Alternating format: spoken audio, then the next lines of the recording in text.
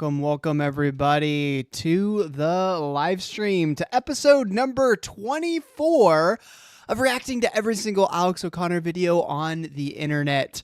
Absolutely wild that we have done 24 weeks of this so far. It's been quite the journey. So if you have been following this entire journey, give this video a live stream, a like, and subscribe if you haven't. I mean, if you've made it to episode 24, you got to subscribe. That's the real deal. So today we are reacting to a video that Alex put out a few years back, where he talks about his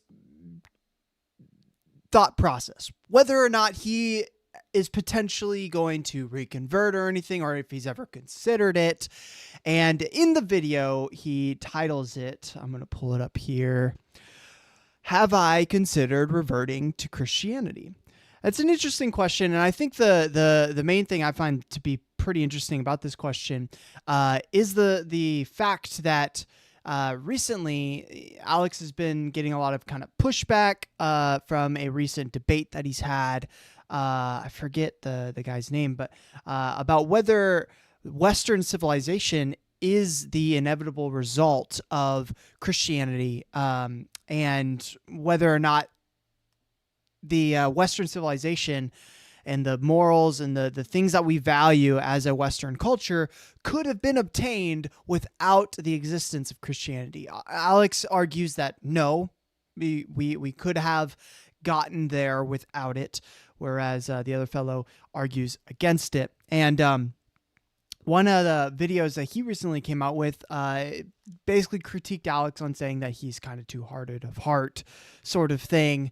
Not necessarily that harsh of things, but that he would never, he seems to be a little too skeptical in regards to most things. So I found that to be an interesting critique, and I've reflected on it myself a little bit, because whether I think it's important to be skeptical, but at the same time I think it's also important to be careful about what you are intaking and what you are considering to be more important over other things, because a lot of the time we consider things to be convincing. And the reason we consider it to be convincing is because it fits a narrative in our mind. It fits something that fits how we understand things, but doesn't actually follow the data. And so we're attracted to that idea, and we kind of scavenge to it. We cling to it as much as we can, even if the data isn't actually that strong, and we look for counterexamples as much as possible in order to confirm something that we believe to be true, using data that isn't actually that convincing. So I found this video to be interesting because of some of the critiques that I gotta pull up his name real quick, but because of some of the critiques he was giving to Alex, and I was like, you know what, those are some fairly good points. Now would I revert to Christianity? Like, I think that's a whole different question. But in regards to kind of checking yourself and making sure, hey, am I actually being fair? Am I actually being fully honest with myself in regards to these things? There's a lot of other reasons I don't believe in Christianity, but sometimes I think as skeptics, we can go a little too far with our skepticism, and it's a healthy, checks and balances kind of thing to keep in mind. I do apologize, guys. I don't know why, but OBS, this is why I started a few minutes late. OBS has been crashing on me the last half hour.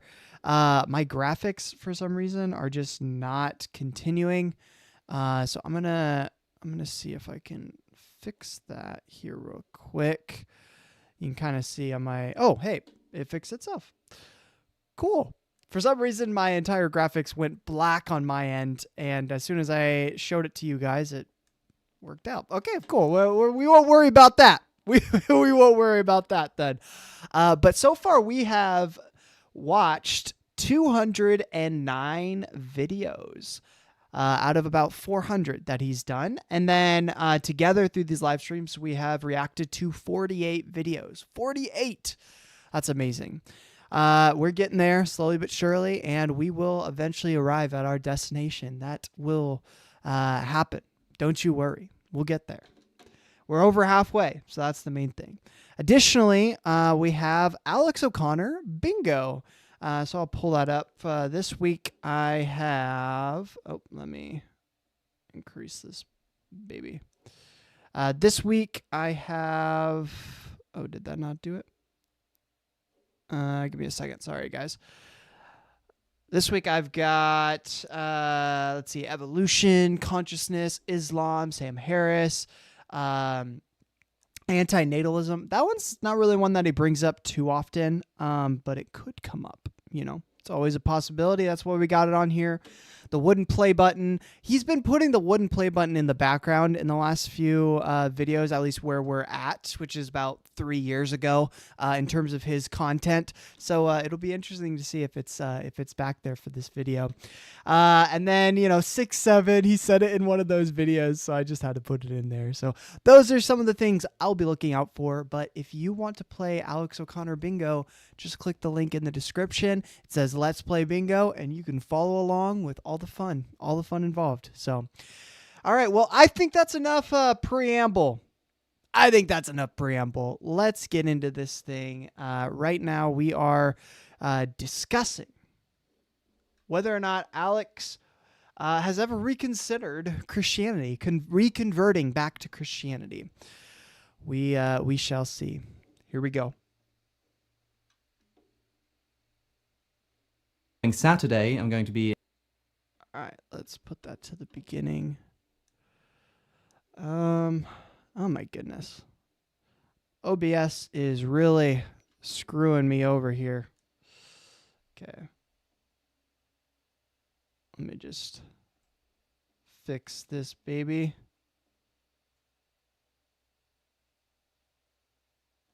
All right.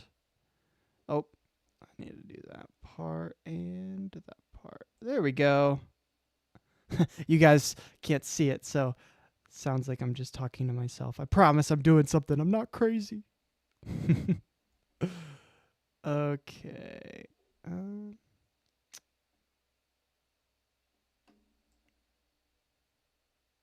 Get that all set. Okay. All right, that looks better. That looks better, doesn't it? All right. Here we go. Hey everybody, it's Alex, and I wanted to let you know just before this video begins that I've got a lot of exciting stuff coming up. I know I haven't been particularly active on YouTube recently, but behind the scenes it's been a little bit crazy. On the 16th of May, I'm going to be debating Dr. Jonathan McLatchie again. We debated once before, something of a rematch, and the event is going to be live streamed, so I'll leave a link to that in the description. The following Saturday, I'm going to be engaging in a dialogue with Trent Horn, who again I've debated in the past virtually, but this time it's going to be in person in Houston. I've also got an incredible list, I've been really lucky, of upcoming guests on my podcast. So especially when that debate that he ends up doing with Trent Horn is actually a really cool debate.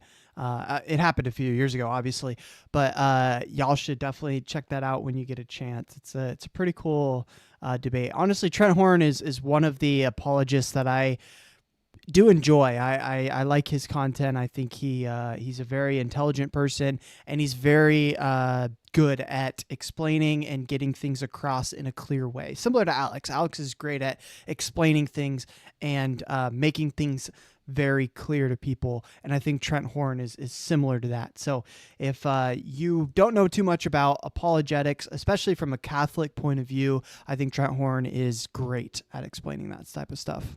When I'm traveling to the United States, and I'll be leaving in just a few days, starting in Boston to debate Jonathan McLatchie, moving through Houston and Austin and New Orleans to interview a bunch of very interesting characters. So I think you won't be disappointed if you stay with the channel, and although I haven't been active very much recently, there's a lot of content coming your way. Did you at any point of your atheism consider genuinely reverting back to Christianity? If so, can you tell us about that? Well, I do like to think that every single time I make a video, every single time I interact with a Christian, or if I'm doing a debate like the debates that I've got coming up in the United States, that I'm going in with the idea that, at least potentially, this could lead to a conversion to Christianity. If you go into a discussion or a conversation, even on an online platform like YouTube, without even the possibility that you might become convinced by what somebody says in response, then I think you're essentially wasting your time. Why are you bothering to engage in this dialogue in the first place if you're not seriously considering adopting your opponent's stance? So, of course, there are So I mean, he might be getting to this in a second, but one thing I would say in response to that is when you have a dialogue like that, a lot of the time the arguments being proposed aren't to convince you that Christianity is true, like an atheist versus Christian kind of debate. That's not really something that's the key behind what a Christian is trying to do. A lot of the time, what a Christian wants you to do is get a step closer, right? So it's sort of a cumulative argument where, hey, I'm trying to convince you that there's good evidence for there being an all-powerful God, right? Through like fine tuning, through the Kalam cosmological argument, something like that, is just trying to kind of make that sort of foundation of like, hey, there's good arguments, it's plausible, it's not absolutely ridiculous, right?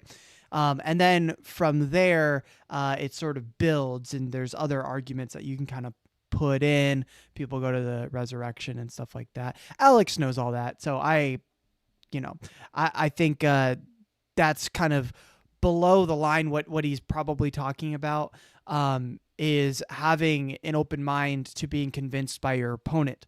A lot of the time, convincing someone that Christianity is true in an intellectual debate is not the premise behind the debate. The main premise behind a debate is to convince someone of a piece of evidence in favor of that conclusion, and not necessarily that conclusion itself. There are two ways to interpret this question. If you're asking if I've ever considered converting to Christianity, I do that on a practically daily basis. When I'm engaging with this material, the idea is to think, hey, let's see if this convinces me. And if I've shut off this idea that I'll ever be able to revert back to Christianity, then, as I say, I'd be wasting my time. But if you mean to say, has there been any point at which I've thought to myself, you know what, this is beginning to convince me. I'm actually beginning to feel myself being pulled towards Christianity. I can't say I've experienced anything quite like that. Nothing.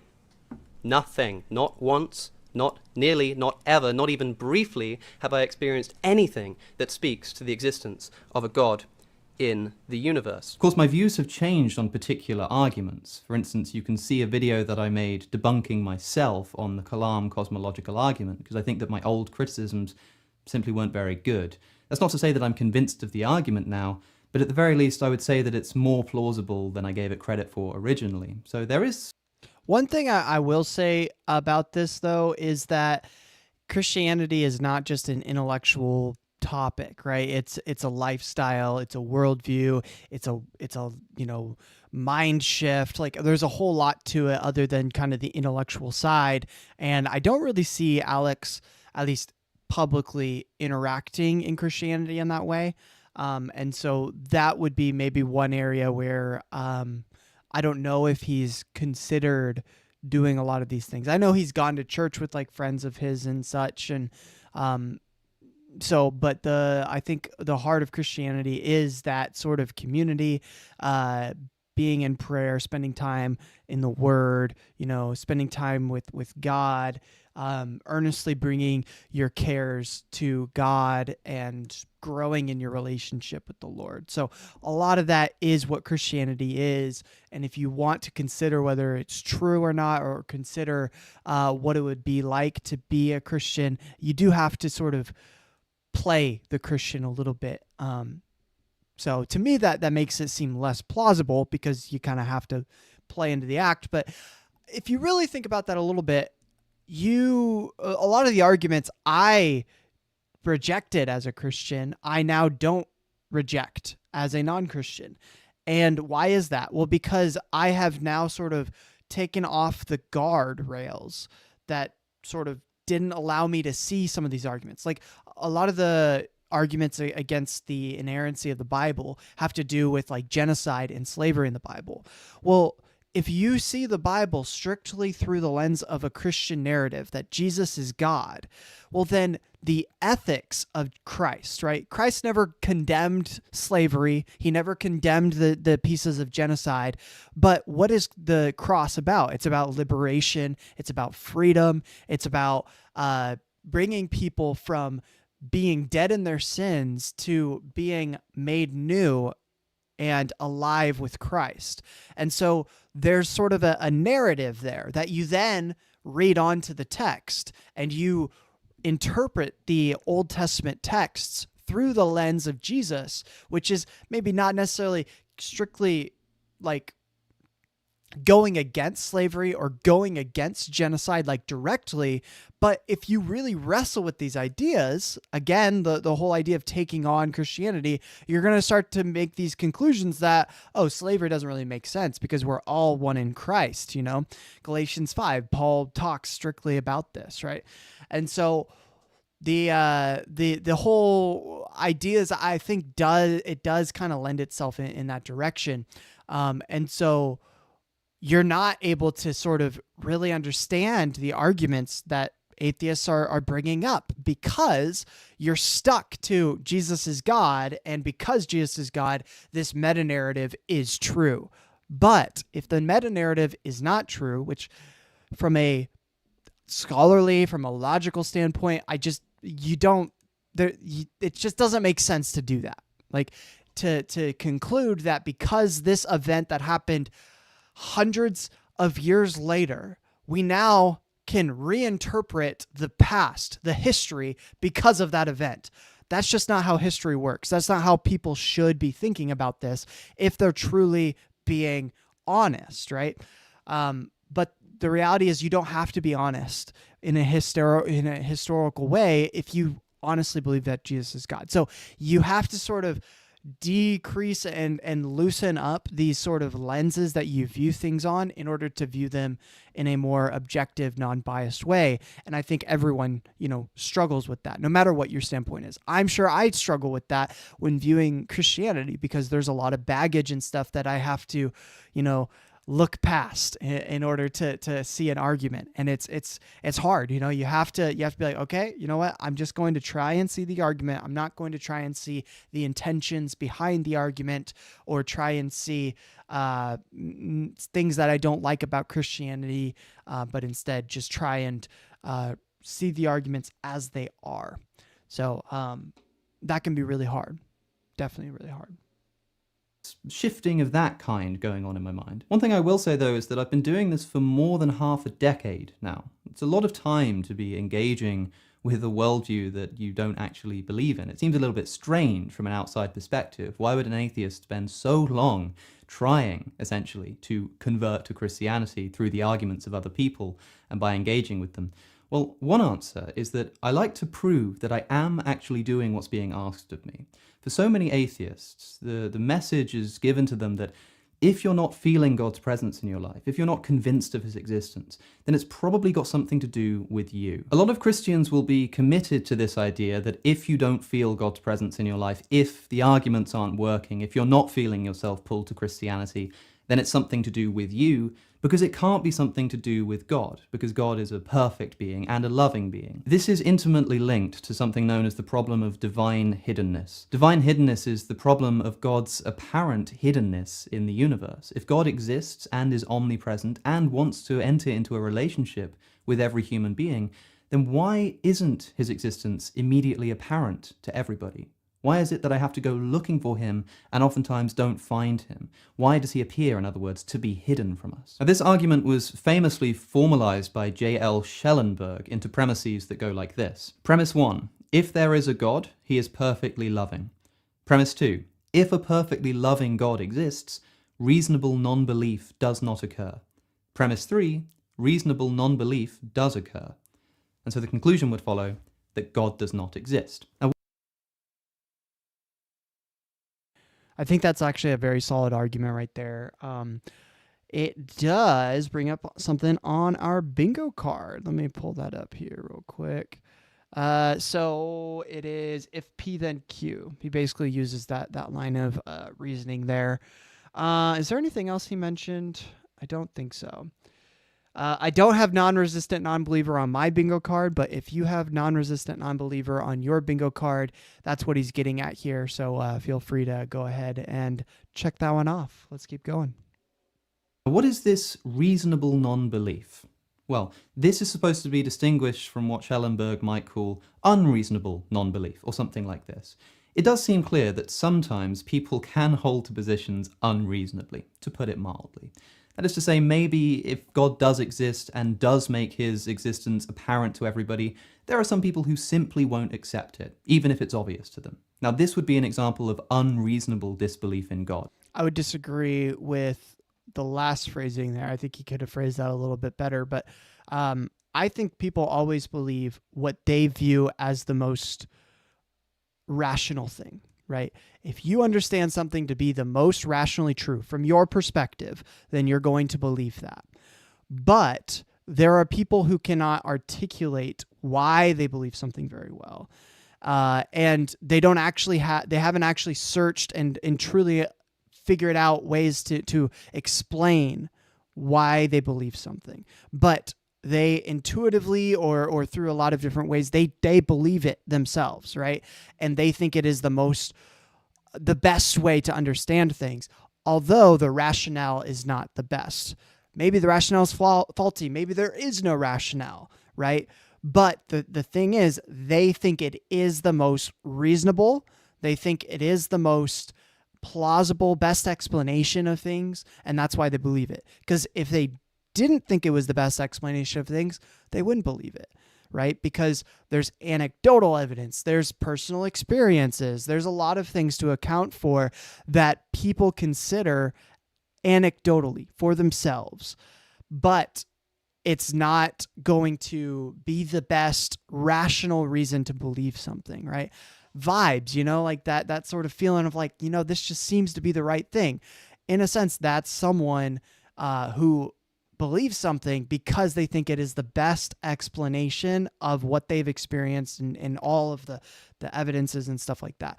Now we're getting outside of rationale, though. That's not solid objective rationality. But that's just my little kind of pushback there. It's they would say it is the most rational from their perspective, but not necessarily the most objectively rational thing. Because you're given enough reason to believe in God, but you still reject him anyway. This, I think everybody would agree, is unreasonable and wouldn't be a problem for Christianity. If it were the case that God really did give us enough evidence of his existence and people rejected that evidence in an unreasonable fashion, then that's not God's fault. That would be our fault. Hey, Thomas, welcome to the stream. You said, let me pull it up here real quick. Let's see. It's worth nothing that you can't run this argument if you don't believe in free will determinism, right? Because there would be no difference between resistant non-believer and non-resistant non-believer. Because all beliefs are created solely by external influence, which of course opens up a whole new can of worms. Yeah, no, that's a very good point. And I think the reason people bring this up, even if they're determinists, is a internal critique, right? Because Christians, they do believe in free will. They have to sort of believe in free will. If you're a Calvinist, I think that brings up certain issues. Maybe if you're more of a Molinist, then that's not as much of an issue. But I think it is a fair point. People who do bring this up, though, who are atheists and don't believe in free will, though, the reason they do is because they're saying, look, internally, things don't make sense according to your worldview. And so it's like an internal critique on the Christian there. However, there does seem to be this other category of disbelief called reasonable disbelief. It's sometimes also called non-resistant non-belief. That is, somebody isn't convinced by evidence, doesn't believe in God's existence, not because they're being unreasonable or rejecting what should be sufficient evidence, but genuinely, honestly, they're just not convinced. Maybe this is the kind of person who actually wants to believe in God. I would count myself among that category. I think it would be fantastic if Christianity were true, if there were a God who really loved us and really did die for our sins. I think that would be wonderful for me. But I just don't believe that it's the case. Now, I'm presented with evidence, and I don't find it convincing.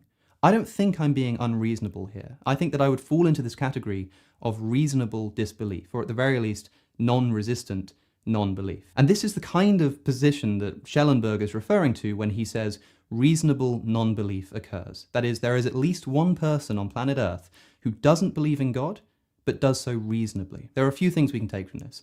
Firstly, it may be that this God simply doesn't exist. This is the conclusion of the atheist, and this is the conclusion of the divine hiddenness argument.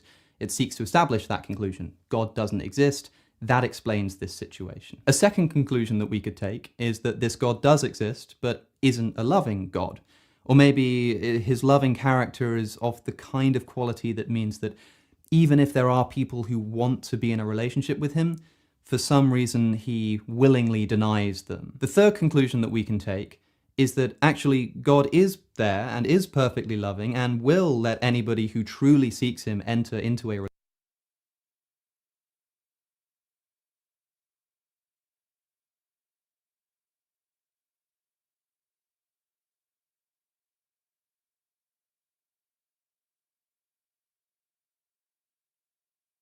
Oh, sorry, I was on mute.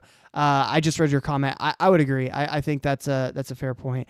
The point of that critique is to internally critique them, but it has nothing to do with convincing someone whether or not determinism is true.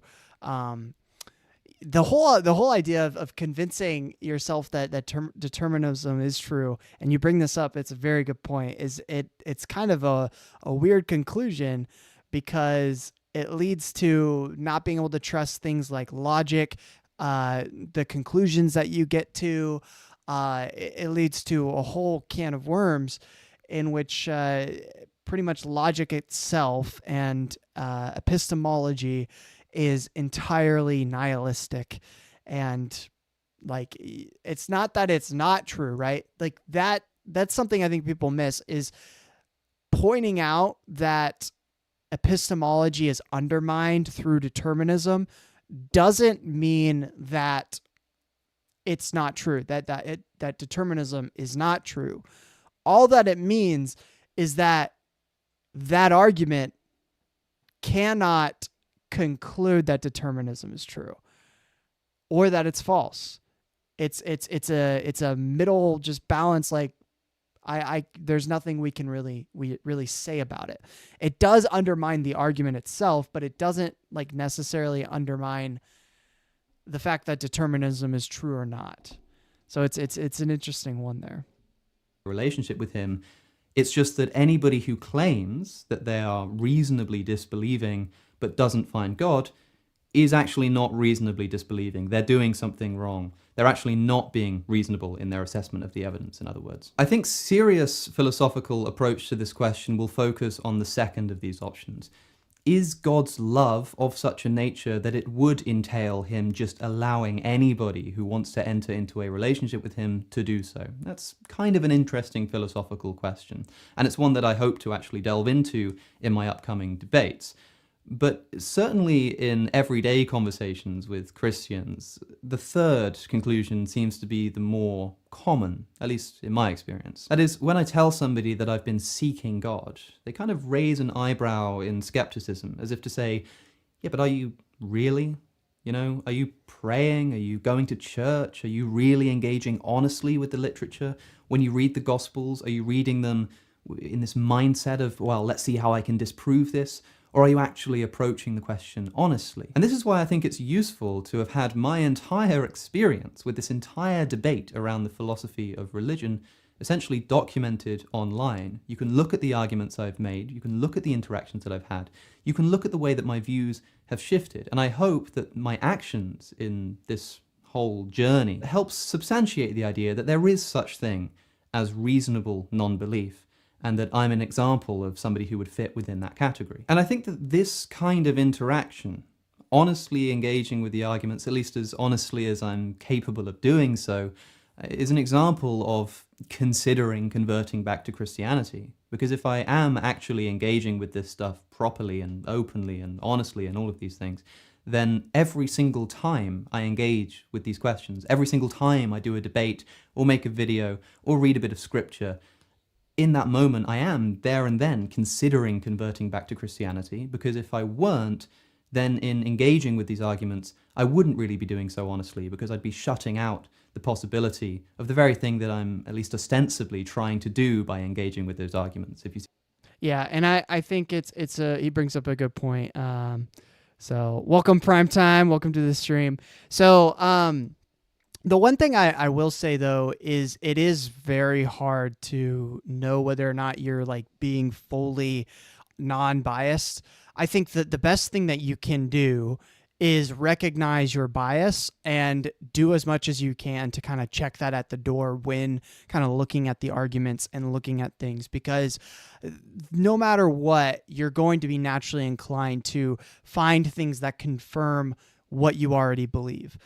That is just how we are wired as humans. And so it's important to just recognize your non-bias. And I think Alex does that fairly well. He recognizes, hey, I am biased in this direction.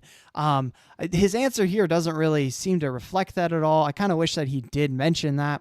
But you can see in his journey, we're watching every single Alex O'Connor video here, and in that, we have seen him change his view on a lot of different topics here and there. And so to me, it does show an honest pursuit of things.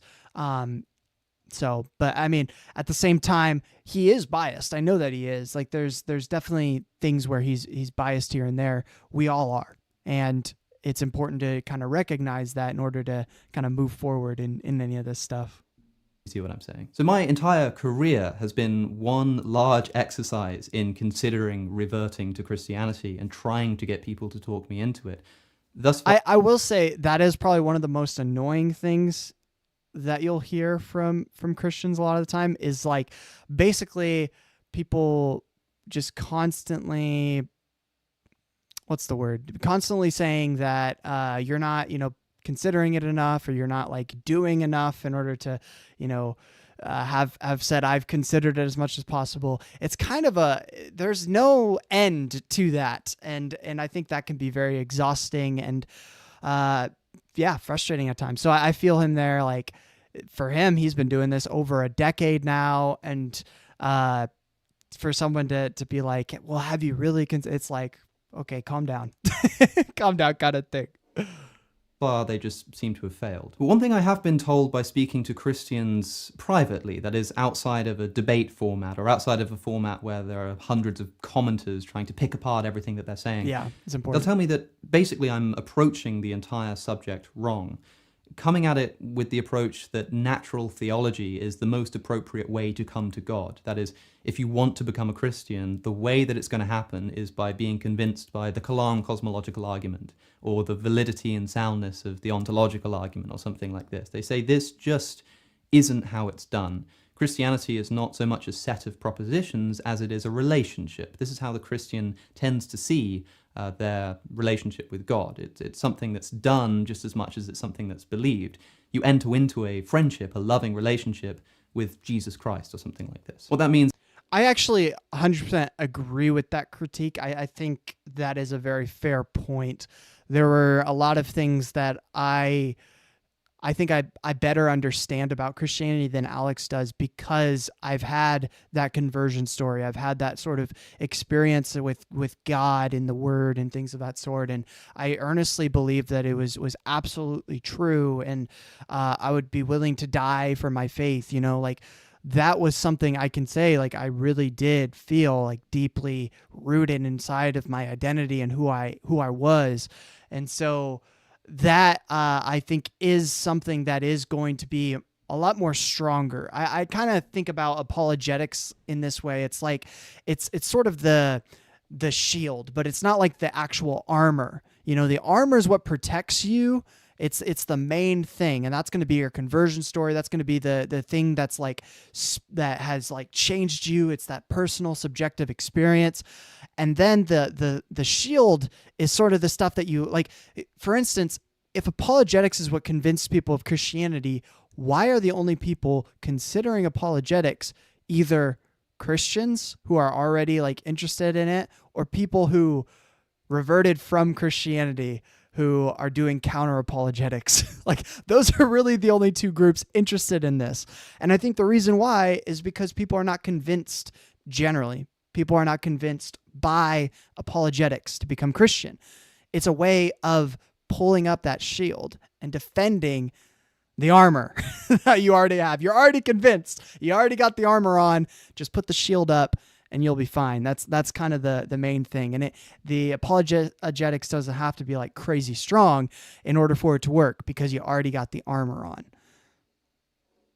Is that, yes, if you look at the nature of the universe and the constants of physics and all of this kind of stuff, the stuff of natural theology, it will point towards God, because God exists, Christianity is true, and so this stuff will lead to the conclusion that God exists. But in terms of actually becoming a Christian in your heart, as it were, it's not about that. Rather, it's about trying to enter into a relationship by humbling yourself and praying and going to church and this kind of thing. Now, of course, I'm highly skeptical of this. I think, yeah, of course, if you spend a bunch of time going to church, reading Christian literature, hanging out with Christian friends, I wouldn't be surprised if you start to think Christianity is more plausible. I think that's just how human brains work. As they say, show me the friend and I'll show you the man. The human brain is hugely susceptible to the surroundings that it's placed within. Of course, this would be true of the Christian and the atheist. Yeah, no, it's definitely true. There's a video I think I watched where a guy was like, go and watch a movie with a friend, all right? And right before you watch the movie, tell them, hey, you know, I saw the Rotten Tomatoes score on this and it's really not that good, but, you know, maybe we can make fun of it as we go. Instantly, they are going to not think that movie is good. They're not going to give it a chance. They're going to see all the flaws. They're going to put pieces together and say, oh, that's why it had a bad Rotten Tomatoes score. That's why blah, blah, blah, blah, blah. And that's why I don't like this movie, right? Because they already have that mindset set and given to them. Not a mindset they've gotten to on their own, but one that's been given to them. And now that they have that mindset, they're going to find the facts and the things that confirm that mindset already. So like you said, it's something that's just natural to humans. Atheist, but it makes me skeptical that this is an appropriate way to get to the truth. But what it does mean is that more recently I've been trialing a slight shift in focus, whereas previously I've tried to make syllogistic arguments and poking holes in the natural theology of my opponents. I like to refer to things like divine hiddenness. I like to say, look, this isn't just an intellectual problem. This is one where somebody has not just put forward an argument and I've been unconvinced by it, but one where I've looked at the universe as a human being and I've said, look, if there is a God that exists and does love me, I'm ready to enter into a relationship with that God, and just heard nothing in response. And of course, you have to apply the same mindset. If a friend invites you to church and you want to say, look, I know what you're trying to do here. I know you think that maybe if I start coming to church, I'll see the truth of Christianity. But if you go into that church thinking to yourself, right, well, this is obviously going to be ridiculous, then you're not really doing what they've asked you to, which is to come and try to actually engage with this stuff. So you have to have the same mindset of like, if I'm going to go to this church because my friend has invited me, I need to go in with at least part of me thinking, you know, this might work. Maybe in the next hour, someone's going to say something that's going to finally make me convert to Christianity. So no matter what approach I'm taking, whether I'm dealing with a propositional argument or whether I'm, you know, allowing a group of Christian friends to pray for me because they think that might help me find God or something, when it's being done, you have to be always thinking that I'm potentially going to become a Christian at the end of this, because otherwise what's the point? So yes, kind of technically, I guess I have considered converting to Christianity, but that's just the nature of everything that I do when I'm debating the question of Christianity's truth. Yeah, no, I think that's a pretty good way of kind of summing it up there. I remember when I was first kind of deconverting from Christianity, a lot of what I did is I started to go to other denominations of churches and stuff like that. And I was on a run and there was a couple Latter-day Saints that came up to me. I was literally on a run and they were driving and they had their window open and were like, hey, you have a minute? I'm like, sure. So I stopped my run and then they, you know, shared about the faith with me and gave me a Book of Mormon. And then I started going to the local ward with them. It was like a youth ward, which was pretty cool. Like I actually enjoyed that time. I got to know a lot about Latter-day Saint, like kind of culture and stuff like that. And, you know, downloaded the hymns app and started like looking into some of the hymns and the history of Latter-day Saints. I'm not like an expert or anything, but, you know, that was a pretty cool experience. I was not convinced, but, you know, it was a pretty cool experience. And 100%, if you are interested in religion, like I am, from just a cultural, educational, scholarly kind of perspective, then visit a lot of these places. Go to like a Hindu temple or go to a mosque and just kind of experience it and see what you think of it. So it's pretty cool. ExpressVPN is a virtual private network, a simple app that runs on your computer or smartphone which protects your online security when you use the internet. When you browse the web, lots of things are happening behind the scenes that you might not be aware of. Internet service providers in my country are required by law, for example, to keep logs of the websites that I visit. And in the USA, this data can be sold perfectly legally to advertisers and big tech. Big tech companies are also constantly tracking our online activity, as we all well know, in order to build up a picture of who you are, what you're doing, and how they can best manipulate your activity for profit. So this is why I like to use ExpressVPN.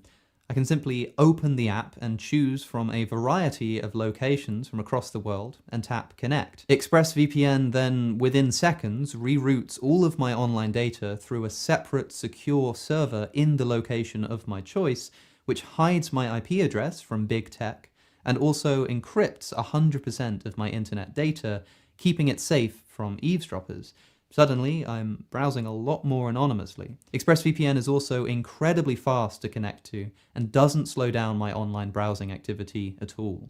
You won't even notice that it's running in the background.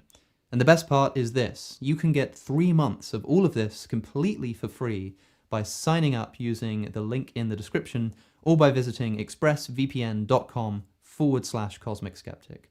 Give it a try and stop handing over your data to big tech for free. With that said, I've been Alex O'Connor. Thank Very you nice. for watching. And as I say, keep your eyes peeled on this channel. Watch this space because there's a lot of very exciting content coming up just around the corner.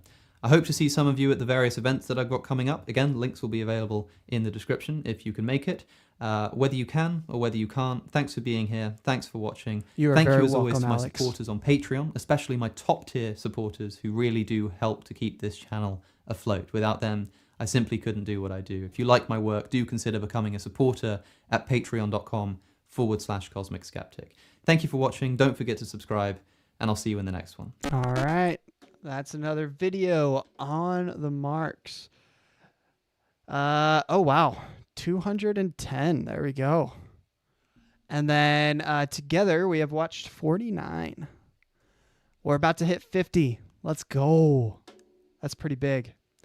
I thought that was a pretty interesting discussion. Definitely a lot of stuff that I think is relatable to people in this kind of sphere. So it was kind of cool hearing that. The non-resistant non-believer kind of side of things is a fairly good argument, I think, for the general public. It's something that pretty much anyone can relate to. So I like that aspect of it. I think soon he's going to start using the deer caught in the woods analogy, which if you haven't heard, it's a argument in favor of the problem of evil kind of thing. So we'll hopefully we'll get one of those. I saw that on my bingo sheet. But if you want to play along, you can play bingo as well on this sheet over here. So if you go to the description and press the link that says "Let's play bingo," you can play along. What else I get? Let's see. Oh, did he have the wooden play button? Oh, did he have the wooden play button? I gotta check. I didn't see. No, he doesn't have it. He had it in a recent video, dude, which I freaked out about. So, but he didn't have it in this one, sadly. But that's okay. That's okay. It's all right. But yeah, let's leave our little comment here and then we'll move on to the next video.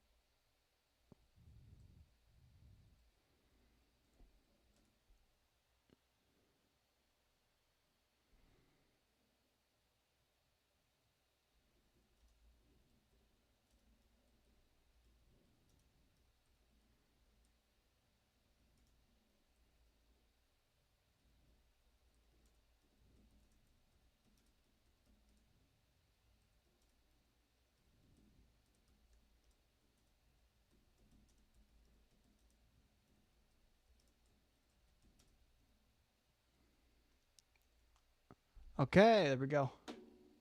We'll leave that comment there. All right. That is number 210. All done. Let's freaking go. All right. Let's see. What else do we got? What else do we have next?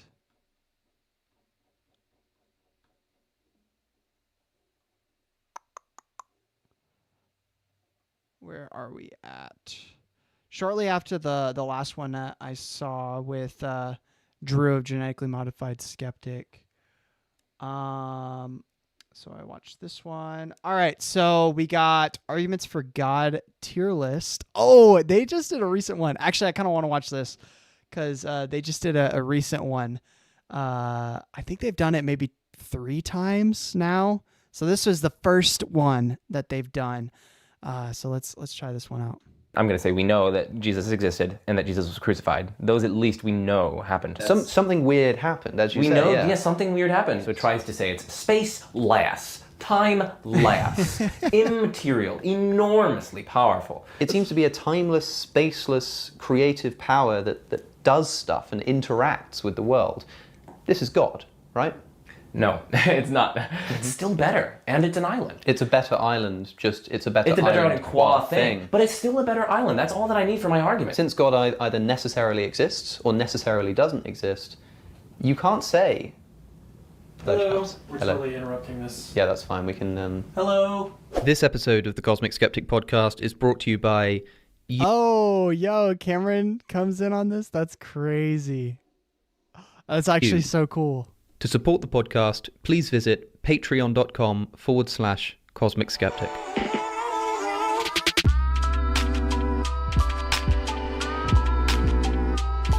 Drop a comment below. What is your favorite argument for God or argument against God, whichever one you're interested in? Drop it below.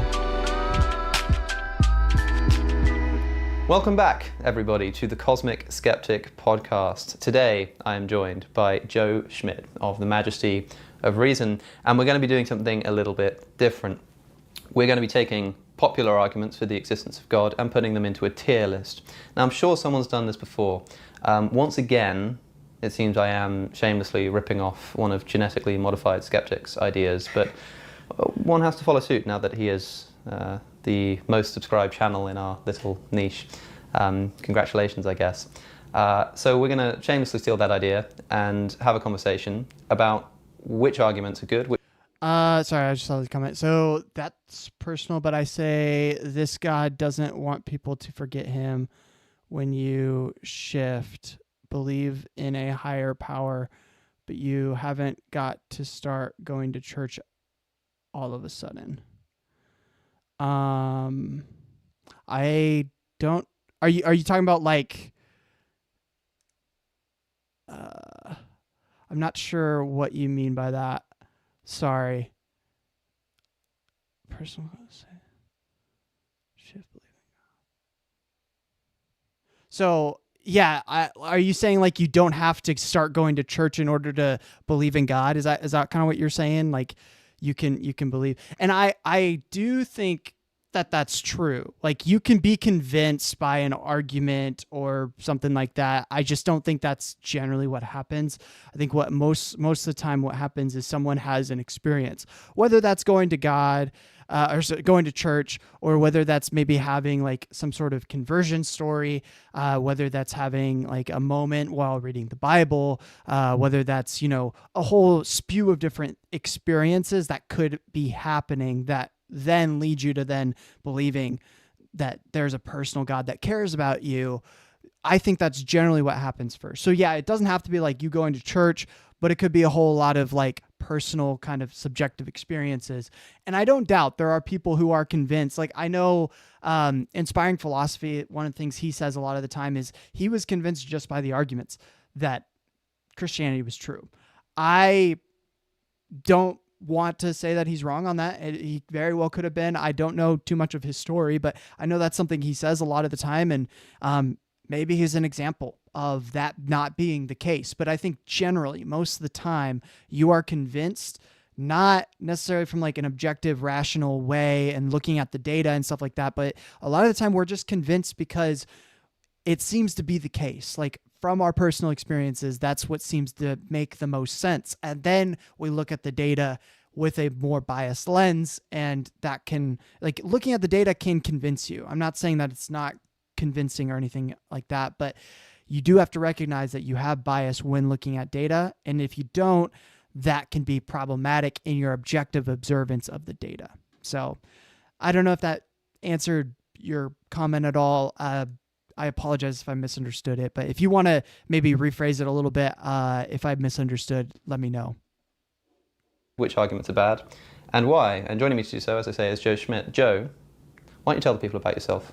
Yeah, so like you said, I'm Joe. I have a channel called The Majesty of Reason, where I have philosophers come on my channel to have discussions, and I also make lecture videos of my own on various topics pertaining to philosophy of religion, apologetics, counter-apologetics, things like that.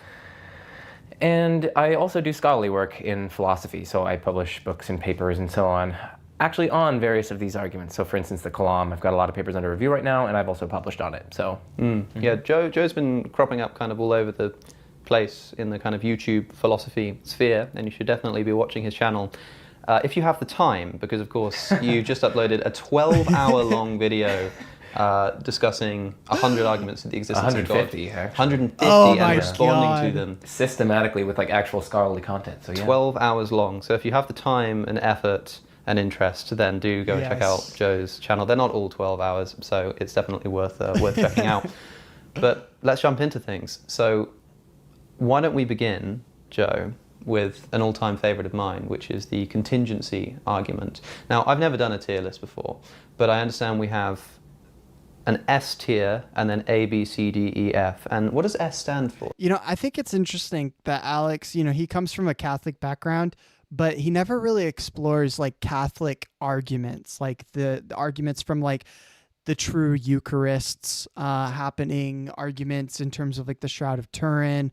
You know, these are key arguments that Catholics often use in order to believe in God, and yet he never really brings them up.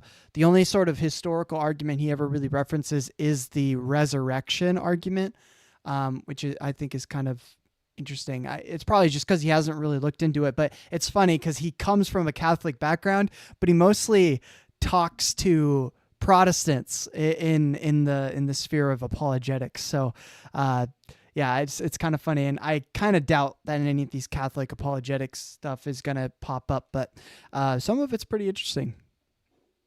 What do we know? It's either superb or superlative. It's one of the two. Like super or Superb. something like this. Sublime, maybe. Super. Super. Sublime. Sublime. Hold up, Alex just sounded like an American there. Something like this. Sublime, maybe. Super. Super. Bro, he sounded like an American. Super. Sublime. Sublime. So Sublime. this would be kind of the top of the top, the dog's knees. The creme de la creme, Yes. as Stephen Woodford would say. When it comes to the contingency argument, I don't really know where to place this. It's difficult in beginning because it's all kind of going to be relative. But Yeah. do you think the contingency argument is a good argument for the existence of God? So what we have to do, I think, first is probably break it up into two different stages. So stage one, at least of cosmological arguments and in general arguments for the existence of God, tries to establish some kind of foundation for reality, some kind of ultimate ground, some ultimate explanation, maybe an ultimate cause for various general or broad features of reality. Now, the contingency argument in particular is looking at the fact of contingency, the fact that there are things that really could have failed to exist. Like you and me, we didn't have to exist. We aren't necessary beings. It's not necessarily the case that we exist. And so in that sense, we are contingent beings. We could have failed to exist. And so what we're asking in stage one of the contingency argument, or contingency arguments, it's a family of arguments, is we're asking what explains why there are contingent things. You arguably can't cite a contingent thing to explain that. After all, we're wondering why there are any contingent beings at all. It's like if I'm wondering why there are any apples in the room, you can't say, well, because there's an apple in the room, or something like that. No, you need to cite something outside the collection in question to explain why there are those things. And so if we have this general principle of explanation that contingent things require some sort of outside explanation to explain why they exist, well then we can say that now focus on the collection of all contingent things. That's going to require an outside explanation per that first explanatory principle, and that outside explanation is going to have to be in terms of something that's necessary. It can't be contingent. Because necessary is just not contingent. Yeah, it exists. These are, as philosophers say, it exists in all possible worlds, or Yes. all. Yeah, that's what I was about to say. That's important about necessary, because we use the word necessary in our normal language, but in a philosophical discussion, when someone says something is necessary, they mean it always happens no matter what possible world, right? It's not like if I drop this ball, it's necessarily going to fall, right? That's like a single instance, but necessary in this context means this ball will always fall at this point in time in every possible world. That's what they're talking about. It's necessarily true that it will happen, even if the circumstances were different. That will always occur and happen in the same way, right?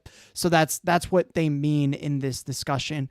That's what philosophers mean when they use the word necessary. It is true in all possible worlds. All possible ways that reality could be. So these are exhaustive categories. Something is either contingent or necessary. There's kind of no other option. There's no other way a thing can be. If something is contingent, it means if it's contingently true, it could have failed to be true. If it's necessarily true, it couldn't have failed to be true. So those are the only two options. Of course, something can also be necessarily false or necessarily not exist. Yeah, impossible. Yes, an impossibility like a contradiction. So a married bachelor is something that is necessary in the sense that it's necessarily false. Yeah. But people would be hard-pressed to deny the existence of contingent things. It can be done. I've taken that line before, taking a kind of necessitarian approach to everything in the universe. As a determinist, it may be that you think that that everything is necessary, right? There's only one possible world if you're a determinist, because everything is caused by that which came before it. And so as long as there is an initial cause, then everything that occurs is how it will always occur in every possible world, because there's no other possible way that things could play out. if everything's following a fixed law of cause and effect, if something is created by a necessary being, then everything that flows from it would also be necessary, because of course it's all following a deterministic course. And so you could try to get around the problem by just denying the existence of contingent things, but certainly logically. But that's not really, it's not a cop-out, because it makes sense to think that determinism is true. There's a lot of good arguments. I lean on the idea that determinism is probably true, but it's not really helpful for this kind of discussion, because not everyone believes that determinism is true. Most people, your average person, doesn't know what determinism is. They believe that there is such thing as free will, and so it's not really helpful to kind of just posit that. But instead, you do have to kind of think about the argument, because a lot of people believe in free will. Speaking, these things could fail to exist. It seems logically possible that, you know, this plant pot could have never existed, or could have been a different color or something. And so the question is, how do we explain this?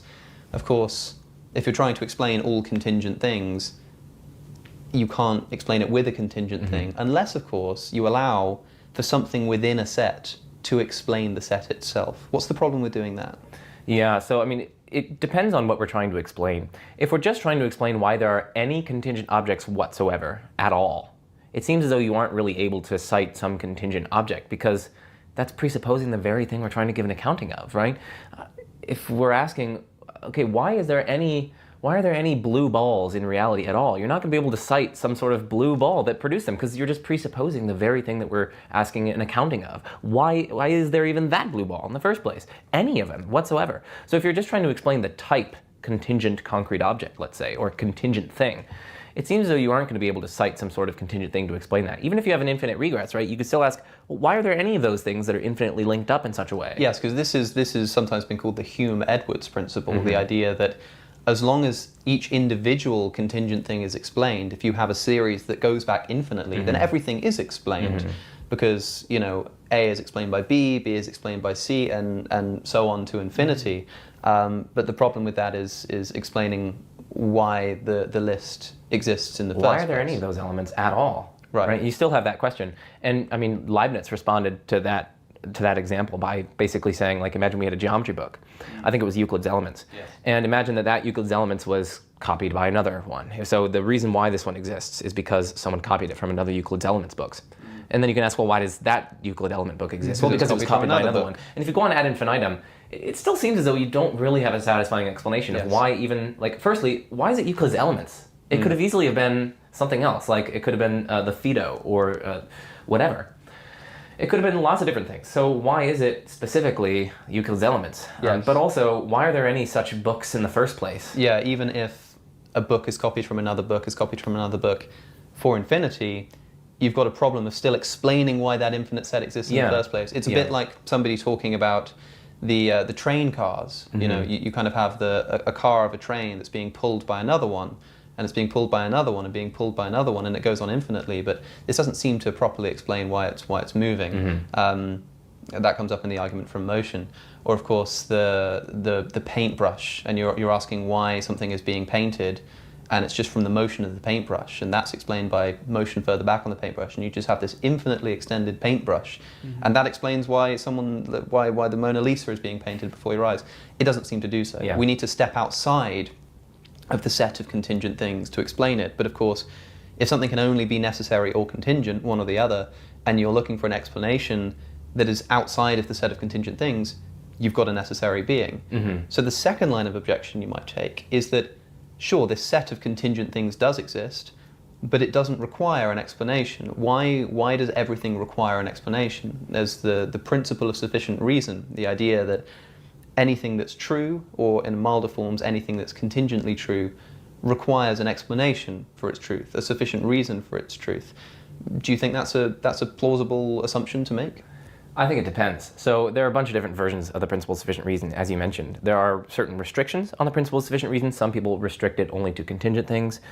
Some people restrict it still further, maybe only to non-initial things or whatever. So there are different ways to restrict the principle of sufficient reason, but let's just focus on one that is restricted just to contingent things. So it just says contingent things, whether individuals or collections, require some explanation. Why might someone think that that's true? That's kind of what you're asking. Well, one reason is, firstly, if you just look around us, right, there are contingent things, and uniformly we see that they have some kind of explanation. And if we were just like walking in the woods and we stumbled upon, in addition to all the shrubbery and all that stuff, we stumbled upon, I don't know, let's say some sort of orb. This was, I think, Richard Taylor's example. Oh, yes. If we stumbled upon some orb and your friend said, like if you're asking why does this exist, you're trying to inquire, and your friend just said, no reason, it just exists. There's literally no explanation. It's utterly inexplicable. You wouldn't really take your friend seriously if he said that. So, the example goes further to say that if you make the orb bigger, the size doesn't seem relevant. If it's anything, the size of the universe. If anything, it makes it seem more mysterious, and need more of an explanation. And of course, you can make this orb bigger and bigger and bigger, and then end up with the size of the universe. And that's the situation that we're in. Exactly. I think you're driving at the idea that science itself, scientific inquiry, seems to presuppose the principle of sufficient reason, because when we observe phenomena in the universe that we don't understand, like the speed at which a galaxy is rotating on its outer rim, and we think we don't understand this, scientists aren't willing to just say, well, maybe it just doesn't have an explanation. They don't even take that seriously. The whole scientific enterprise relies on the idea that the principle of sufficient reason is true, that things require an explanation. Of course, much of this discussion will center around the idea that you can, in principle... That's a pretty interesting point. I haven't heard too much of this line of reasoning with the contingency argument, but that's a fair point. The whole premise of science itself is the fact that you just presuppose that it's true, that the principle of sufficient reason is true. And I think most of us live that way. It would be so hard to try and live in a way where the principle of sufficient reason is not true. Look at any, toddler. What's their favorite word? Why? Why is that the case? Why? It's the favorite question. And I think they're getting to that question because they just intuitively believe in this principle of sufficient reason, and I don't think they're wrong to believe that. I think we can learn a lot from kids sometimes. So that's one of them. Let's be curious. I love it. Principle, just deny the principle of sufficient reason, the PSR, as we'll shorten it, that PSR. everything that exists or all contingent things require an explanation, you can do that, but you have to beware of what you're sacrificing. As William Lane Craig would say, you're demonstrating the intellectual price tag of atheism, a phrase that I've always loved. So if you I gotta add that one to the bingo card. But yeah, no, it is an interesting phrase that he brought up in their debate on the Kalam cosmological argument. So I did a reaction to that one. You guys can check that one out too.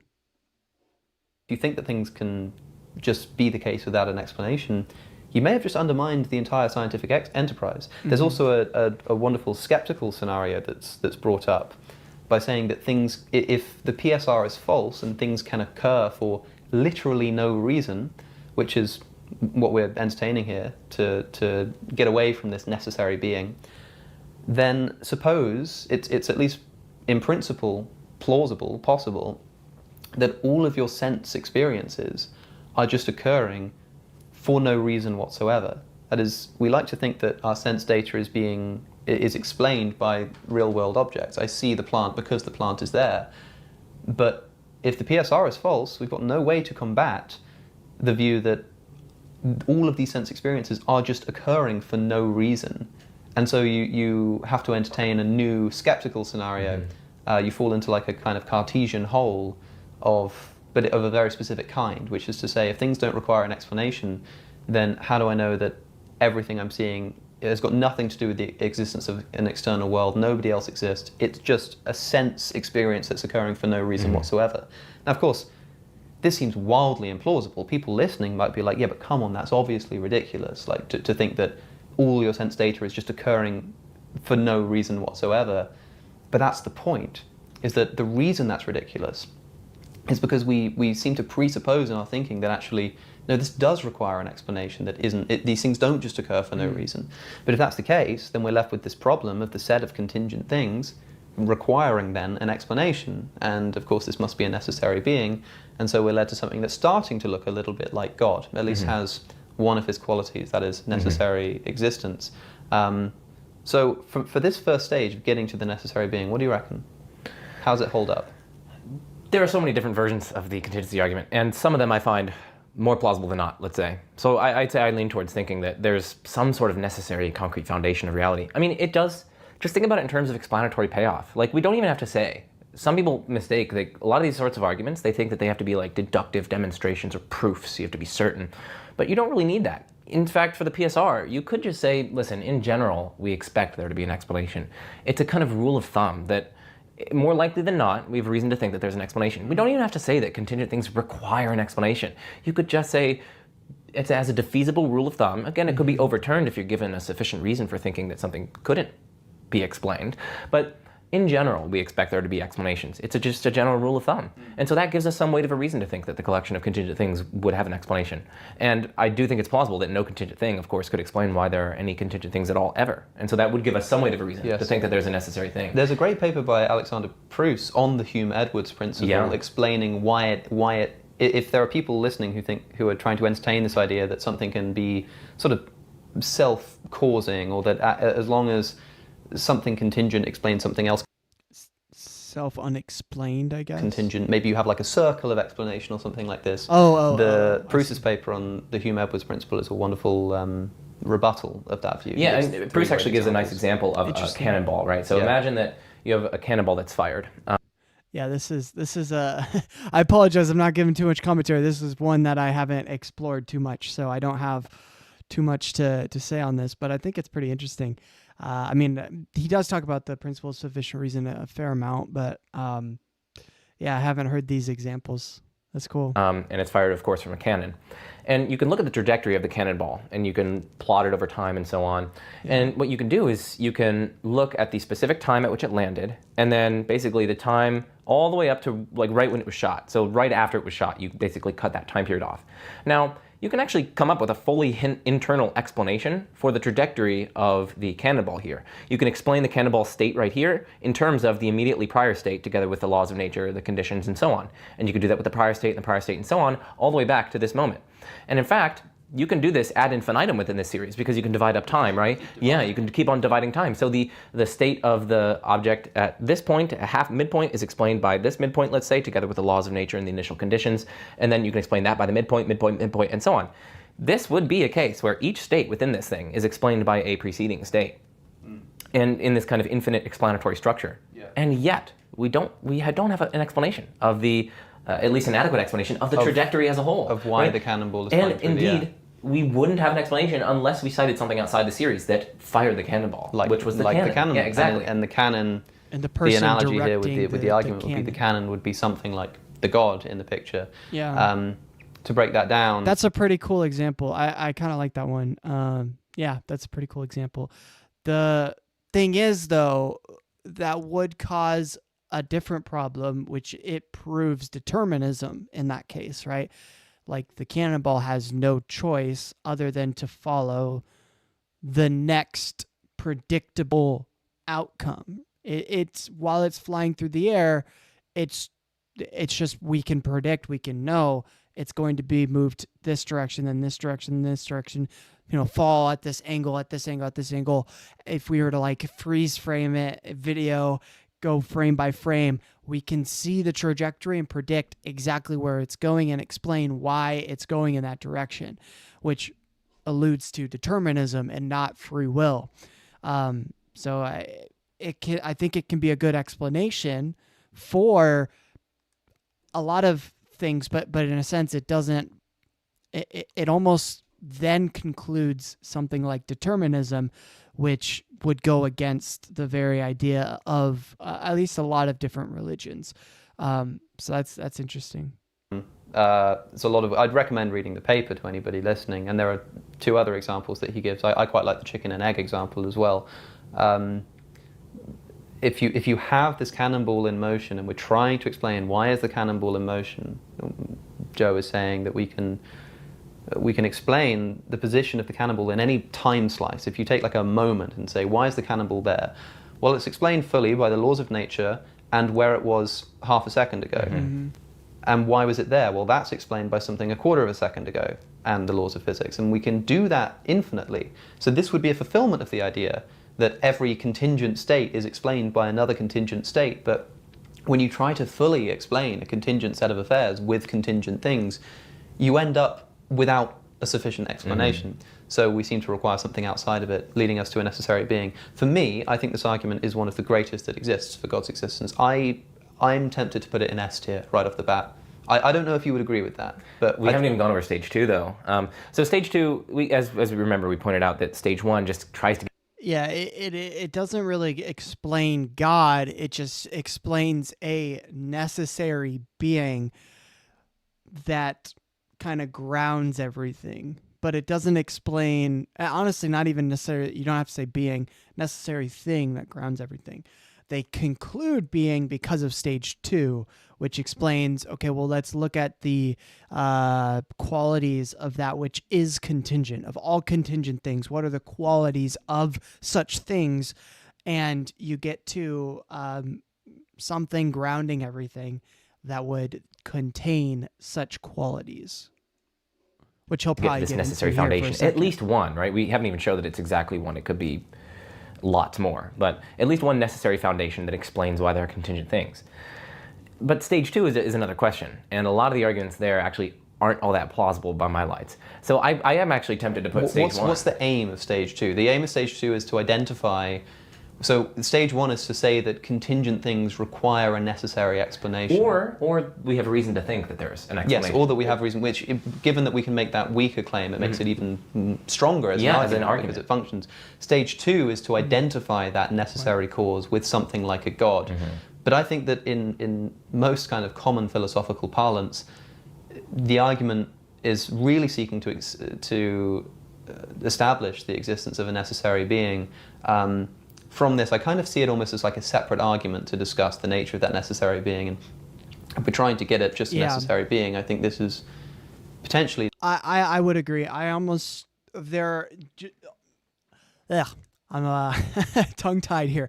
The main thing about this is I think the first stage of the contingency argument is super solid, but the second stage, as I mentioned, there's kind of a lot of different avenues that you can go about it. Generally, it's the kind of qualitative avenue of contingent things that people try to target. And I think that is where people kind of lose me personally. But it's not implausible. Like, I think there are good arguments and they do work. I'm just not super convinced by them personally. But that second stage is almost like a totally different argument. But it is technically the same argument. It is still the contingency argument, a type of cosmological argument. I know that he and what's the word? Capturing Christianity had a debate on this. Their first meeting ever was a debate regarding the contingency argument. Him and Alex, many years even before this, and that debate I thought was pretty interesting. But they spent it was like a 50-minute debate, and they spent pretty much the entire time on the first stage, and I think it was pretty convincing. But they never got to the second stage, and I think that's kind of what happens a lot of the time in these discussions. And it's because the first stage is really the meat of the argument, in my opinion. The second stage, it can be pretty convincing, but I don't think it's really that convincing. And that's why most people spend a lot of time on that first stage, in my opinion. The best way, one of the best ways of doing it. I think I'm with you with S tier then. S tier. Mm-hmm. All right, cool. We got an S So tier the argument. contingency argument, S tier. What a great start. What This a is great start. S Yeah, tier. exactly. Okay, so we'll move So why aren't you guys Christians then? That's crazy. on, and we'll try. I mean, this is fun. I like what we're kind of doing It here is fun. is we're discussing the arguments. We're going into some depth. We're doing a little bit of the dialectic, but we can't spend too long if we want to get through it. But I hope that this video is a kind of useful overview of these arguments, even if not just for the sake of watching us list them and tier It's them. to help inspire people to look into it further, right? Yeah, because if any of these arguments take your fancy and you haven't heard of them or interacted with them fully before, then we can recommend that you do so. So the next one on our list, we're going to stay in the family of cosmological arguments, like the contingency argument. Is that Kalam? And we're going to go for an all-time classic. It's one of the first arguments that people come Timeless. across when they Yes. listen to a debate, and it's just iconic at this point. And it is, of course, It is. the Kalam cosmological There it argument. We should start with saying what the argument People kind of mix that up with the contingency argument a lot, which I don't blame you. I used to do that a lot of the time too. But yeah, the Kalam cosmological argument is, you almost have to say it in its syllogistic form in order to truly understand it. But I understand the difference as kind of looking at things which are dependent upon other things for their explanation versus the universe had a beginning.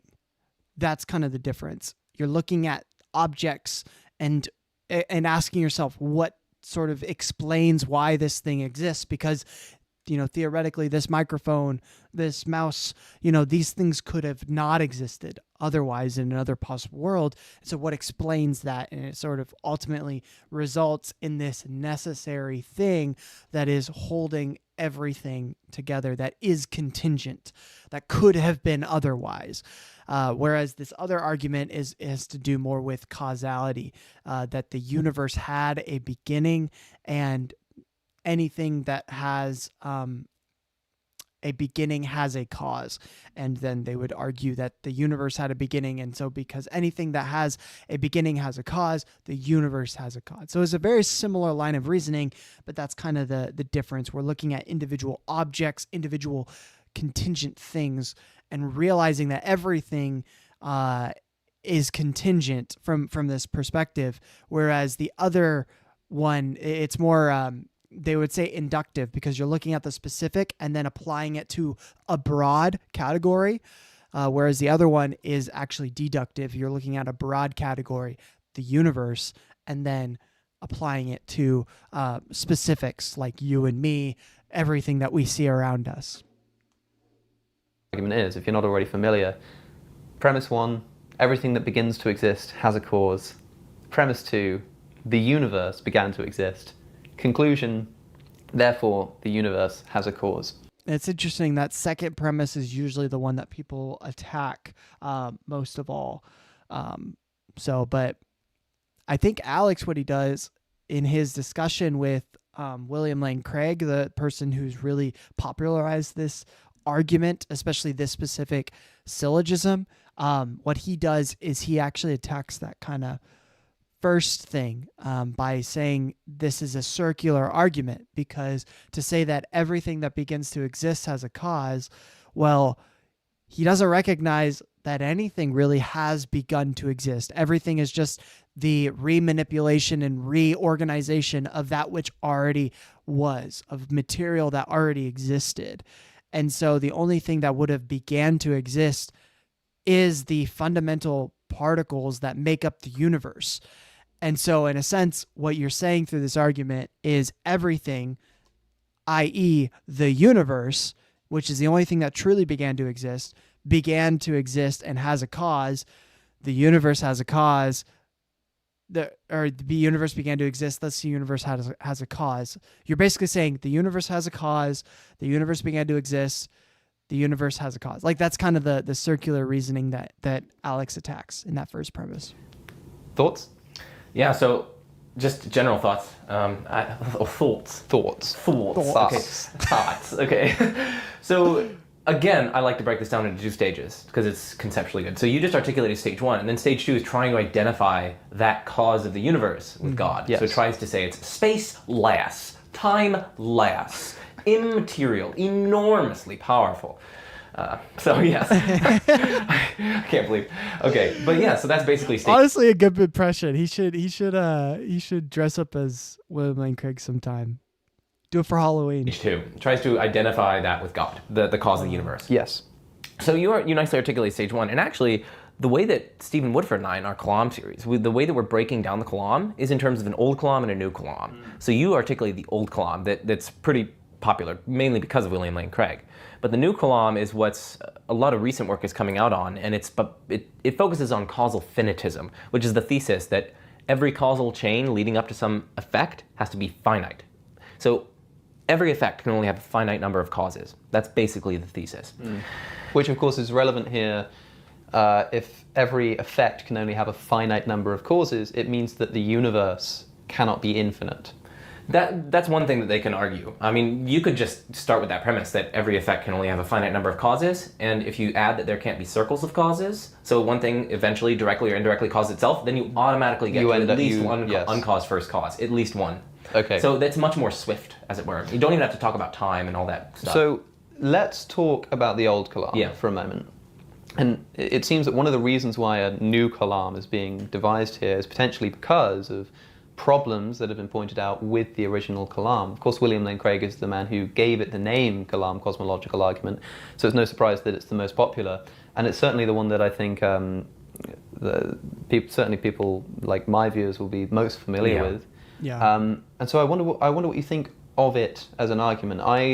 The thing that's interesting is that's the syllogism that they often use, which is anything that began to exist has a cause. The universe began to exist, thus the universe has a cause, right? That's the general syllogism. But I remember in their conversation, William Lane Craig actually brings up that that's not technically the syllogism he uses in his paper, but instead it's, let me see if I get this right. Everything in the universe, everything that begins to exist has a cause. If the universe began to exist, then the universe has a cause. And so that's the slight sort of difference there. And so the reason that's important is because of Alex's critique, which is on the first premise, saying this is circular reasoning because everything that began to exist, that's only explaining one thing, which is the fundamental particles of the universe. And thus what you're saying is the universe began to exist and has a cause. The universe began to exist. The universe has a cause. Like, that's basically his critique. But William Lane Craig says, actually, that's not my critique. I am saying that things begin to exist that aren't the universe, and that that second premise kind of shows that, because it's an if-then statement for the second premise and then the conclusion, which I thought was interesting. I don't think it really convinces me much anymore, but I think it's a fair point. I think it's probably something to bring up in these conversations to avoid that kind of critique itself. I was incredibly lucky to discuss this with Dr. Craig himself, and it kind of raised my credence in the argument quite considerably, listening to him. It also made me start taking mereological nihilism seriously, which was an unexpected consequence. Yeah, it's wild. But I must say that this argument, it doesn't seem to move me in the same way as something like a contingency argument. There's something about it that just feels a little bit less straightforward, and I can't quite put my finger on what it is. There's a lot hiding under the surface. Yes, I think there's something to be said about this first premise. Everything that begins to exist has a cause. My objection to Dr. Craig was to say that the kind of beginning to exist that we're talking about with God creating the universe is beginning to exist ex nihilo, is genuinely new stuff appearing.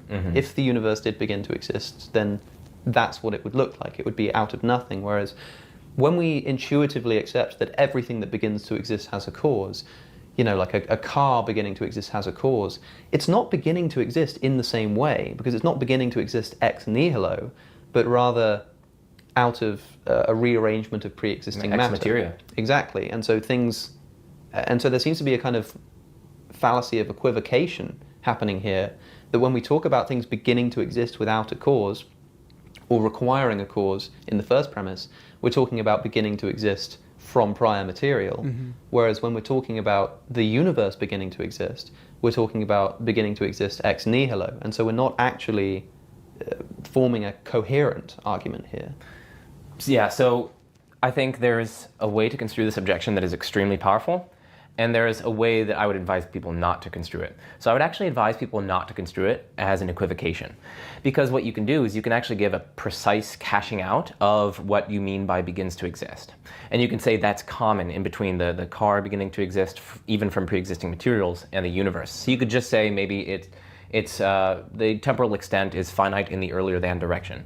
Or you could say there's an earliest temporal boundary to its existence, or something along those lines. So in other words, you could say, if you were trying to defend against this objection, everything that begins to exist, whether out of material or out of nothing, requires a cause. Yeah. And so then there's just no equivocation. Yeah, and I mean, you don't even have to, that almost sounds like gerrymandered, but you could just say everything with an earliest temporal boundary, or something like that. Or everything with an earliest temporal boundary that, by the way, doesn't exist timelessly sans That's actually a fair point.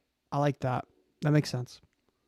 metric time. Because, Craig has his little interesting view about God's innate relationship. Actually, yeah, that's true. Because in the argument, in the cosmological argument, you almost have to believe, this is William Lane Craig's presentation of it, but in that presentation, you have to believe that God is outside of time, creates time, and then enters into time.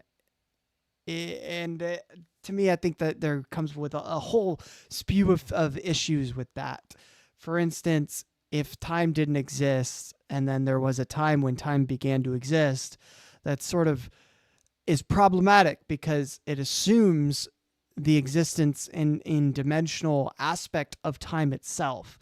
And then there had to be a specific moment or time when God enters into the timeline. And if there's a moment in time in which God enters into the timeline, well, then that assumes that time already sort of exists. So there's a interaction problem, I think, between a dimension in which time does not exist and a dimension in which time does exist. And as soon as one interacts with the other, the time dimension, or the dimension without time, then immediately does have time. And that's a problem in for a whole lot of reasons. And I think that's a problem with Craig's example. Time. Yeah. But setting that aside, let's just say everything with an earliest temporal boundary has a cause, and then the universe has an earliest temporal boundary. Everything with an earliest temporal boundary. Exactly. Rather than beginning to exist. Yeah, so I mean, like that's how I think he'd respond to the equivocation point, because it's the same sense of beginning to exist used in both premises, but you have pinpointed a relevant dissimilarity between some beginnings to exist and others. And so the way that I think you can construe this objection in a way that's really powerful is to just give a mirror argument. And the mirror argument, or the symmetry argument, would run as follows. Premise 1, whatever begins to exist is made out of some pre-existing things or stuff. And the pre-existing doesn't actually have to be a temporal pre-existent. It could be a kind of ontological pre-existent Yeah, like stuff. logically preceding. Yeah, like ontologically or explanatorily prior stuff from which it is made. Just to break that down for a moment, because we're moving through this quite fast. That there's a difference here between you were saying a distinction between a temporal prior existence and ontological prior existence. So there are when we think of something existing prior, we tend to think it happened beforehand or existed beforehand.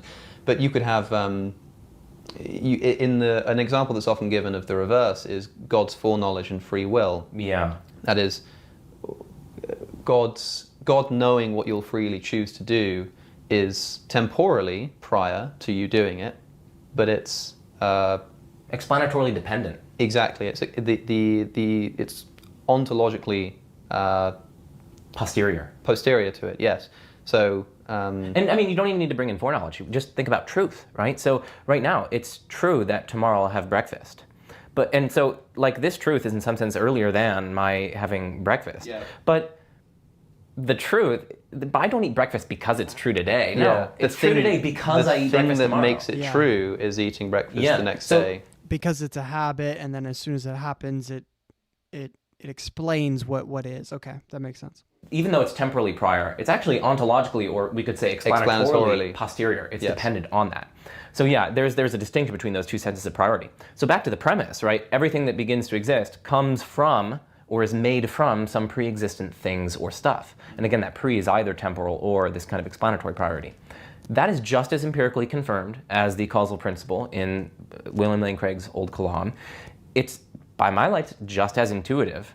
It seems, I mean, yeah, if someone told you, like remember, we were walking in the woods, and in addition to all the shrubbery, we saw, let's say, some sort of translucent orb, let's say that popped into existence, as it were. We would think it was just as crazy if someone suggested that it popped into existence as if they said, oh, well, it popped into existence. There was some sort of cause, but it wasn't made from any pre-existent stuff. Or if like someone told you that they made a log cabin without any brick or mortar or woods or anything. They didn't rearrange that in any way or shape or form. They just created it. They breathed, or they just like said, let it be, and pop, it just bam. Like that seems just as absurd. And that seems just as intuitively, I mean, so intuition supports both premises just as much. So to be clear here, what you're doing here is you're constructing I like that. That's actually a really good point. Yeah, that's a very good point. a Intuition symmetrical works argument in that's both like a parody cases. of the Kalam. So the Kalam starts with everything that begins to exist has a cause. You're saying, well, let's construct a parody of this argument, a mirror argument that starts instead by saying that everything that begins to exist or has a what did you say? No, everything that begins to exist has a material temporal cause. boundary. And we could say a material cause in temporal. the sense So of... you're starting this argument with everything that begins to exist has a material cause because of the fact that if we look at our empirical evaluation of the world, that seems to be the case. When things begin to exist, they begin to exist out of some pre-existing material. Things or stuff. That's why I don't even like to get bogged down in stuff about material, because like even if there's mind stuff, I mean, it's not as though like minds and thoughts and so on pop into existence without any pre-existing things or stuff. I mean, there's lots of stuff going on in our brain, firstly, but yeah. Anyway, I want to divorce the argument from material specifically and just talk about pre-existent things or stuff. Pre-existing stuff. Yeah. And so the reason Yeah, I think that's important because you can be like a naturalist in that sense, but like an idealist where you think that all that the fundamental elements of reality is actually mind and not physical stuff, but that would still be something that you are working with, right? Even if you're not a physicalist, if you're a naturalist, then you would believe that whatever exists is explained by that which is in nature and nothing outside of nature itself. And so if the mind is the foundation of all physical things, then you would just say that the mind is that which is fundamentally natural and is the explanatory reason for the way things are, and everything is constructed in an idealistic way out of the mind itself, which I think is a fair, it's interesting topic. So, but Yeah, I would agree. Just saying stuff rather than necessarily like saying material. There I am. Necessarily. Don't take me in that philosophical sense, but yeah, anyway. You construct this mirror argument is because if everything that begins to exist out of pre-existing stuff, and if the universe began to exist, which is the exact same premise too, it would follow that the universe also came from or is made from pre-existing things or stuff. Now let's add another premise, which traditional theists have to grant if they're being traditional theists, which is that the universe does not come from or is made from pre-existent things or stuff, because God is supposed to have created it ex nihilo. From that, it follows that traditional theism is false. So you have an equally powerful argument, it seems, as the Kalam, but that delivers you the falsity of traditional theism. And what that means is that if you accept the Kalam, it seems as though you should also accept this one, because it's the exact same inferential steps, the motivations seem the exact same, and so you can't accept one without accepting. It's almost like the problem of good as a counter argument, the evil God hypothesis as a counter argument to the problem of good rebuttal to the problem of evil, where because the problem of evil, if there's an all-powerful and omnibenevolent God, then why does evil exist? That's kind of the basic belief there. That's the basic argument. And so people bring up different what's called theodicies in order to explain that. They'll say, well, it's, to create greater goods in the world. It's to allow people to build character, which is truly the reason behind morality, right? Or it might be because God wanted there to be free will in the world. These are all theodicies that people bring up. And so what the evil God does is it says, okay, so that's kind of a way to explain the problem of evil. But let's flip it. Instead of a all-powerful, omni-good, omnibenevolent God, what if this God was all-powerful but fully evil as well? And would that also work? And the reverse kind of theodicies work in favor of the evil God hypothesis as well, which is why it's possible for which is what would cause someone to be a little bit more skeptical of the theodicies to explain the problem of evil. So this is kind of a very similar thing that they're proposing, a reverse sequence, a reverse syllogism of the Kalam cosmological argument. And the other, of course, so it seems. Yes. But yet, of course, there will be responses to this, and there are indeed responses to this. For example, Craig himself he defends the first premise that everything that begins to exist has a cause, not via an empirical analysis of things that we see beginning to exist, but rather as a point of intuition. That's his first and foremost argument. Yeah, so just the idea of kind of, well, if things can begin to exist without a cause, then why don't we see it happening all the time? This kind of argumentation. Why doesn't like a horse pop out of nowhere, just like right in front of you, materialize? It seems intuitively true that things that begin to exist have causes. They don't just pop out of nowhere. But if you're trying, at least the intuitive plausibility that most people, upon first hearing the Kalam, accept the first premise, is based on when you say everything that begins to exist has a cause, right? They're thinking of things that have begun to exist that they've seen, and they all have a cause, and so they go, yeah, sure. And you're saying that there's a parody argument, which is quite interesting. So based on this, and again, I think there's a lot more discussion to be had about whether, if there is a cause of the universe, it would be God. I mean, we can talk about it briefly. I just want to make sure that we've got time to get through everything. Yeah, absolutely. And I mean, that second premise, there are different philosophical arguments. Of course, for it, we haven't even spoken about that. Yeah, I mean, if people want, they can check out my Kalam playlist and also the series that I'm doing with Stephen. We're going to be covering those in extreme depth. So yeah, and we'll make sure everything's linked properly in the description. So we get to this cause. We've already got a problem with the Kalam here, but let's just ignore this problem for a moment and say, it functions. We get the conclusion that the universe has a cause. Now, a theist, well, again, someone like Craig would say that the universe contains time and space, And so whatever caused the universe must be timeless and spaceless. Yeah. Also, if it's timeless, it's kind of infinitely existing. But the only way that you get a finite effect from an infinite cause is if the infinite cause somehow does something, like brings into existence. Spontaneously. If you have this impersonal, just existing, necessary being, if it's causally sufficient to bring about a universe, the universe should be infinite too, because if you have an infinite cause that's causally sufficient for a universe, the universe should be infinitely existing.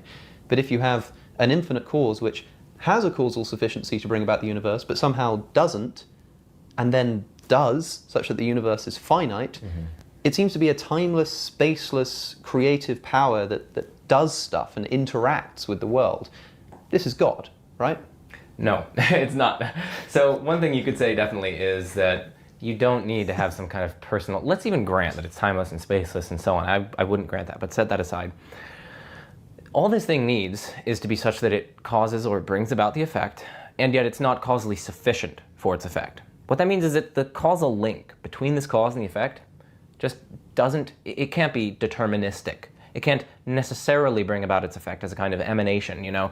If you knock over a bunch of dominoes, given the initial conditions of that and so on, and given that there are no quantum effects that are percolating up to the macro level, it's necessarily the case that once that second to that penultimate domino is hit over, it's necessarily going to hit over that next one. Yeah. So yeah, we could grant that the cause cannot necessarily cause or deterministically cause its effect. That doesn't get us freedom. That doesn't get us libertarian freedom. All it tells us is that it's an indeterministic causal link. That is, the cause doesn't necessarily bring about its effect. In some worlds it does, and in other worlds it doesn't. That gives you a kind of spontaneity. But that spontaneity doesn't need to be a libertarian free action.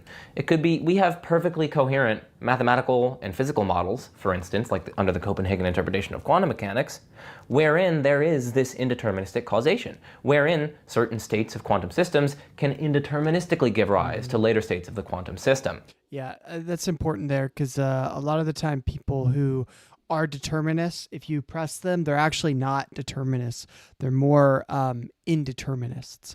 And so a lot of the time people will say like, oh, determinism was proven wrong and no one's actually a determinist nowadays. Well, determinism is just a term not to express what was meant by determinism back in like the 19th century, but instead it's this idea that you don't believe in libertarian free will. That's really what people mean when they say determinist.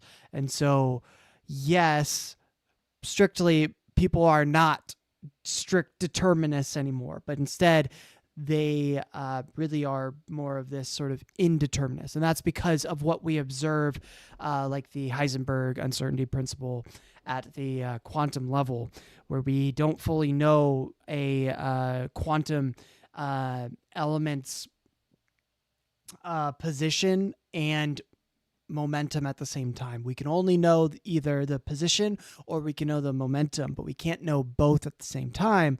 And because of that, it caused a lot of problems in our understanding of how these things interact and explaining how they interact. And they seem to be working in ways that are not deterministic. They're kind of random. They just occur in ways that are not caused by previous things or aren't following some sort of physical law structure, but just kind of randomly occur. And so if that happens at the quantum level, that proves determinism, strict determinism, is wrong, but it doesn't prove that libertarian free will is correct. In fact, it still falls in line with the idea that libertarian free will is not true, that it does not exist. And so it's this idea that things are actually more indeterminate, random, not determined, but also not freely chosen by any sort of agent. And so that's kind of generally where determinists go with their line of reasoning. This gives us a perfectly coherent model of impersonal but indeterministic causation. I say that is all you need to get this temporal effect, finite effect, from this timeless cause. Again, that's precisely what Craig is appealing to. It can't be sufficient for its effect. It can't like necessarily emanate it out, because then otherwise you wouldn't get this temporal effect from a timeless cause. But again, all that tells us is that it's indeterministic. Now, I myself am actually personally quite skeptical of the idea of indeterminate causes or indeterminate explanations. Which would be another objection to the Kalam in itself. Yes, so there are, that's true, interesting. And it's something that I actually hope to do a video about at some point in the future, but we've kind of given a good overview here of the Kalam. We've talked about some of its problems, we've talked about the different stages. The only question remaining, I think, is where we're going to put it. Now, in my view, I mean, I'm trying to shake I do like the Kalam because I think a lot of people, without even knowing what the Kalam cosmological argument is, they just think about things as that way. Like I remember when I was a kid, I would be like, well, what caused that? What caused this? Well, then there must be a God because, everything has some sort of cause. And so there must be something behind it all. Right. And I think that's generally what people who are just, maybe they don't think a lot about these kind of topics. That is basically the main argument for God for a lot of people. And so, I think you do have to rate it kind of high, although I don't know if it's the most vigorating intellectually. It is an interesting argument, and I would say probably put it up there just because it's so impactful, but not necessarily because it's the most convincing or anything like that.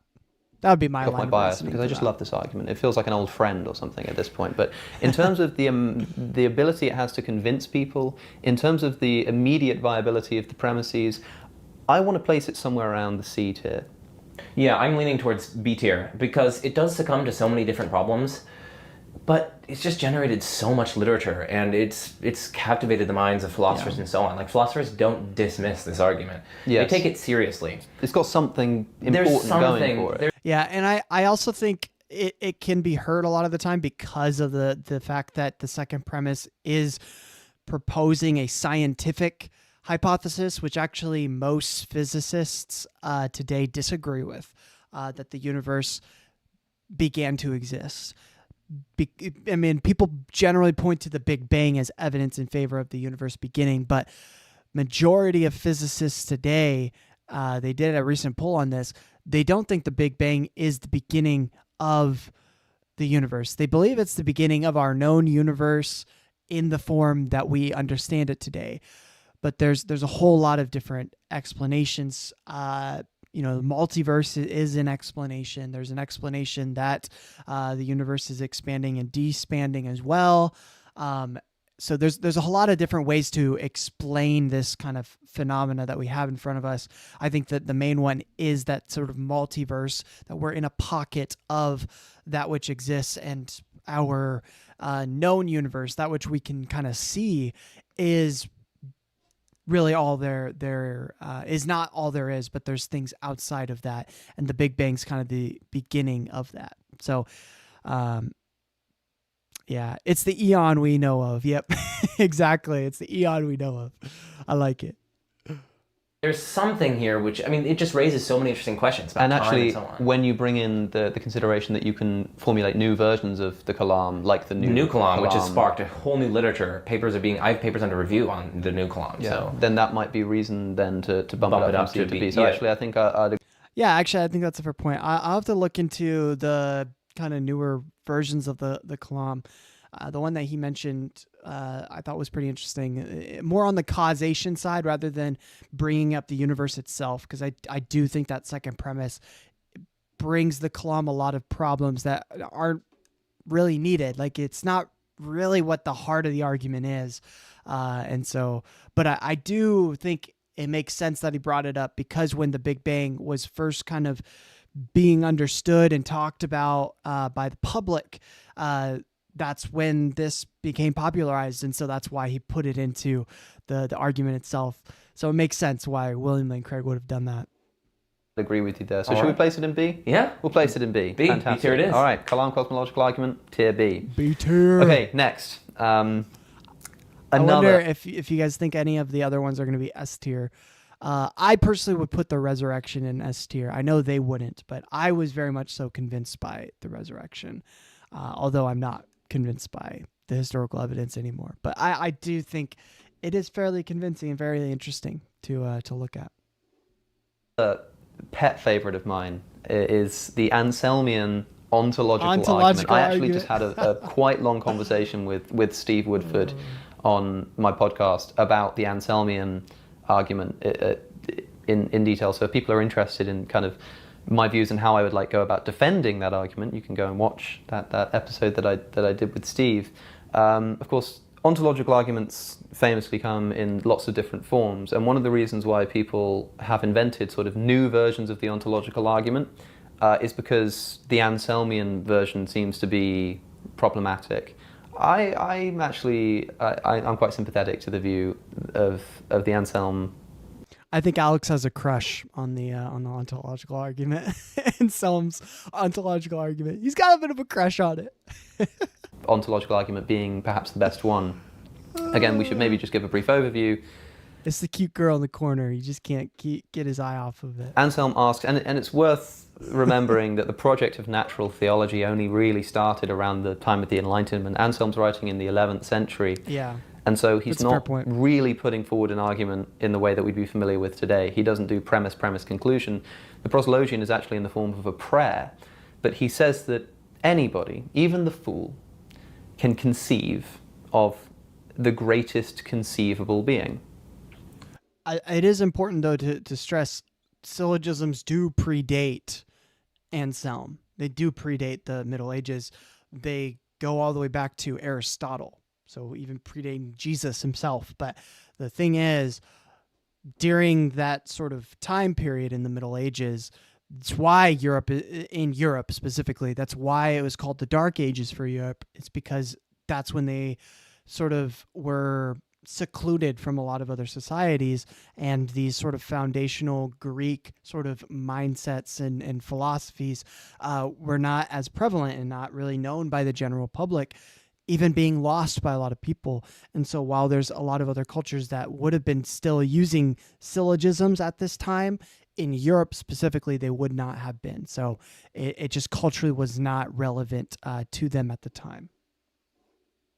Now, we can kind of ask, I think a good way of putting this forward, it's not quite how Anselm does it, but is to ask another person.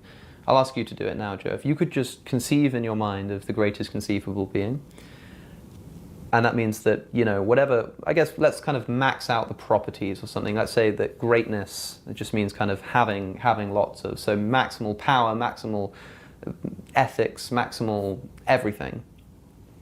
Does that being exist in reality? The reason I ask that question is because if you say no, then you're not doing what I asked you to. Because if you're conceiving of a being that doesn't exist in reality, well, guess what? You can conceive of an even greater being. And so you're not doing what I asked you to, because I asked you to imagine the greatest conceivable being. And so by doing that, which even the fool is able to do, everybody knows that you can conceive of the greatest conceivable being, you are automatically conceiving of a being that exists in reality. QED. There is so much. So in this 12-hour video that I just put out, I gave... It is kind of fun because you can just kind of sit down, sit on a chair, and think and prove God's existence. That's all you need to do. You don't even have to have a discussion. You can just like be sitting quietly and be like, oh yeah, God exists. That's an interesting one. Gave maybe 8 or 9 different responses to the argument from people like Josh Rasmussen, Graham Oppie, and lots of others who have criticized it quite forcefully. Both theists and atheists alike.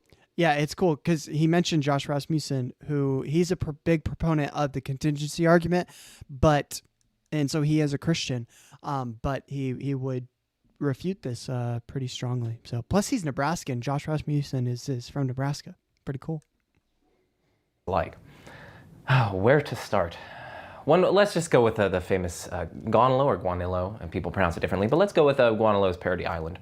So imagine, now I'm going to turn the tables, imagine, Alex, if you will, the greatest conceivable island. It has the greatest number of coconuts or whatever, the best trade-off between coconuts and dancing girls. But you're talking about the greatest conceivable island, not the greatest conceivable thing which is different. Islands have properties. Things do not have properties. Islands have restrictive properties to them, which is the idea that they are contingent. But a thing, in and of itself, is a broad category that includes contingent things as well as non-contingent things, and thus, the greatest conceivable thing necessarily exists ontologically, whereas the greatest conceivable island, as a contingent thing, does not necessarily exist ontologically. And all these other sorts of things. They got That's the rebuttal. just wonderful lemonade and all these sorts of things. Now, does that exist in reality? If you say no, you haven't conceived of the greatest conceivable island, because after all, it is better for this thing to exist in reality than in mind alone.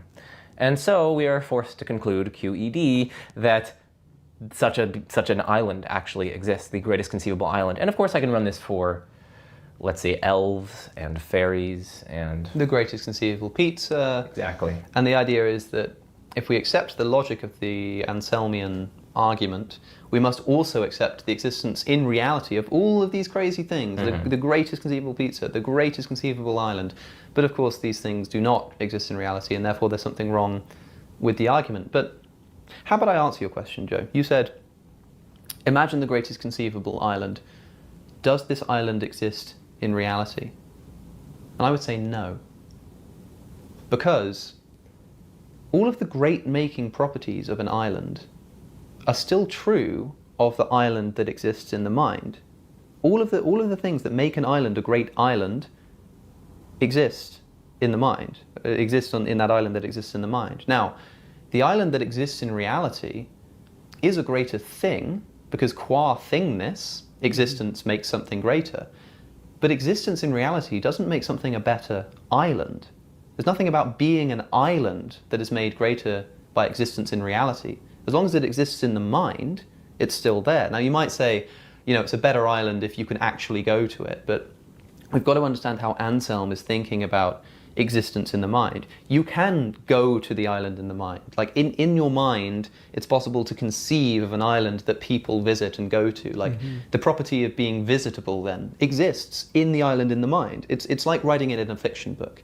Imagine talking about Or watching a movie or something like that. Where's the Lord of the Rings set? Middle-earth. Middle-earth. Talking about Middle-earth, right? This exists in the mind.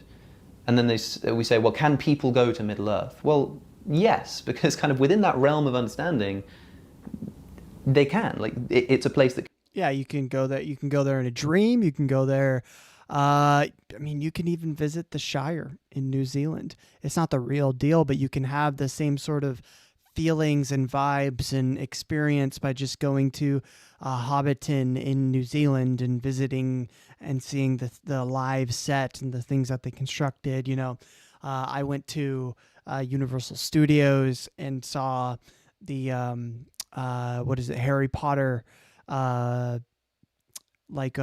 world in Universal Studios, and it almost felt like I was freaking out. I'm a huge Harry Potter fan, and it was like super cool to see that kind of shit.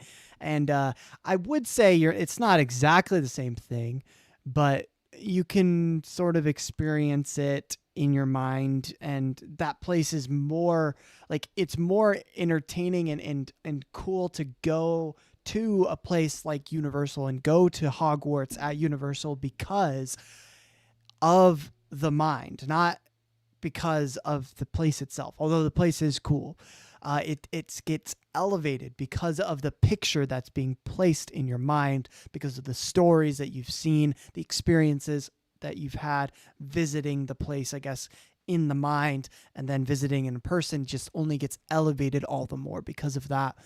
But in a sense, I would still say you're not visiting it in actuality. But another counter argument is if you were to visit in actuality, all of the exaggerated great elements of it would be there, but also all of the problems of it would also be there. Things that you would not consider because of the existence of this greatest conceivable thing. And so then there's kind of a balance. I shouldn't say thing. The greatest conceivable Hogwarts or greatest conceivable whatever narrative world you want to put in there. That would come with bad things. Like he gave the Lord of the Rings example. I mean, you're going to a world where something like orcs exists, like Nazgul exists, Morgoth existed, Sauron exists. This is a world with a lot of problems in it. And so, yeah, you're going and you're kind of being in this cool escapism world, and it's maybe the greatest expression of that, but you're also going to experience the problems, which you don't experience in the mind. So in a sense, the mind's experience of it, the mind's visitation to Hogwarts or to Middle Earth is actually superior in that sense. The fact that it does not exist is superior to it existing in actuality. So in that sense, I would agree. But the greatest conceivable thing, I still would disagree with that conclusion. But I do think the distinction is important to distinguish a specific thing versus a thing in a broad sense. I think that's an important distinction. It can be visited. It's a place that has grass. It's a place that has all the great making properties of a Middle Earth, right? And so the greatest conceivable island, to be the greatest conceivable island, doesn't need to exist in reality. Now, we can say that, sure, okay, it wouldn't be a greater island, qua island, but the island that exists in reality as well would still be a greater island qua thing. It would still be a greater thing. But if we're talking about greatness qua thing now, I would say, yes, I agree. The island that exists in reality is a greater thing than the island that exists in the mind. Even if it's not a greater island, it's a greater thing. But now we're talking about the greatness of the thing. And you know how we can make this thing even greater? Oh, by giving it omnipotence and omniscience and making it loving and making it powerful. And so you end up with God. And so the response to this argument, which I love, and I'm indebted to my friend Maximally Great Philosophy, who still only uploaded one video, for making me aware of this line of response to the parody, is to say exactly that, is to say that whereas Anselm's asking you to imagine not the greatest conceivable God, or the greatest conceivable man, or the greatest conceivable table, or indeed island, but the greatest conceivable thing. Whereas he's doing that, the objection that Gonillo is putting forward is to say, imagine the greatest conceivable island, which has already limited the scope. And it's limited it in such a way that actually this doesn't need to exist in reality, because it can still be just as good an island existing in the mind. Of course, the only way to make it greater, the only way to make it properly analogous, is to say that we're talking about the greatness of an island qua thing. But once you do that, once you make it properly analogous, you can make it greater as a thing, more so by turning it into God. So in other words, any appropriately formulated parody of the ontological argument will either be actually not appropriately formulated, or if it is, you'll actually just be describing God and calling it an island. Mm-hmm. Yeah, so probably two or three responses. So the first response is that, and this may be a clash of intuitions, but to me it does seem to be a better island qua island, if it really does exist in reality. You can visit it. There really are dancing girls there. It's not just in your mind. I can't even visit the one in your mind. It's privately accessible to you. It'd be better if it were publicly accessible, if we could all go to it, if you and I could go to it together and have some fun and talk about ontological arguments actually on the island. That would be a better island. That seems so patently clear to my mind. So it seems to me I would actually push back on that point. It does seem to be better, even qua island, not necessarily qua thing, even if it were better qua thing. Sure. That's one response that I'd give. The second response that I would give is that let's just suppose that it would only be a better qua thing. It's still better. So it's still better. In which case you weren't actually conceiving of the greatest conceivable island when I asked you to. Because whatever we're picking out when we're talking about the thing in reality, it's still better, and it's an island. It's a better island, it's a better island qua thing. But it's still a better island. That's all that I need for my argument. So nothing in my argument hinged on it being a better island qua island. It just needed to be better. And so we still get this absurd conclusion, it seems. So that's the second response that I would give. The third response that I would give, and this is actually a response that Alexander Proust has given to Anselm's ontological argument. It's a version of the existence is not a predicate objection, but I think it's better formulated. And this is an objection to ontological arguments more generally. Not ontological arguments more generally, but Anselm's argument. So not necessarily in the context of a parody. But it's actually not clear, by my lights, that existence in reality is better than existence in the mind. So no, God actually wouldn't be better if he existed in the reality than in the mind. Why is that? Well, because when we're talking about the greatness of, let's say, non-existent things, we're talking about the greatness that they would have were they to exist. So when we're arguing about the greatness of Superman versus Spider-Man, we're talking about the greatness that Spider-Man would have were he to exist, and Superman would have were he to exist. After all, they're non-existent things. They don't have greatness. Non-existent things don't have properties. They don't exist, so as to even have properties in the first place. So we're talking about the greatness they would have were they to exist in reality. So then if you're asking me to compare this greatness that the greatest conceivable being has only in my mind versus in reality, it's the same greatness. It's the same thing, which is such that were it to exist in reality, how much greatness would it have? Right? So if we're comparing the being which is in reality versus the being which is just in my mind, so long as it's like the same description of the being, right? Which Anselm needs for his argument to get off the ground. So long as that's the case, it's the same goodness. It's the same greatness. It's the greatness that the thing would have were it to exist in reality. And so even if it just exists in my mind, it's the same greatness as the thing that does exist in reality because it's conditional. It's conditional. So I actually think that that's a quite forceful objection to the argument as well. Yes. Of course, there are things that I want to say in response to this, but partly for reasons of time and partly because I did discuss this argument in more depth myself in a very long video with Steve, I think it would be a good time to get down to business, the whole reason we're here in the first place after all. How good is this argument? So one thing that they didn't mention, obviously, but that I think is important about this argument, the reason I reject this argument is actually the subjective nature of it. The word great is a subjective thing. The definition of the greatest conceivable thing is going to be different based upon the subject conceiving. And so there is no objective greatest conceivable being, because I might think that the greatest conceivable being has this specific quality, whereas another person is going to think that it has a totally different other quality that I would disagree with. And yet, if the greatest conceivable being, a property of it is that it ontologically exists, well, then it either exists in such a way where it contradicts itself based upon the subject conceiving it,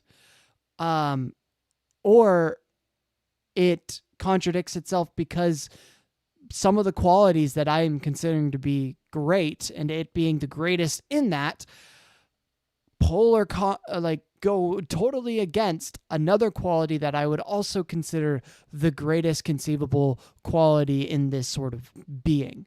And so in both cases, either it's because my understanding of what is the greatest conceivable being is different to another person's understanding of what the greatest conceivable being is, or I have two contradicting qualities that I think are great and the greatest conceivable being should maximize in, and yet in doing so, in maximizing in them, it's actually contradictory. They just cannot maximize themselves because of those qualities. And so in both ways, I think it fails because it's too subjective. We'd have to come to an objective standard, which I don't think we would come to. I think there would be too much either cultural influence, influence based upon the time that we live in, influence upon a lot of different things that are not going to lead us to any sort of ontological standard for what is the greatest conceivable being. Well, it spawned a huge literature of ontological arguments, which is to be said in its favor. But I do think it succumbs to so many different problems, and even by theists and atheists alike, it has almost been well-nigh universally rejected. So I'm tempted to say C. You wouldn't put it lower because the way you talk D about it, or C, you but I seem to mean be C because it's so important in the history of thought, and Anselm really is hitting on something. Like I think he's hitting at modal ontological arguments, especially in his Proslogion later on. So I almost feel what should be our metric here? Is it like the fact that something spawned a great deal of literature? We said that with the Kalam, but we said that this is because it does seem to drive at something that people think, yeah, there's something in there that's true. But with Anselm's argument, most people think it's just trash the first time they hear it. They think it's a joke. And so I don't know what our metric should be. I guess it also depends on kind of what would be an example of an F-tier argument. I mean, like the banana argument. Yeah, like what's our bound here? Like, I mean, of the ones that we have, it may be the worst, and therefore maybe should be F. Exactly. This is all subjective. But I'm imagining like an F tier argument would be kind of something like, I don't know, like the banana argument. The banana argument or like, how can you say there's no God? Just look around you. Look at the trees, man. Or somebody saying like, well, you know, the Psalms say that the fool in his heart says there is no God. Or like, I took some like psilocybin last week, and I guess, maybe. Or like, I guess like, Nah, bro, that's pretty convincing to me. F tier argument would be just like something that's circular or something. Yeah. You know, just like God exists because the Bible says so, and the Bible's true because God exists. Yeah. Like that would just be F tier, right? So imagining that's the case, it probably wouldn't be quite that bad. I like the argument, but I recognize that I'm quite unique certainly among atheists and even among religious thinkers in thinking that at least the Anselmian version is good. D-tier, so I'd be tempted to put it a bit higher, but I'm willing to be dragged down to sort of the C-D level. Okay. Well, because all the arguments that we're going through are actually like taken seriously by philosophers, let's put it in the D tier, just because we're not going to be any banana arguments or anything like that. Yeah, since we're kind of bottoming out with we're not kind of bottoming out with like the banana argument. Yeah. Then, and you know, maybe we should flash the premises on the screen just in case people aren't familiar. The banana and the hand are perfectly made one for the other. I guess, I mean, it pains me, but I understand that if I were to try to argue to drag it up much higher. Was that Ray Comfort? Familiar. The banana and the hand are perfectly. Hold up. I'm not familiar with the banana argument. Let me look this thing up. Whoop. Give me a sec. Banana argument? This is crazy.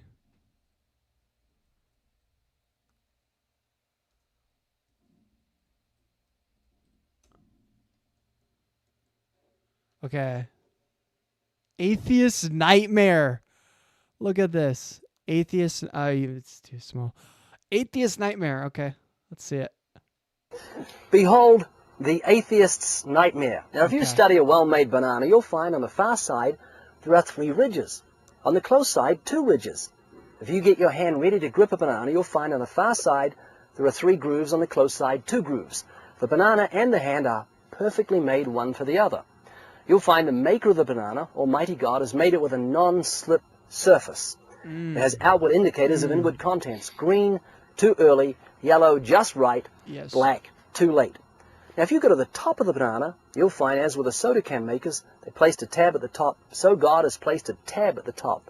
When you pull the tab, the contents don't squirt in your face. Yeah, because they use the tab, you know, like monkeys. They use the tab in nature, not the bottom. They don't pinch and open the bottom. That's not easier. Like, it's not. They use the tab. Yep. Mm-hmm. You'll find the wrapper, which is biodegradable, has perforations. Notice how graceful. Yeah, it's biodegradable, probably because it's bio. It's from nature, and it degrades. It's organic. It sits over the human hand. Notice it has a point at the top for ease of entry. It's just the right shape for the human mouth. It's chewy, easy to digest, and it's even curved toward the face to make the whole process so much easier. Seriously, you're right. God exists. Kirk, the whole of creation testifies to the genius of God's creative hand. It absolutely does. Yeah. That's a type of teleological argument. It's interesting. No. I would to me, I mean, there are teleological arguments that are very good. That one is really bad. So wow, that's crazy. Why is it bad? Well, let's think about this. A banana being crafted in such a way that fits humans. Well, let's suppose that the stereotype is true, and I think it is fairly true that primates eat bananas. And so if that is true, then the question is, why do they eat bananas? And why are bananas crafted in such a way for primates to be able to eat them? Well, maybe the answer is that primates are part of an evolutionary process that allowed them to eat edible things in their environment, like, I don't know, like a banana, and that some of these qualities you're pointing to are qualities in nature, in an environment that the primates adapted to be able to more easily eat them. Maybe that's the reason. Sort of a puddle type of a rebuttal argument there.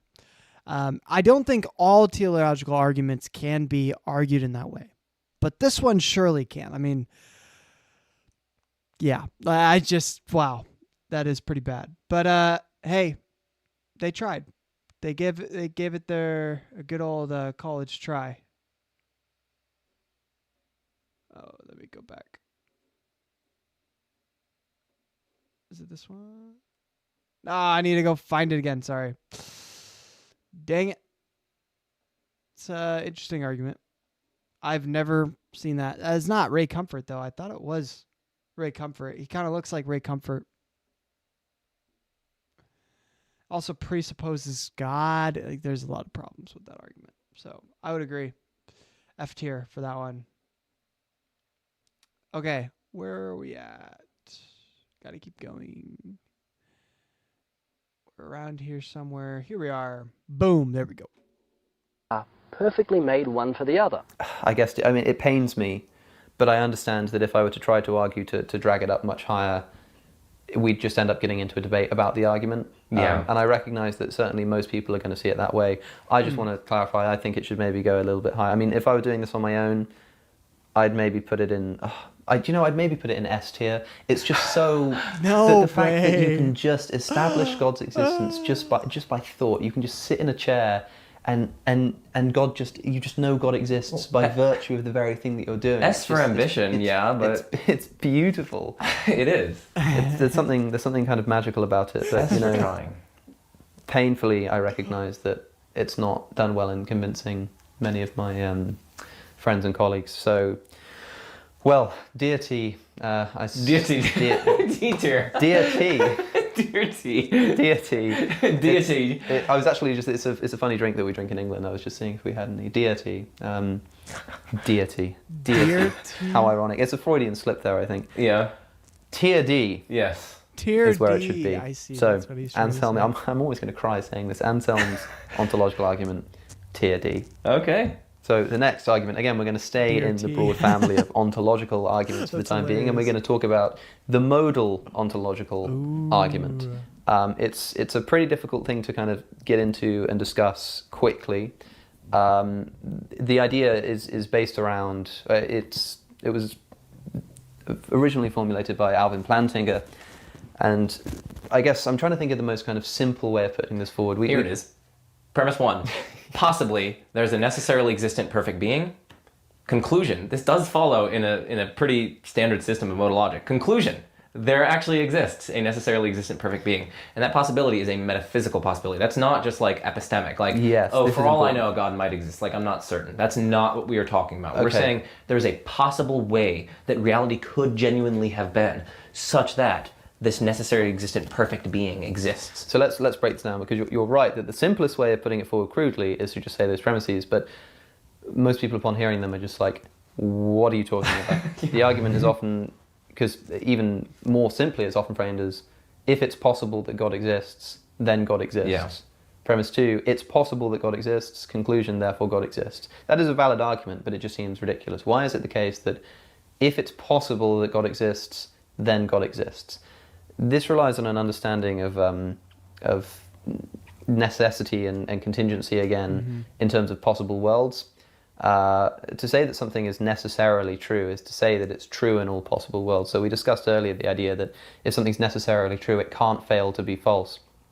Possible worlds is a linguistic tool that's been invented by philosophers just to imagine the way that things could have been. So when I say that it's possible that this plant could have been blue, one way of representing that thought is to say there is a possible world in which it is blue. Yep. I don't think that there is actually like a multiverse, another universe that exists somewhere in which there's a blue plant, although some people take that view.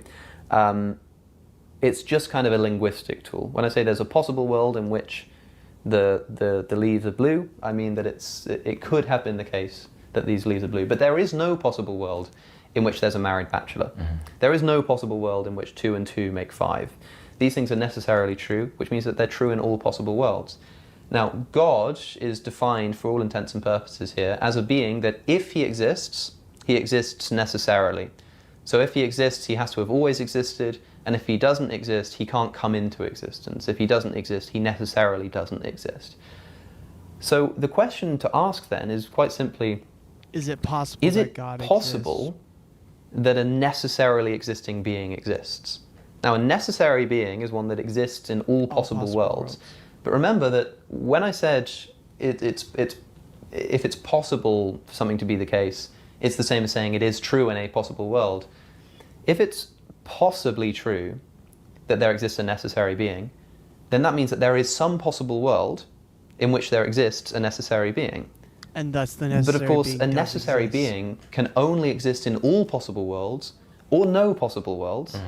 And so if we accept the premise that it's possible that the necessary being exists, that means it exists in one possible world. And But thus since it exists in all or none, possible. if it exists in one, we know that it has to exist in all of them, which Yeah, the interesting thing about this one is it works both ways. It's either that it proves God necessarily exists, or it proves that God necessarily does not exist. At least this presentation of God being a necessary being, which is interesting.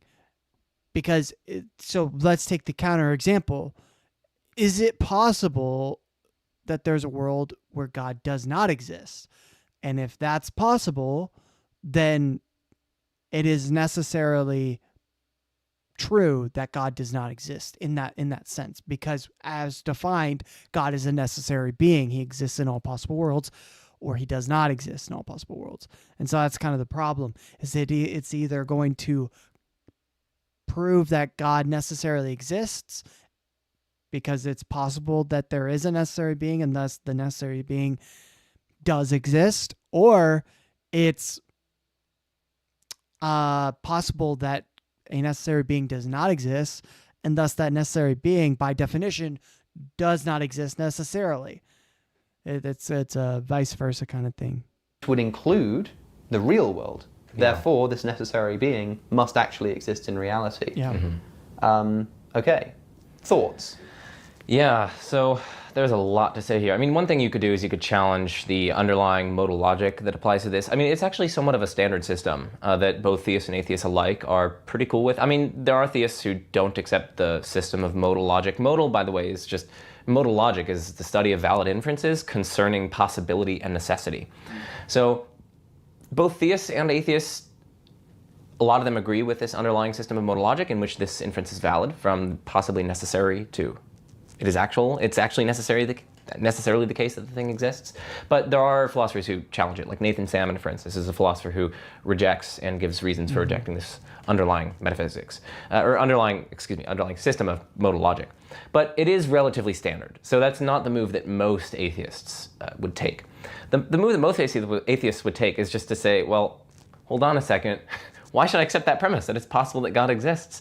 I mean, in this system of modal logic, you can see, because it's a valid argument, to assert that is, in essence, just to assert that God exists. Because if God possibly exists, then we just know it's a valid inference in this system that it follows that God exists. So why would the atheist ever grant that first premise? Why? I mean, to grant it is just to grant that theism is true. Yeah, well, I think this is something you said earlier is very important, because most people, the reason why this seems so clever in first hearing is because when you say, is it possible that God exists? The first premise, it's possible that God exists. Most people go, oh yeah, it's possible that God exists, right? But they're not thinking of God as defined as a necessary being. That's the thing. Confusion here is that what they mean, they're getting at a kind of an epistemic possibility here. They're saying, like, for all I know, yeah, it could be the case. But we're not talking about that kind of possibility. As you said, we're talking about metaphysical possibility. So when we ask, is it possible that God exists, we're not kind of asking, like, yeah, like somebody might say something like, well, yeah, it's possible that he exists. It's possible he doesn't exist. So yeah, I guess it's possible. But yeah, of course, since God either necessarily exists or necessarily doesn't exist, understand. you can't say How do they know something? Hello. We're Hello. totally interrupting this. Yeah, that's fine. We can. Hello. It's a bit of a philosophical party going on, ladies and gentlemen. Yeah. Which of my arguments hey. ended up on the tier? These- Hopefully not S. These are Hopefully some. not at the bottom. These are some Aristotelian proof. Try is hard F. and No, I'm get- kidding. colliding worlds, ladies and gentlemen. Ah. Are they gonna join? The end of it. Subscribe to everyone's channels. Yes, of course. Except Cameron's. Except mine. Yeah. Don't subscribe to We are, of course, currently in Houston, Texas, in order to take part in an event. I say current. I mean, this will be probably well in the past by the time this actually Dude, I wish they joined in. That would have been cool. getting out.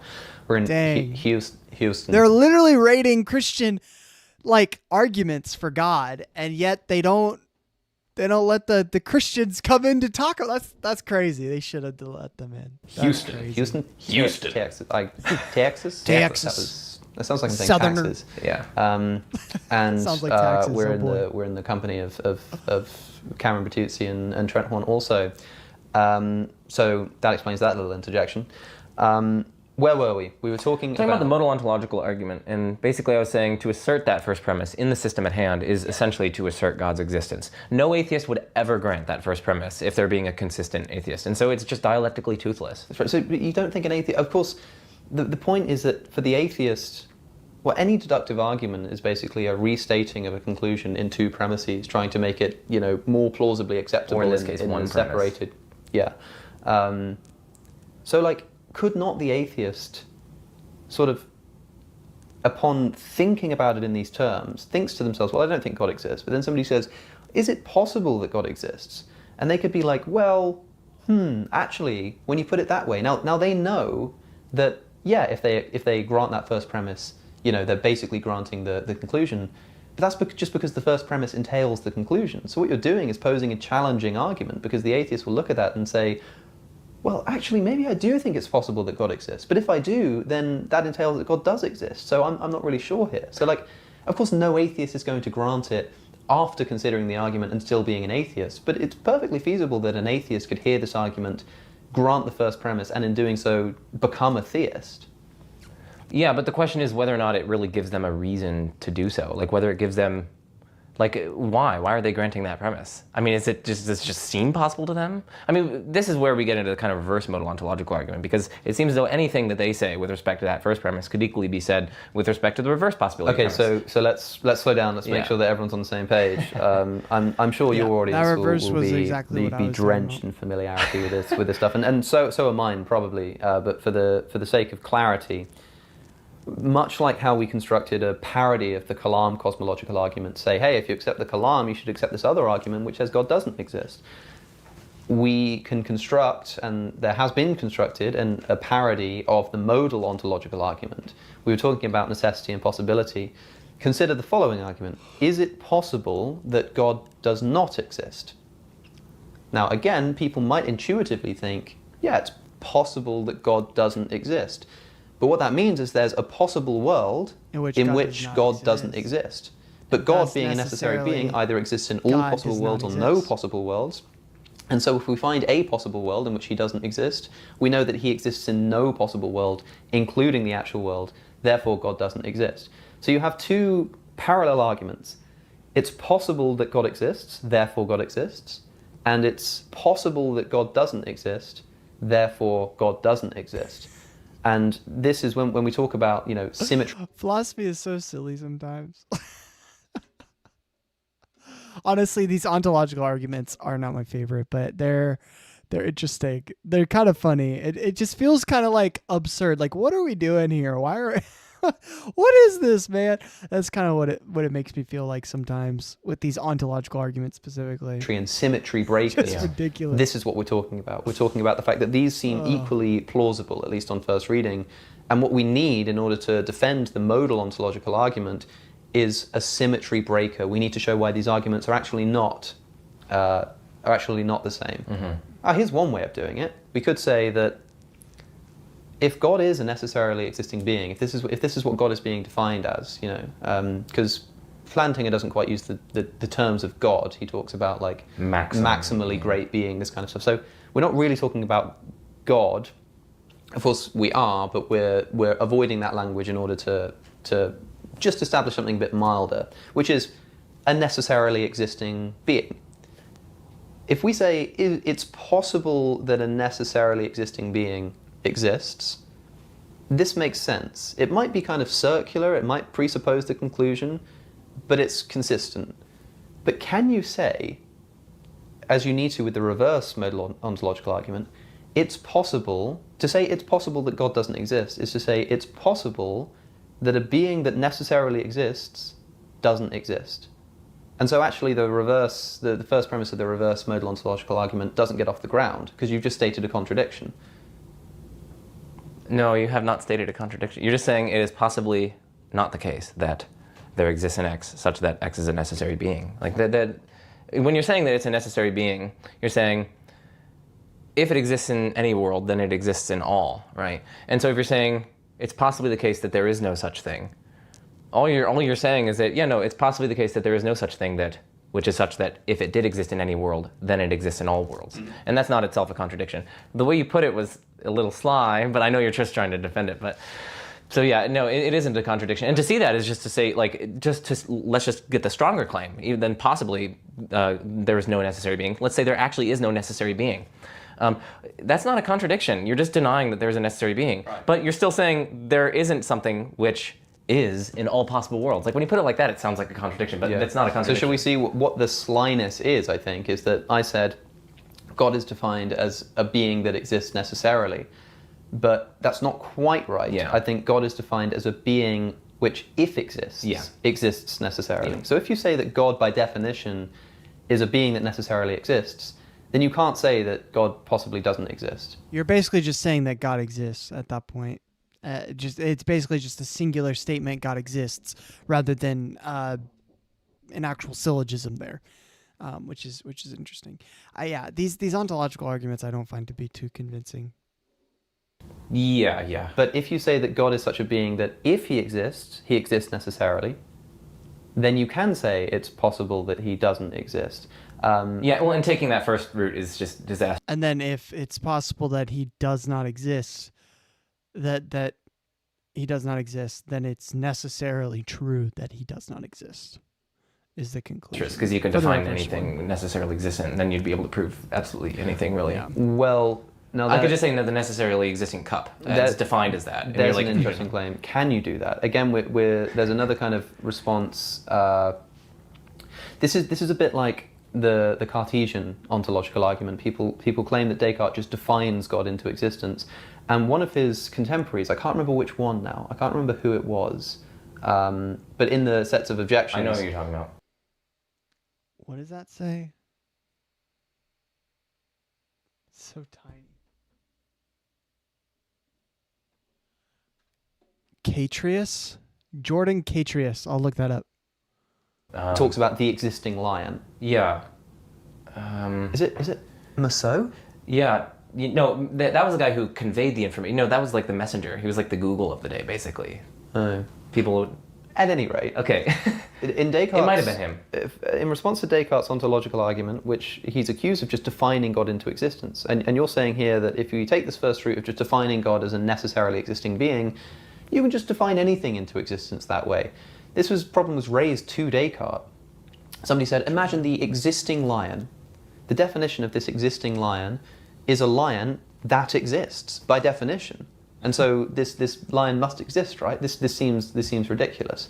Descartes had a way of getting around this by saying that you can imagine the lion without its existence, but you can't imagine the God without the existence, because because existence is like a property of God. It's a bit of a weird way. I don't really like that.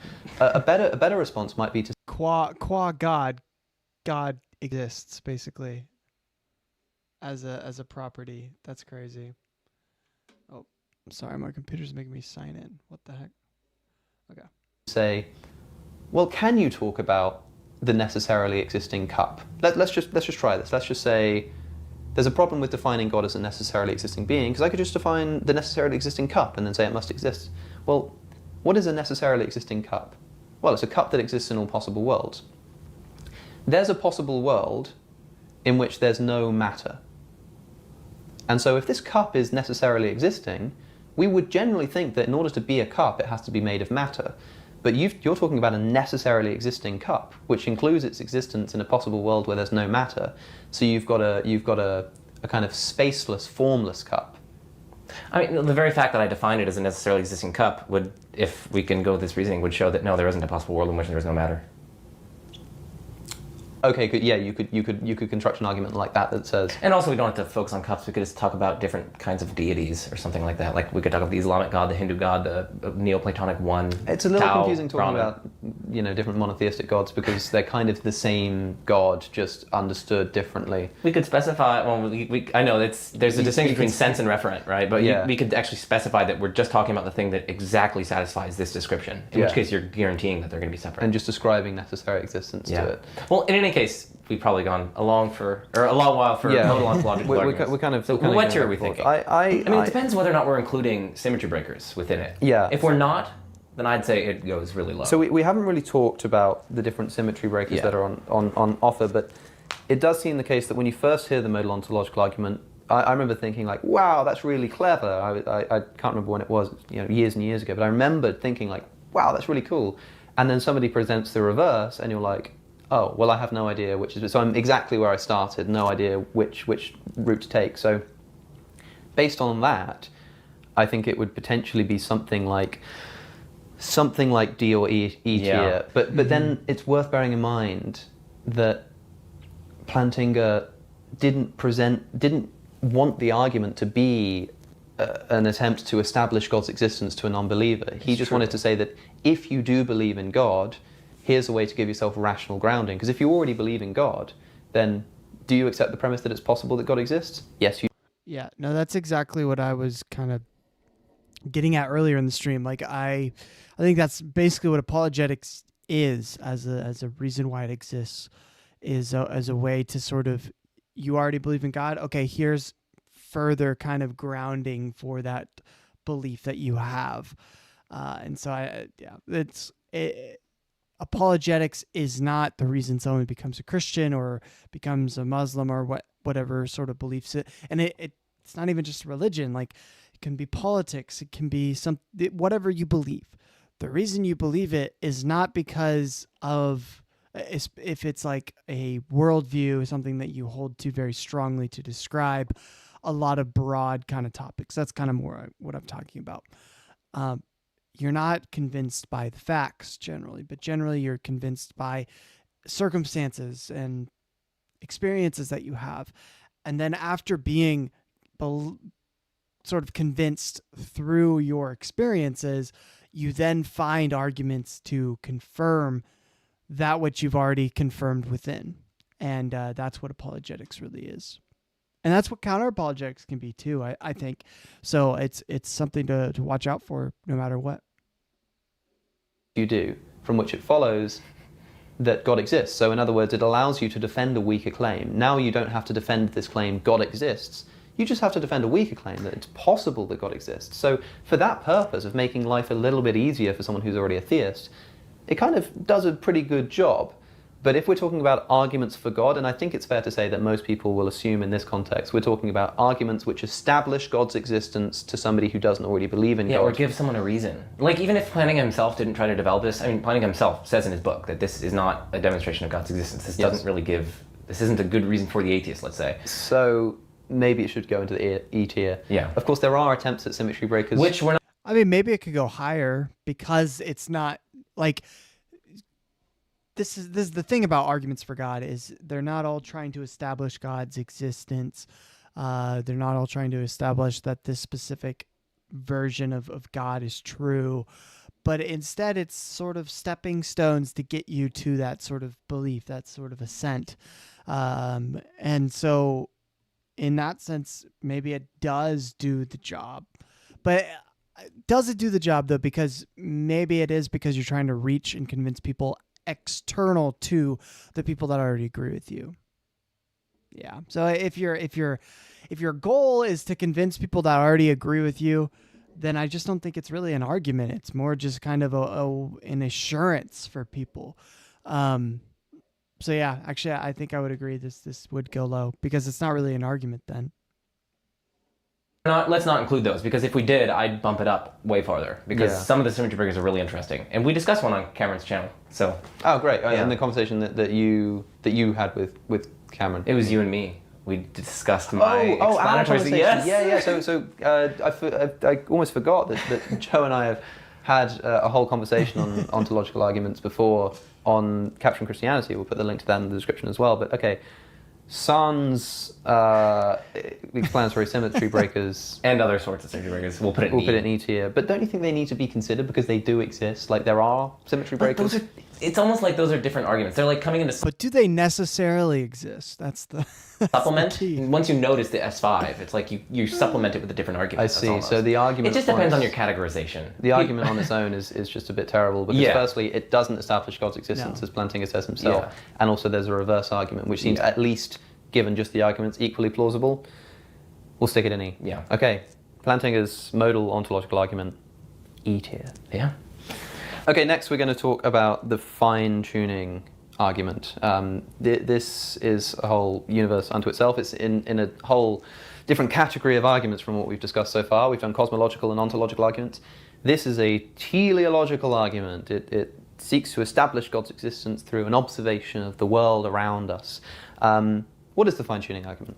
Yeah, so there are different versions of the fine-tuning argument. There's one popular presentation by Craig where he just says the various constants of the initial conditions of the universe and the various constants of the universe, the laws of physics, they have certain parameters in there where they have to be in a very, very narrow range, like a sliver, a super duper small sliver, and they give these numbers like 10 to the power of negative 44 or something like that. But they have to be in a very narrow range in order to support the existence of embodied conscious creatures like you and me and so on. Indeed, even for life to exist. For instance, the cosmological constant, right? If you increase the size of it just ever so slightly, the universe would collapse back down on itself. And if you decrease the size ever so slightly, things would expand way too far apart that the closest two different particles are like light years apart. Yeah, atoms couldn't even form. So in neither of those cases do you get anything like life. And so you get nothing like conscious creatures, conscious embodied moral creatures like you and me. And so so this argument in terms of fine-tuning, which is a type of teleological argument, I think is actually a very strong one. And the reason is because it has to do more with probability that we get the type of possible world that we have in terms of the foundational physics, and not because we're observing one specific phenomena based upon the evolutionary chain. Because I think the evolutionary chain can explain why we have adapted to be able to eat bananas. That's technically a teleological argument, but it's just a very bad one. Whereas this one deals with the laws of physics.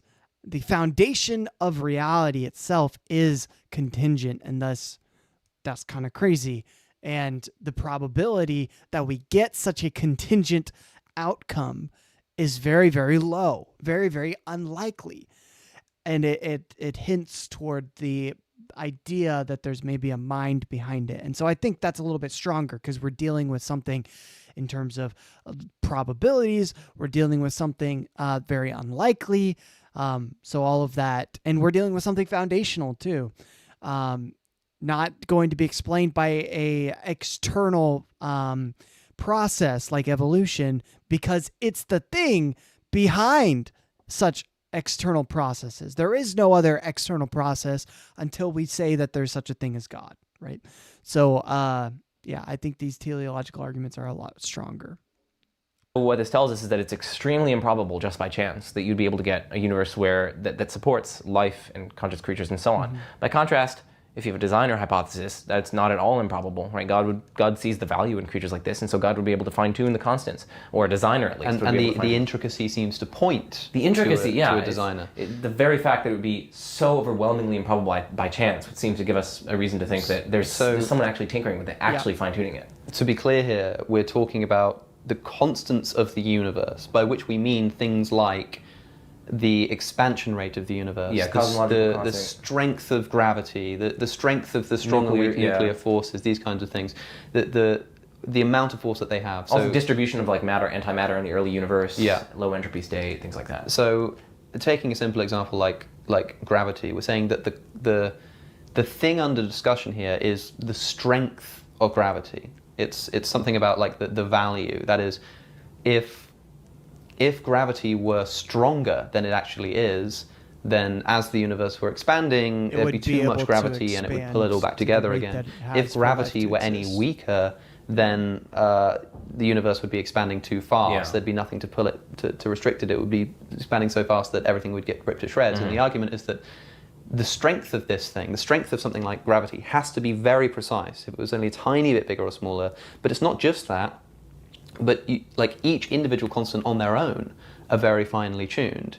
But you need to have all of these constants all very finely tuned. If any one of them were to change ever so slightly, then life couldn't exist. Now, some people have said, well, maybe life would just exist in a different form. Maybe we'd have non-carbon-based life or something that doesn't require water. But this version of the fine-tuning argument is saying that like atoms themselves, I mean, the closest particles would be light years away. Yeah, like there's no way that anything resembling anything like we are aware of could exist. We're not talking about a world where, you know, planets are kind of ovals instead of sphere. I mean, they are kind of ovals already, but you know what I mean. We're not talking about a universe in which, well, planets are just squares instead of circles. Matter doesn't form if these constants are even so slightly changed. And so, given the fact that they're not slightly changed, that they're all very precisely tuned, doesn't this give us an indication that somebody has done the I think this is one of the stronger ones.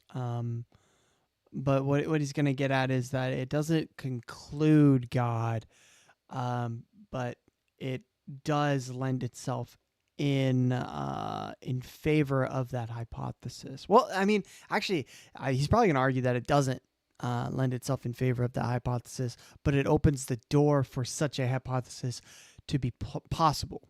So that's a interesting discussion. I remember him talking about that a little bit more. But the whole idea here, I think, is if I were to rate it myself, I would say this is a lot stronger. This is probably at least A tier, in my opinion. This is one of the strongest ones. I know Christopher Hitchens, one of Alex's favorites from the Horsemen of the Atheist Apocalypse, he found this one actually very challenging and said this was probably the one I find the hardest to deal with, which is interesting. tuning? Because as you say, it's by chance. There's nothing logically preventing any of these constants from being any value. And so in theory, they could be any value. So why are they this particular value? Well, it can't be chance because the chances are tiny.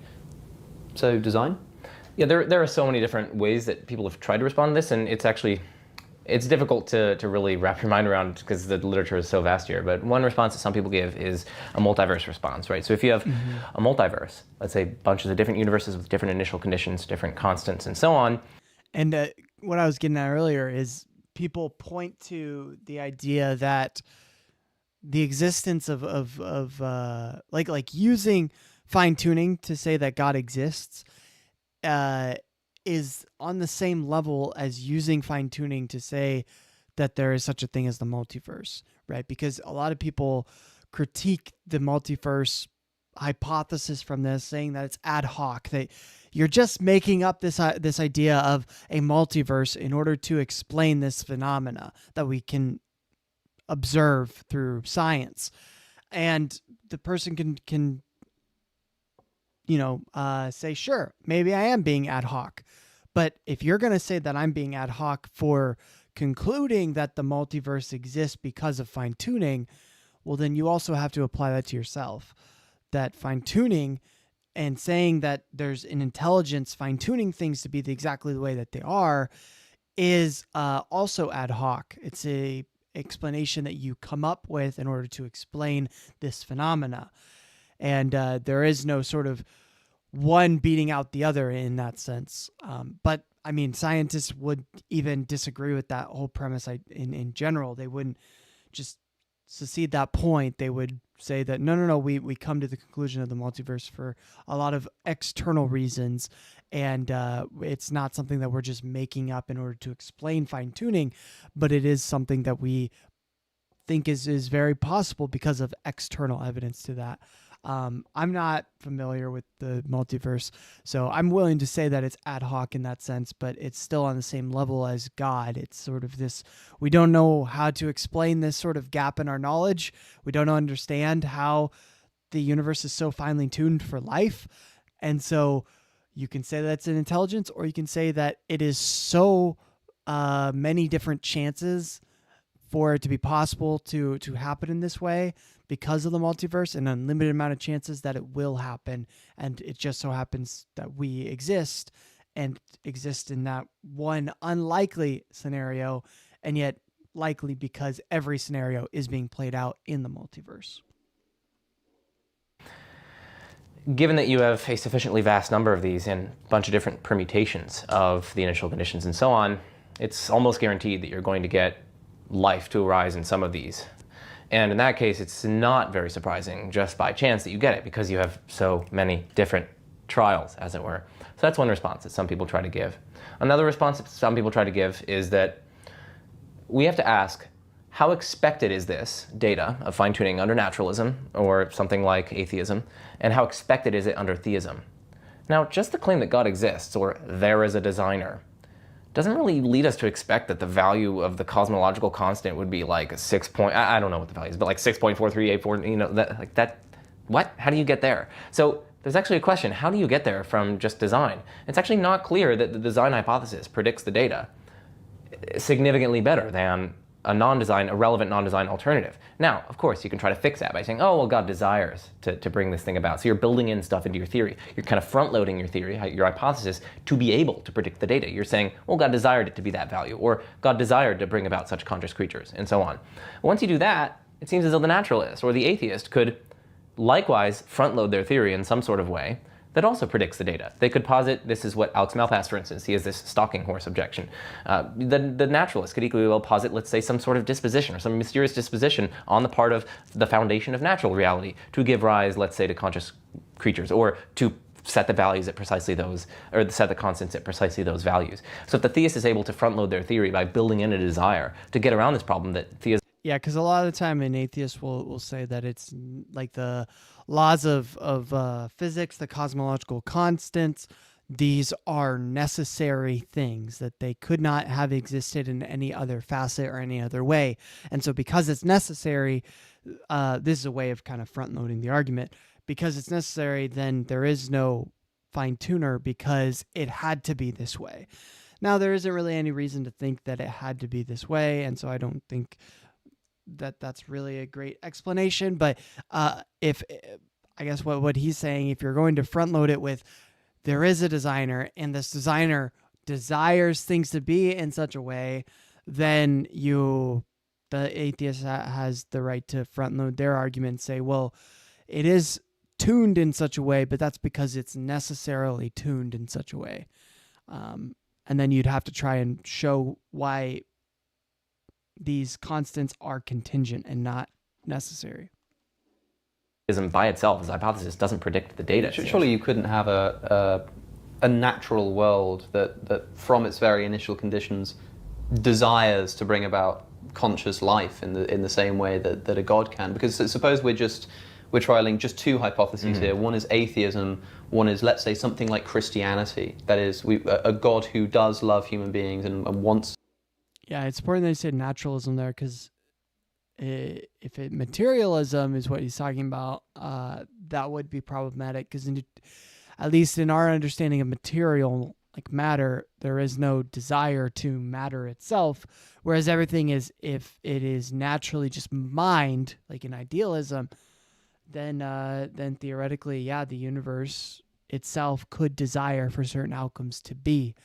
In fact, that's what a lot of people think. They think that the universe, that consciousness is the result of the universe trying to understand itself. That's one way of understanding idealism, which I think is poetic. It's cool. I don't know if there's no way of knowing whether that's true or not, but it's a cool thought. It's like, we exist. Consciousness exists because it's our way of understanding who we are in a more broad, universal sense, rather than just as individuals. It's kind of cool. To bring them into existence in order to love them.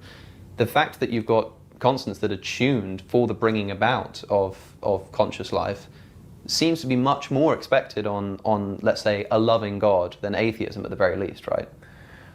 It probably just depends on the hypotheses in question. I mean, how are we fleshing out this Christianity? I mean, like, are you building in these desires into your hypothesis? Because by itself, just the mere fact that theism is true, that there's this God, let's say, who's omnipotent, omniscient, morally perfect, and necessarily existent, that doesn't really get you to expect that there would be embodied, conscious, moral creatures like us. I mean, there's nothing in the hypothesis that entails that, firstly. What, within a loving God, you mean? Yeah, I mean, God would be perfectly self-sufficient in himself. He doesn't have to create or anything like that. Love is something that requires multiple agents. Does it, though? Well, I think, at least plausibly, it could be said to do, right? Like, God could have refrained from creating, couldn't he have? Well, that's a difficult theological question. I mean, I think we'd have to say yes. Or if you're anti-natalist, then the most loving thing would be to not bring anything into existence, because as soon as you bring something into existence, you then bring in the possibility of suffering. And so hence the anti-natalism as a hypothesis behind ethics, right? So yeah, I don't know. But God would still be loving in such a scenario. Yeah. It's difficult. Well, he might be loving because he's part of a trinity, for example. This is one argument. This is Richard Swinburne defends the Trinity on the basis of love, right? So it's the idea that because God is loving and because love requires multiple agents interacting with each other, you get something like a trinity. I can't even begin to describe how terrible I think that argument is. Yes, I know, I agree. But there's something to this idea that in order to love, you need someone to love and to love you back. So, disregarding a trinity or something, let's imagine like a god of Tawhid, and we say this God wants to love conscious creatures, wants to have a relationship with conscious creatures, then of course it would make sense for him to fine-tune the constants to bring about conscious creatures. Of course it would. That's because you're building into your concept of love that he loves conscious creatures. I mean, you could equally just say on the naturalistic foundation there's some sort of disposition. And it's a non-conscious disposition, but a disposition to produce conscious creatures. This would be something like the approach of necessity. Because we have three options here, right? We have what explains the constants of the universe. It's either chance, or it's necessity, they just somehow had to be the way that they are, or it's design. And you're saying, well, maybe there's something about the universe which just predisposes the universe to have these constants. Or I'm giving that as one response someone could take. This is just like saying necessity. This is just like saying, well, they're this way because they kind of have to be in some way. There's something about the nature of the universe which makes these constants have to be the way that they are. Only because that's what you're building into the concept of love in your response. But there seems to be, okay, because somebody might say, well, there's nothing. It's logically possible that the universe could have all kinds of different constants, and you might want to say it's logically possible that God could be loving and not bring about conscious creatures. Yeah. It's an interesting response, I think. It's one that I haven't heard of. I guess we could reframe the argument to say that the three potential explanations are something like chance, necessity, or desire. Disposition. And what you would say is that the kind of disposition / desire / design, words like this, that might be found in a creator. That is pretty interesting. I don't know if I've ever heard that before personally, but I like that kind of breaking down of things, because it is something that is overlooked, I think, in the fine-tuning argument. They are sort of front-loading it with this notion of God desires these specific things that have resulted from the fine-tuning of the universe. Hence, like conscious beings. Of course, we're going to think that as conscious beings that care about ourselves. But I think if we look at it from a more broad sense, is that exactly what a all-powerful God would want? Maybe an omnibenevolent God would want. Maybe love, in this sense, looks like not creating conscious beings because avoiding such things as suffering in this world that exists. So that's kind of interesting. I'll have to think about that one a little bit more, but that seems like an interesting rebuttal. What are your thoughts? Let me know if you think that's a good rebuttal. I don't know. God could also be somehow found. I think it works though, because if you're going to do that, then they have to let the atheist be able to front load it with their own sort of assumptions as well. In the universe? I mean, I'm just giving Malpass's stalking horse objection. And it's not a desire, it's not anything like that. It's just some sort of disposition on the part of natural reality. I mean, salt, for instance, is disposed to dissolve in water. You know, that's one of salt's dispositions. But surely that disposition, you know, I mean, it's a theoretical posit to explain the data. The tendency of like salt to dissolve in water is an example of the kind of physical event or law or constant that we're seeking to explain. So if you say there's something like within the universe or about the universe that explains why the universe is very finely tuned, you've got a bit of a problem of circularity here. Because how can something that exists within the universe or as a part of the universe, which itself requires the fine-tuning, explain why the fine-tuning is or why the constants are so finely tuned? This doesn't seem to work. Yeah. God sits outside of this picture. And so there's no problem with saying that God designs the constants of the universe. So surely these are disanalogous. Well, you could just say that the naturalistic foundation is in some sense metaphysically or explanatorily prior to the universe, something like that. Maybe there's some sort of non-spatiotemporal universal wave function with this relevant causal disposition. So there's a spaceless, kind of spaceless, a timeless, creative power with a disposition to bring about conscious creatures. But it's not the God. naturalistic. But not God. I mean, this is the naturalistic stalking horse. I'm not here defending this position. Aren't you just describing God and calling it a wave function there? No, because it's not conscious. It doesn't have any loves or desires or anything like that. This is a physically describable. It has dispositions, which and of course are unconscious. Religious language, as Thomas Aquinas would have us believe, is all like an analogy anyway. Yeah. It's all analogical, and so when we talk about God being conscious, we don't mean he's conscious. God is not, according to the Thomistic view, God is not loving. God is not good. God is not powerful, because these words are like human words. They're just analogous words to the kind of thing that God is like. And something like conscious is the same. So when you say, yeah, well, this being isn't conscious, it just has, what would you call it, like a disposition, that's not quite right, like a desire, that's not quite right. Like a disposition is just a causal power, an ability to produce something, basically. So it has that. But you understand why somebody might kind of laugh at the suggestion that you say that a way to escape the conclusion that God designed the constants is to say that instead they were kind of designed by a spaceless, timeless, creative entity that has a disposition to bring about conscious beings. Or just to set those world. constants in that way, not necessarily with foresight into the conscious creatures. Yeah. I mean, it could be black holes or something. But you understand why this is. Well, firstly, I mean, it doesn't. I mean, I gave that as an example when you were asking if the circularity problem with being in the universe. I mean, you could equally say that it's something within the universe, but it is. Let's say at the very beginning of time, it's the initial singularity of the universe. And then the constants come about as a result of that singularity, basically immediately after it or something like that. So it could be in the universe. I gave that as an example just to get around your point. Or it could be maybe you've probably heard of this priority monism, where the universe is in some sense prior to its parts. In that sense, the universe as a whole would be able to be more fundamental than, and explain various features of itself within itself.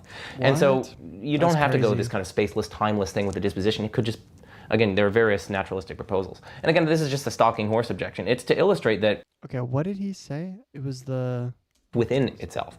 And so you don't have mental than and explain. In that sense, the universe as a whole would be able to be more fundamental than, and explain various features of itself within itself. And so be more prior to its parts.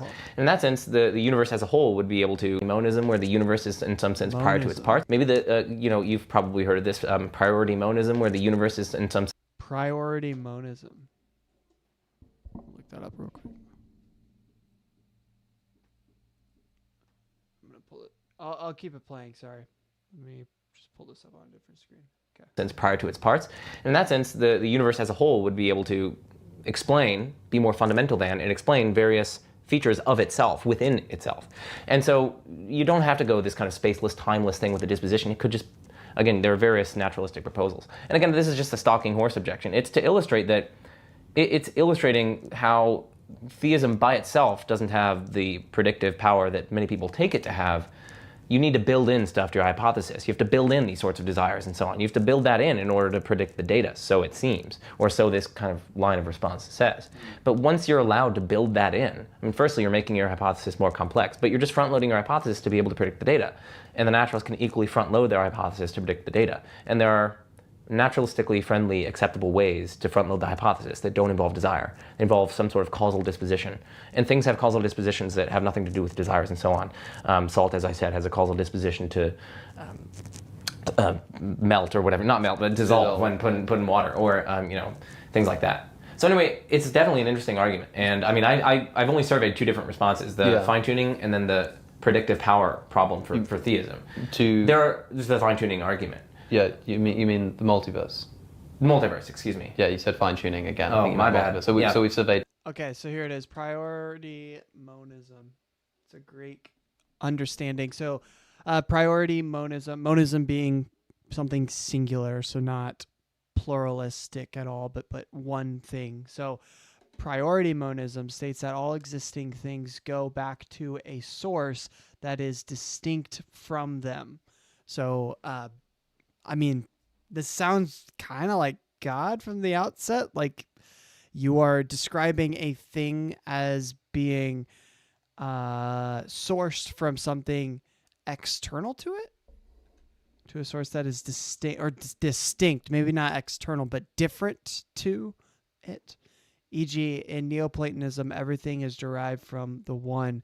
In this view, only the one is ontologically fundamental or prior to everything else. Okay. So, is this a type of...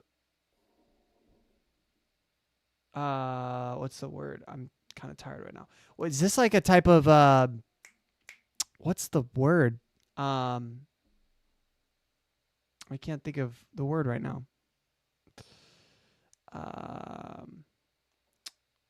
Where you don't believe that anything is real. Simulation. Is this type of simulation type of thing? Posits that strictly speaking, there exists only a single thing, the universe, which can only be artificially and arbitrarily divided into many things. Substance. Monism asserts that a variety of existing things can be explained in terms of a single reality or substance. Substance. Monism posits that only one kind of substance exists, although many things may be made up of this substance, e.g. matter or mind. Okay, yeah. So we're not talking about a dualistic kind of perspective where there's like the physical and the spiritual, but we're talking about a singular substance, a natural kind of thing, where there's only one type of stuff, material or mind. So substance monism, let's see, posits that only one kind of substance exists, although many things may be made up of this substance. Dual aspect monism is the view that the mental and physical are two aspects of or perspectives of the same substance. Okay, so this might be what he's getting at, which is the idea that we have matter and we have mind. These are two kind of sides of the same coin, but we don't ever interact with what actually is ontologically, but what is ontologically exists, and that's the only singular thing. But it's a dual aspect monism because we interact with what is singularly in two ways, in two aspects. So maybe that's what he means. And so that's kind of how it can sort of cause itself. There's the aspects which sort of, if reality is sort of different to how we perceive it and understand it and interact with it, that sort of undergirding layer already exists and has its own sort of qualities, but then causes that which we perceive and understand in the temporal kind of realm we exist in, this three-dimensional sort of realm. That's how we perceive things. And so that's what has sort of a causal beginning in the Big Bang, but that which truly exists was eternal and existed prior to it and has a disposition to it because of what it is, and thus intuits what we perceive in this sort of dual aspect monism.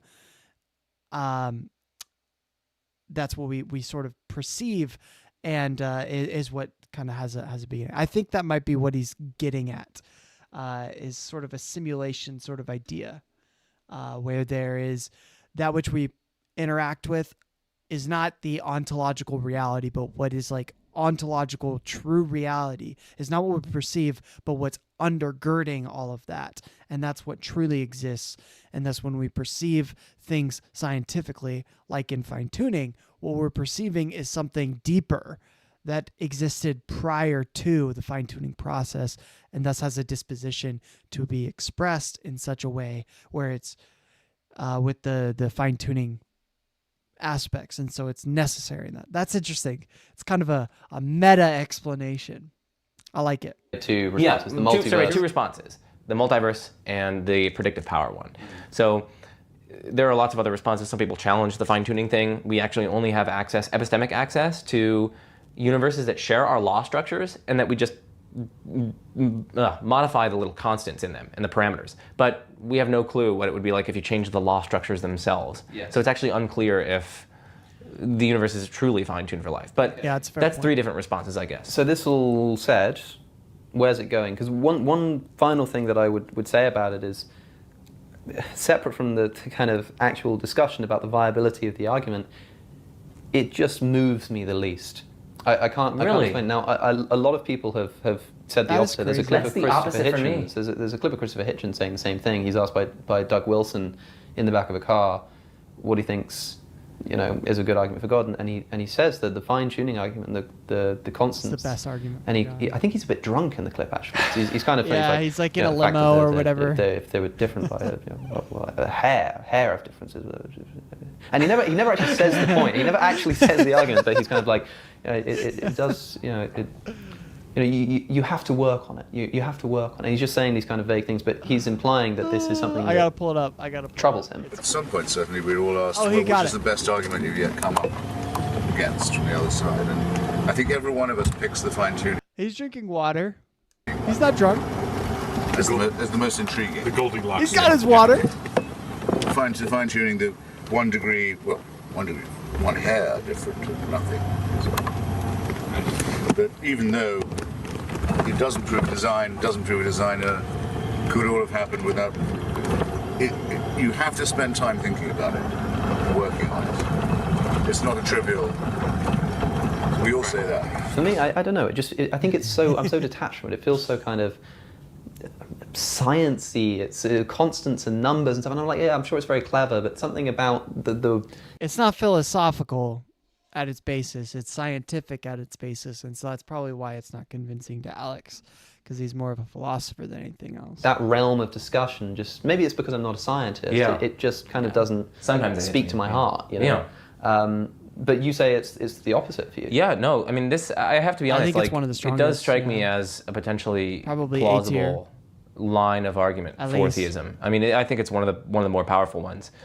We should say, by the way, I mean, I just realized that I didn't even say at the beginning, for people who are like my viewers who are familiar with you, Joe's an agnostic. Yeah, so an agnostic through and through. We didn't even specify that at the beginning. It'd be interesting if anybody's watched this far and didn't know who you were. I'd be really interested to see whether they what they think your view was up until now. Yeah, that would be interesting. But you're an agnostic. Agnostic, which, I mean, for me, what that means, an agnostic is defined differently, but how I kind of articulate it.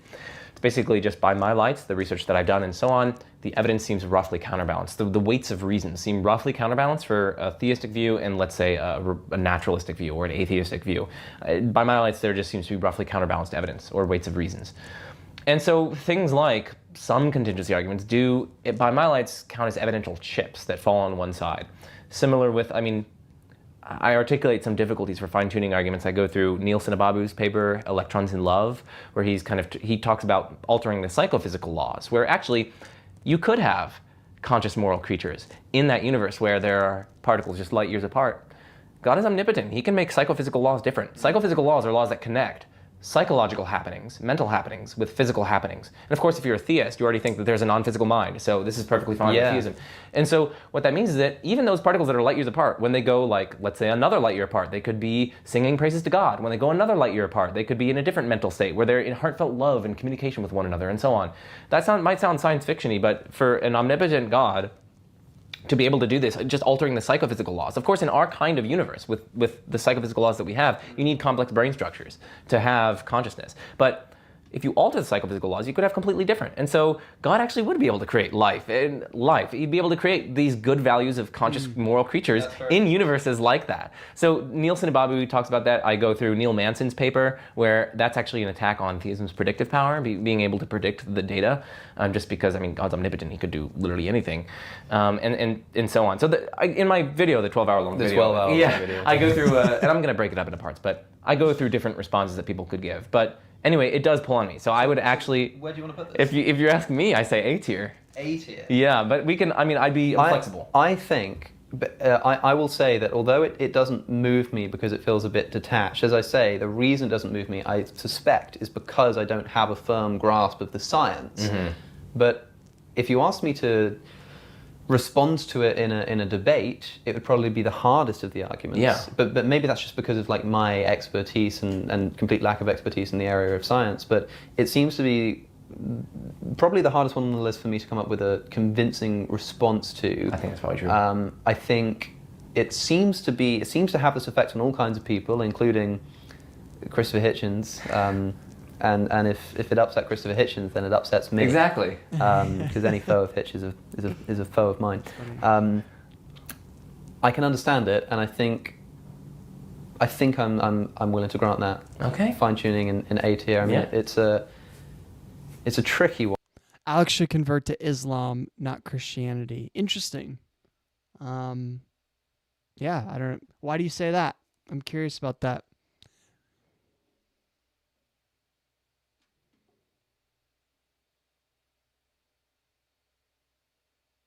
Oh, okay. Message retracted. Sorry about that, man. No, it's interesting. I mean, I would say arguments in favor of Islam is probably not his expertise, and so it's not my expertise either. But I do think it's an interesting topic of discussion. So maybe. One. It's a tricky, and that could, I mean, some of the responses could. I will say a lot of the things I've heard as counter arguments to Islam are very negative and against the morals of Islam. I guess they're more kind of intuitive arguments against the morals of Islam. But Jesus himself has God that he worship. Why Christians worship someone who worship God. So that's a Trinitarian question. That's going to get at the idea of the Trinity. And so Jesus, it has two natures, right? He has a divine nature and a human nature. God is one in essence and three in person. And in order to understand Jesus, right, we have to understand that his essence as God, as the divine, is God the Son. And that's going to be one of the persons of the Trinity.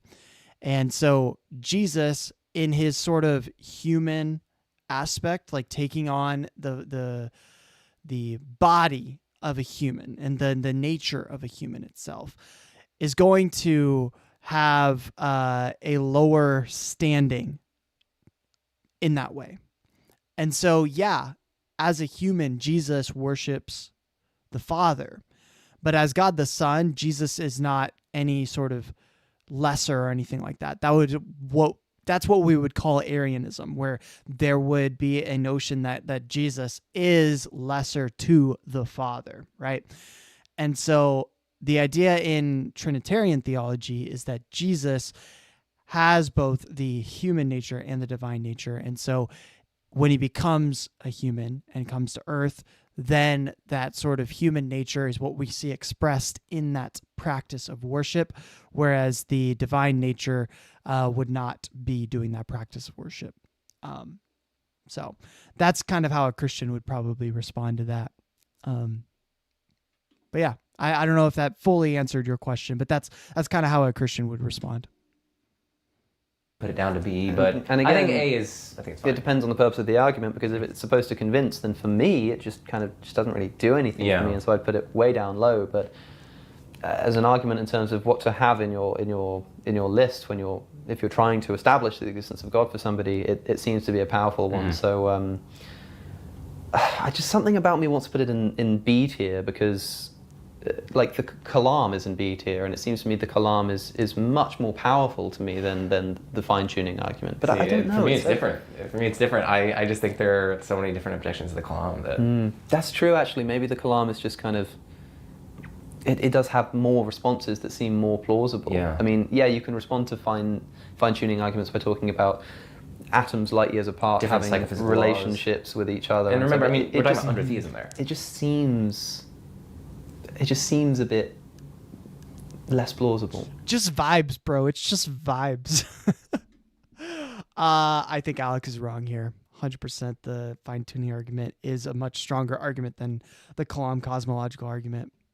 But yeah, I understand his perspective, but I think he's just wrong. I think he's wrong. And it deserves to be at least A tier, if not S tier, in my opinion. 100%. Why would Alex want to come on your show as a guest when you are intentional doing the thing he said is annoying? I don't know what you'd be referring to about doing something he said to be annoying. Are you referring to the fact that he doesn't like people saying that he's like close to becoming a Christian or something like that?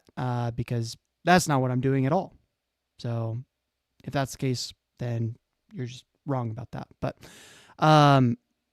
yeah, no, it's fun. He's referred to the show a few times actually, because I play Alex O'Connor bingo on the show and stuff like that, and it's pretty cool. So, but yeah, that's the idea behind it. I mean, it tells us something's something's up, something's going on, something strange about our universe, maybe. Something about the universe is in a way that it could very easily have not been, at least epistemically. That seems difficult to explain. Yeah. Then okay, sure. You know what? Fine. A tier it we'll is? shake on it. A tier. A tier it is. Fine-tuning argument for the existence of God. Tier A. Okay, next. We'll try and rattle through this quickly because. So you said that my title is clickbait. So no, it's not clickbait. We're watching a lot of videos in this one live stream, and the video that we initially responded to was his video where he talked about whether he had reconsidered Christianity or not. And so that was the premise of the first kind of, I would say, hour of this live stream, was where we talked about whether Alex had reconsidered Christianity or not. And that's exactly what we discussed. So I don't see how you could call that clickbait by any means. So I'm not trying to say that Alex has become a Christian or not, but I think it's interesting. What I kind of got into was this idea of like bias and how a lot of the time we try to be, objective. And I think the first step of trying to be objective, especially when observing arguments and observing counterpoints and things of that sort, is in doing the practice of recognizing your own bias. And I think something that I think is apparent when I look at what Alex does is he does recognize his bias, but sometimes he overlooks that in certain cases. And so that was kind of what I was discussing with that initial thing.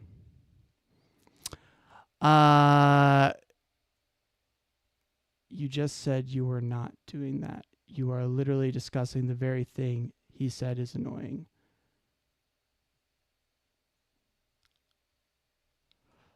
No, because that was his original video, is discussing whether, like, you want me to pull it up, bro? Because I'll pull it up. It's right here. He talks about this video, which I reacted to, is about him discussing whether or not he'll be reconverting.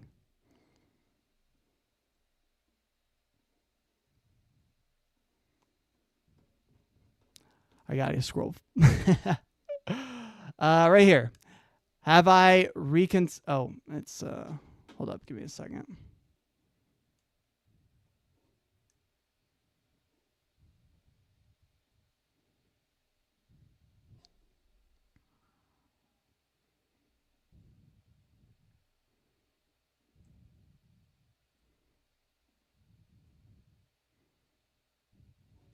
Sorry, the angle looks really bad here. But this one right here. Have I considered reconverting to Christianity? That's the video title. That's what I reacted to. So I don't know what you're getting on, man. It's literally the title of the video I was responding to.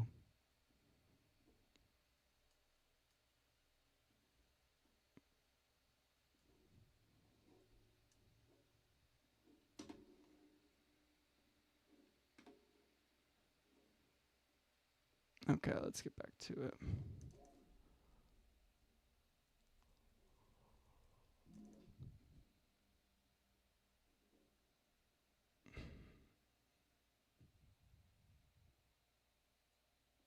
It's not true at all. It shows to me that you have not watched the video, or you haven't even watched the beginning of this live stream. It was actually an honest Q&A where a person asked it and he gave an honest response. What you're referring to is a lot of people that clip him and basically say, "Oh, he's becoming a Christian. He's so close. You know, he's so close to becoming a Christian." Blah blah blah blah.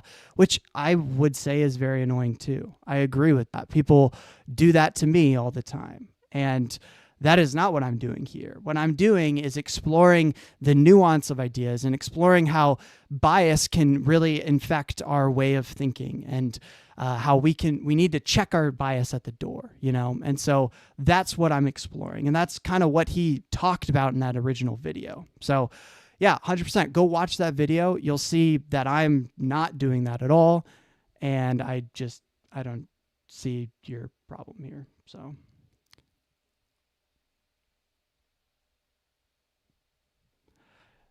You know, that's just your interpretation, bro. So I've explained my reason and you've explained yours. And if you want to understand my reason, you got to watch the beginning of the video. That's the key. You got to see the actual video that I responded to. Otherwise, I mean, this discussion's going to go nowhere. So, all right, I'm going to keep doing this one. Let's see. Where are we at? I think I passed it.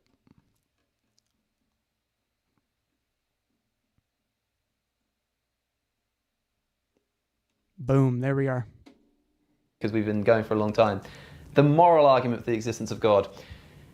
If God does not exist, objective moral values and your religion is do not just exist. your interpretation. Bro, I'm a fucking atheist. What the fuck are you talking about? You don't know what you're talking about.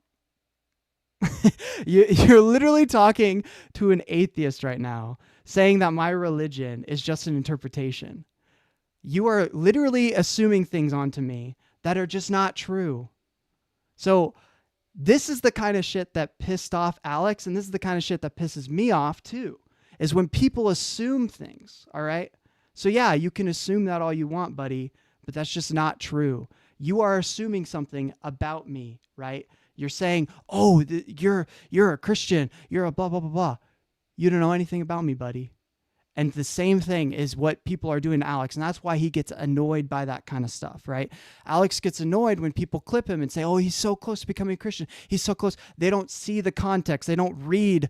They don't watch the full videos. They don't watch these things. They don't understand the context. They just assume things based on a clip. And that's exactly what you're doing to me. So if anyone's playing that game, it's you, man. So I get it. I do the same thing too. I'm not here to judge. I'm not here to be a jerk. I'm not here to be mean. I'm just here to help you think things through critically, right? And that's what we're here to do. So.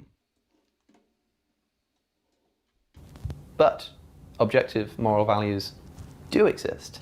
Therefore, God exists. Proof. Well, one thing you could do is you could just challenge that second premise. No, there are no objective moral values and duties. You could go a subjectivist route. You could say, yeah. Again, I want to say I am very tired right now, and I do disagree with Alex on a lot of stuff. And the main reason I disagree with him is because I think he's incorrect in some areas. But no, I do largely agree with him, and yeah, but for a lot of things. And so, if I'm not really making my point super well, I do apologize. I've been streaming for about 3.5 hours. And it is pretty late where I'm at. So I do apologize if that is if I'm not defending my case super well. But yeah, that is my point behind that. There are moral truths and so on, but the truth of them depends on our stances. Maybe depends on whether or not we want certain things to happen and so on. Or you could just go an error theorist route where you say, no, moral claims like you ought to do this, or that this is good, or that this is really bad. You could say, no, those are uniformly false. Yeah. You could go a bunch of different routes with that second premise, and philosophers do take those routes. Now, the majority of philosophers actually, as shown by Phil paper surveys, are moral realists, so they would agree with that second premise. So just setting that aside, that just people can challenge premise Yeah, too. because of course that's like a very easy way. If you just, it's basically saying if there are objective values, then God exists. You could just say there are no objective values. Yeah. That's one way out of it. That is one way. That's the route I would take, for example. Yeah. Thanks, Riley. Riley's a homie. She's been here for every single stream. Yeah, no, a lot of people do come in here and do quotes, and I respect it. I think it's great. People can, defend and propose their ideas as much as they want. I think it's a good thing. So yeah, if you want to come here and express your case, and I'm open to hearing you guys out and having that kind of discussion. So I used to be a Christian, and I used to find I had like a conversion story, and I used to find Christianity very influential and very important in my life. And so I empathize with that kind of perspective, but I have changed. I have shifted my thought since. And so I can sort of see the other perspective. So that might be why you might think I'm religious. I don't know, but I mean, what they're going to say is that you're biting a bullet there if you're not able to say, for instance, that torturing someone just because you want to hear them squeal, that's not like really stands independently wrong. Now, why did you say squeal there instead of scream? Are you trying to speak to me? Yeah, no, my logo is really just it's a emulation that I think religion is, and people use the word spirituality to avoid the word religion, but I think everyone in a sense is religious or spiritual in the sense that we all seek kind of value. We seek like meaning in things.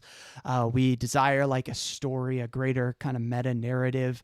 Union has a lot of ideas behind the archetype, right?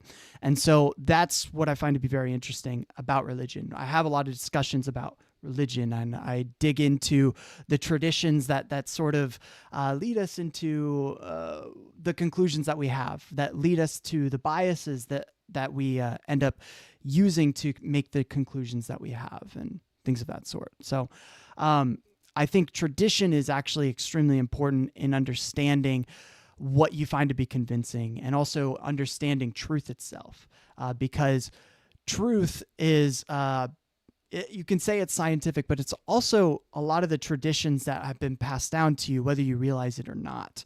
And so it's kind of a balancing act between the two, is understanding the tradition as well as the truth of things as well. To me, I mean, I'm trying to think of things that squeal. I don't know why you might have chosen that. Yeah, I wonder why. But I'm kind of quite comfortable to do that, to bite that bullet. But I understand why a lot of people wouldn't be. But that's quite like a simple response. Yeah. It's quite straightforward. That's how you get away with the argument. But you say, put that to the side. Let's just set that aside, 'cause Let's that's one say response that people can give. Objective Let's moral grant it. values do exist. Let's grant it, yeah. Does it follow that God exists? It does not, because there are so many different non-theistic alternatives in this branch of philosophy called metaethics, where you're studying the nature and foundations of moral truths and so on. So there are lots of different non-theistic foundations, things where you can ground the truth of moral statements without appealing to. Hey, Benor, I love that you're sharing your ideas. I do not really appreciate the spamming though. So if you could stop the spamming of the verses. If you have an idea that you want to maybe talk about based on the verse, that's fine. But if you're just going to be spamming verses, I will have to ban you. So just letting you know, I don't dislike the fact that you're sharing your ideas. Please do. Feel free to, elaborate on them. But if you keep spamming verses, I am going to have to ban that. So just put you on pause probably for like 5 minutes. And then if it happens, I'll kick you. So just letting you know. God. But can you? Because I know that there are lots of attempts to do this, but it seems to me, and I would say this as an atheist, because I don't believe in objective values, that I know lots of people claim that objective ethics can exist without God, but I just don't see how it can. Well, what's God adding? God, whenever he commands something or whenever he says something, he either has some reason for commanding what he does or he doesn't. That's exhaustive. He either has some reason or he doesn't.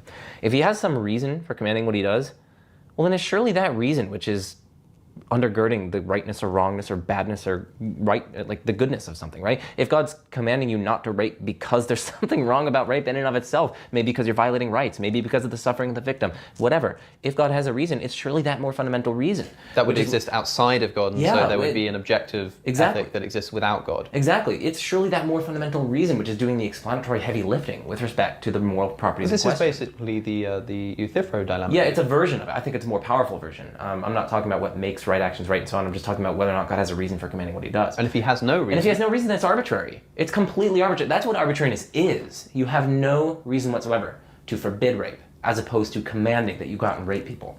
That's just absurd. If you grant that, that's not a moral realism worth wanting. I mean, if that's what you're going to say, I'm going to reject premise 2 then.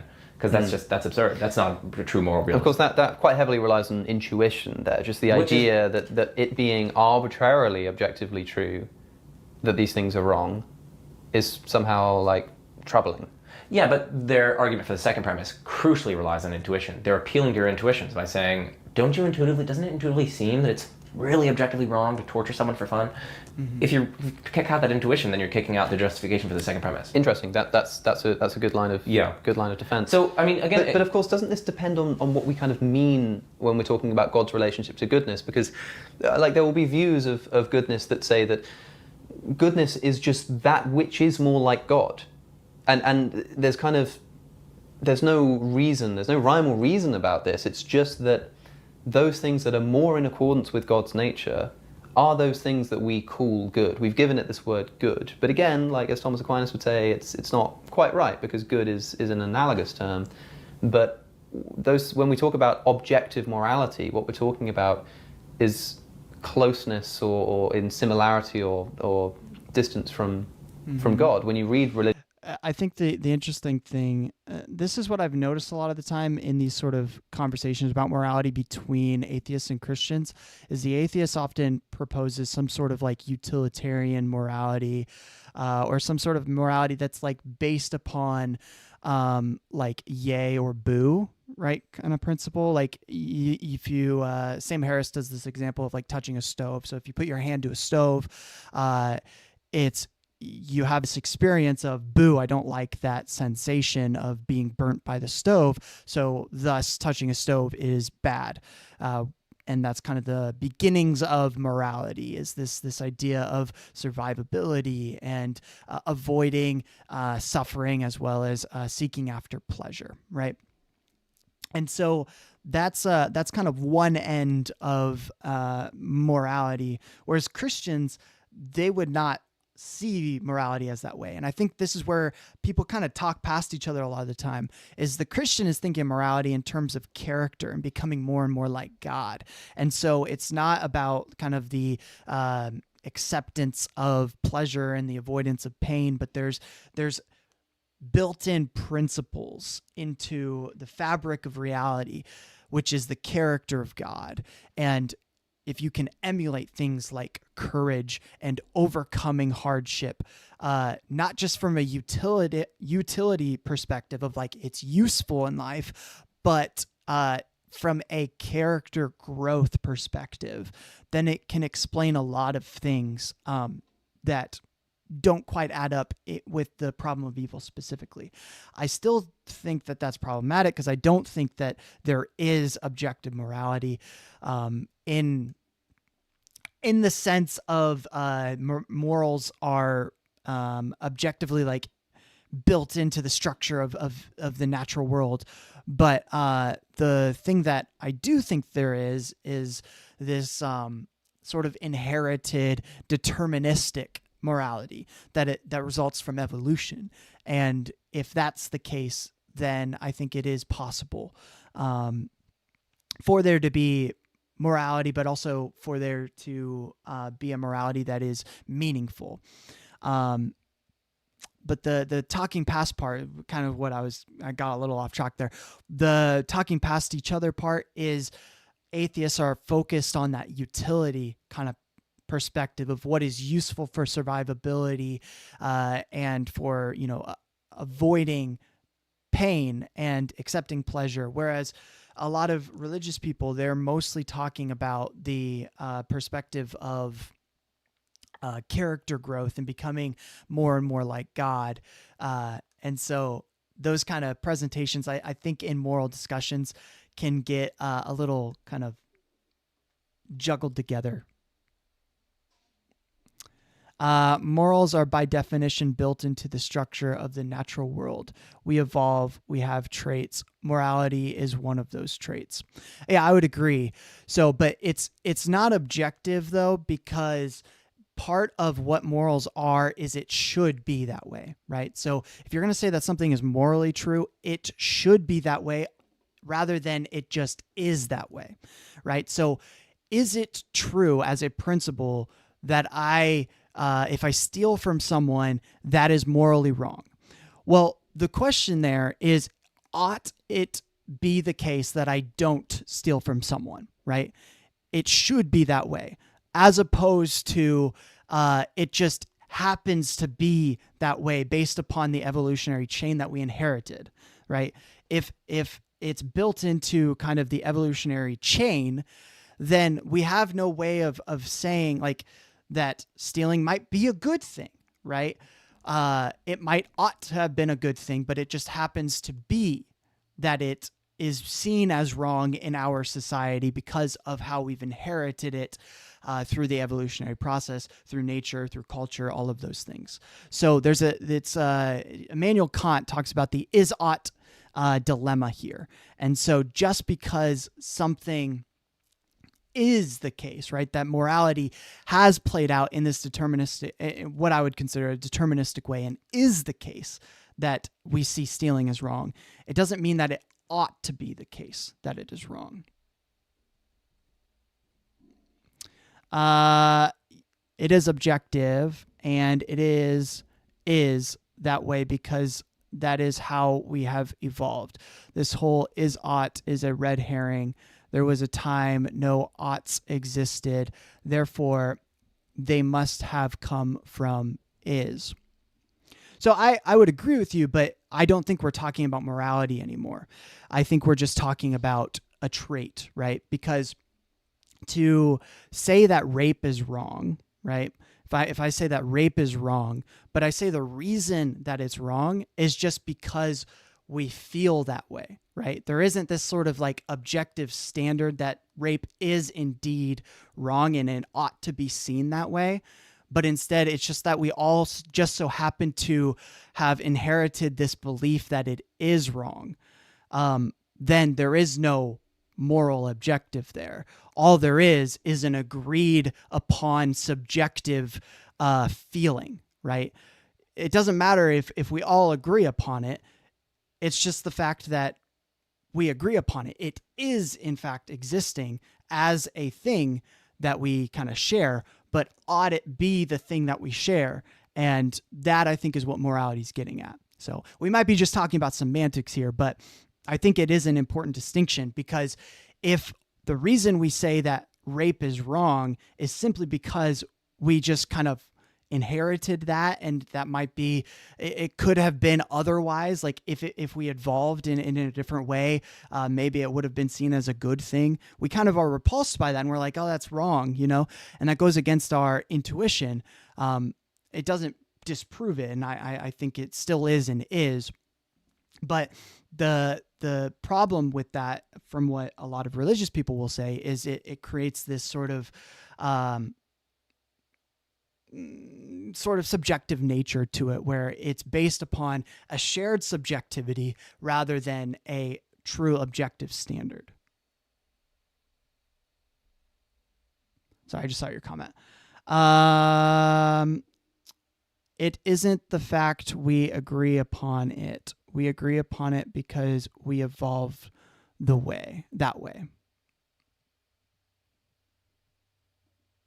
Yeah, so you're talking more about kind of a deterministic way. Are you saying so there's two ways of understanding what you're talking about. The first is that we evolved in such a way, but it could have been otherwise, right? Like morality could have evolved otherwise in a different way, but it just so happened to evolve in the way that it does.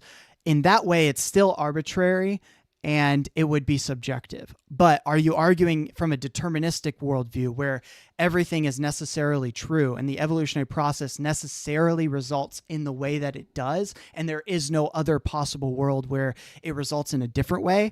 Then I would say it is objective, because you're using a deterministic line of reasoning. So I would agree with you if you're a determinist, but if you're not a determinist, then I still think it is subjective. I'm going to have to... Who is this? Yeah, Benor, I'm going to have to ban you. Sorry, man. I put you in timeout and you're still doing it.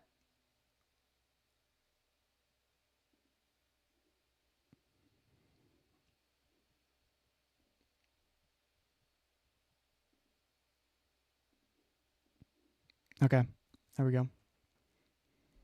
No, but I think that's actually a very good point, and it is an interesting distinction there. So if you're arguing from a deterministic perspective, where it's like there is no free will, morality automatically kind of results in that way, I would probably agree with you.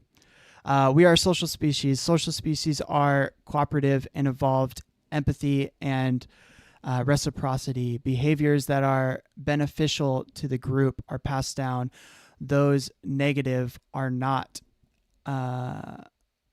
It's deterministic. Okay. Yeah, sure. Then I would agree with you. If you're working from a deterministic kind of perspective, then I would say it is objective. But in terms of outside of that, right? Outside of that kind of deterministic worldview, I don't think it is. And actually, I'm kind of more of an indeterminist, if I'm being honest. So I then think it is a little bit problematic with that. But I think we're getting on a bit of a tangent here. But I would kind of agree with you from a deterministic lens that it would be objective. But otherwise, I think it is subjective. Religious scripture, it often talks about people being distant from God. Their sin distances them from God, as if to say that to be good is just to be more like God. This seems perfectly objective. Yes, but why? What is it about being more like God? I mean, God's immaterial, right? Am I better if I'm immaterial? What? That doesn't seem really right. You talk about the moral properties of God. If you better resemble God's moral properties, and yeah, you're better. But now you're bringing in the moral property, like it's the lovingness, it's the goodness and so on. It's that which is good, which is about God, right? It's because you're getting more loving. It's that. It's the lovingness. It's the kindness. It's the virtue. It's the honesty. That's what's doing the explanatory heavy lifting here, not God. God's acting as an intermediary here. The truly intrinsically valuable things here, that's the virtue. That's the kindness. It's the love. It's the intellectual and moral virtues. That's what's doing the heavy lifting here with respect to explaining why something is good or bad or whatever. God's an intermediary. That's fascinating. So what do you think of a response then instead? We'll try a different route, because I think that's a wonderful objection to the objection. What if we say something like, okay, well, goodness, we take a kind of functional account of goodness. This is a good chair because it fulfills the criterion that the designer had for it, which is for people to sit in it. Now, I could say that this is a good chair and it is at the same time a bad table. That seems a little bit weird. Like, people don't usually speak like this because they recognize that, of course, I could say that I'm making a table and make this, and then you would call it a bad table. And you could say it works fine as a chair, but it still would be like a kind of bad table because I designed it to be a table. And so we already use language of good and bad in a kind of non-moral sense. That is to say, like, there, look, I said it. That is to say. That is to say. I was thinking it before you even said that. That this chair is a good chair because it just fulfills the criterion that its designer had for it. Now, if human beings are designed by a god, and that god has arbitrary desires for them, even if they're arbitrary, if goodness is just fulfilling the criterion that a designer has for something it creates, then even if it's arbitrary, it is still objectively a good person who fulfills the criterion that the designer created that created thing for, right? And so surely this is the So yeah, your comment here, either way, the possible next action is predetermined by the, so it's not predetermined, but there is no free will, right? So there is no agency behind the next action. That's an important distinction because there is no determining in that case because it's random. So the reason why in an indeterminate world there would be no objective morality, even if it's indeterminate, like 100% indeterminate, is because it would be entirely arbitrary, entirely based upon random chance and random occurrences, I should say, not chance, random occurrences that have no sort of free agency. And so there is no singular trajectory, no singular possible world. Whereas in determinism, there is a singular possible world. There's multiple possible worlds in indeterminism, but only one of them will occur. And there's no free agency or free will. Whereas in the latter, there is only one possible world. Does that kind of make sense? So if there is only one possible world, I would be willing to grant objective morality. But if it's indeterminism, then there's multiple possible worlds and multiple ways that morality could have posited. It is still predetermined. Either it is deterministic universe or the randomness can only influence the system so far. The range of possible outcomes is still fixed. In determinism, though, there's only one possible outcome, whereas in the other, in random, like possible outcomes, there are multiple, right? There's only one that actually happens, that gets actualized, but there's still many possibilities, right? Whereas in the deterministic world, there's only one possibility because it's a cause and effect. One causes the other, causes the other, causes the other.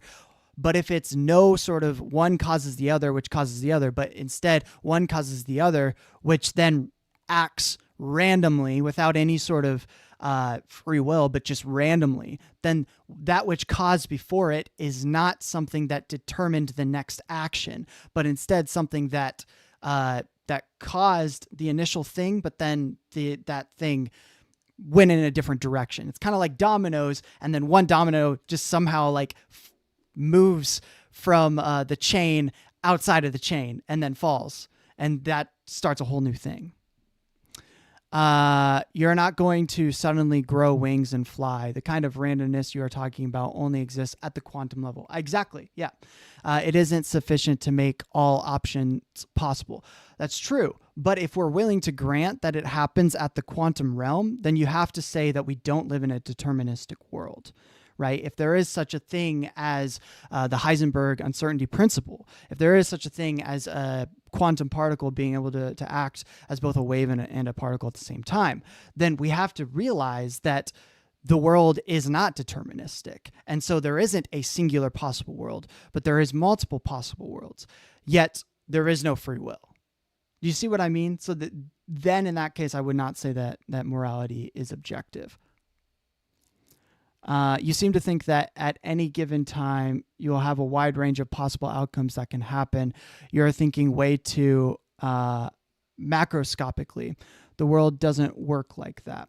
So you're saying that because of quantum physics. So I'd be willing to grant that maybe there's a fixed amount of possible worlds. But even if there's more than just, like, if there's more than one, right? If there's at least two, then we don't have objective morality. Like, we don't live in a deterministic world. That's what that means. If I was to go back in time by 1 second, my influence on the world can only extend so far. I can't influence China in that time. Randomness is limited. So I would agree with that. I do want to be careful because we don't know that. We just assume that. But because that's how we sort of interact with the world, but we don't know the full extent of the influence of the quantum realm on our physical realm. That's why we have an integration problem. We don't understand the physics, and we're looking for a theory of everything to explain general relativity and quantum physics at the same time. So there is going to be an influence. We just haven't been able to track that, right? But even if that's the case, at the quantum realm, things are indeterminate. Supposedly, some people even argue that it isn't. It's still deterministic, and I don't think that they're crazy to think that. I think that's actually a pretty fair perspective to have. But most physicists are indeterministic. But even if that's the case, there is not a singular possible world, because there will always be other possible worlds. Even if it's slight differences, we can't quantify how those slight differences change on a macro level, like on a macro level of time, you know? So I would say that it would be limited, but even though it is limited in its sort of ability to change things, it doesn't mean that it's automatically going to be like a singular possible world, that morality will automatically like always evolve in the same specific way.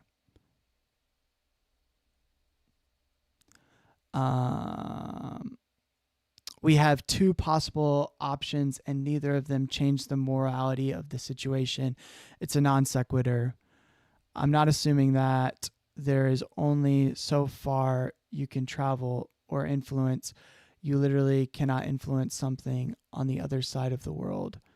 Certainly not enough to cause a hurricane. The thing is, though, we don't know that, right? Like, there's the butterfly effect people talk about all the time. There's so many unknowns to this scenario, right? If you were to go back 1 second and change one thing, we have very little knowledge of all the influences that would occur from that. But it would be much larger and much more widespread than we could even imagine. So I would probably disagree with that. Takes millions of generations of life to evolve, so too quantum level randomness won't change large outcomes in a short period of time. Okay, I don't see how that ties into this. Maybe I'm missing something, but like the time bound, we're talking about 13 billion years of time. Quantum reality has existed for at least that much amount of time, if not longer, in a multiverse form. So I don't, and all of these indeterministic scenarios would have been happening during all of that time. Nothing travels faster than the speed of light. So the maximum distance you can affect anything is the time it takes light to travel 1 second.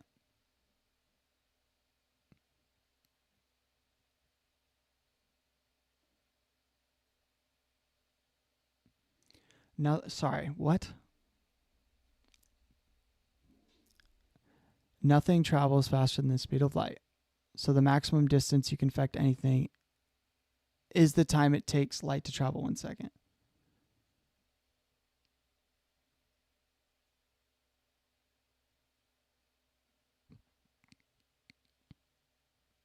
I don't know if I fully understand what you're talking about, because we're not just talking about photons here. We're talking about the entire quantum realm. So it's a lot larger than just photons. So I don't think we're talking about the same thing. I'm talking about the entire quantum realm.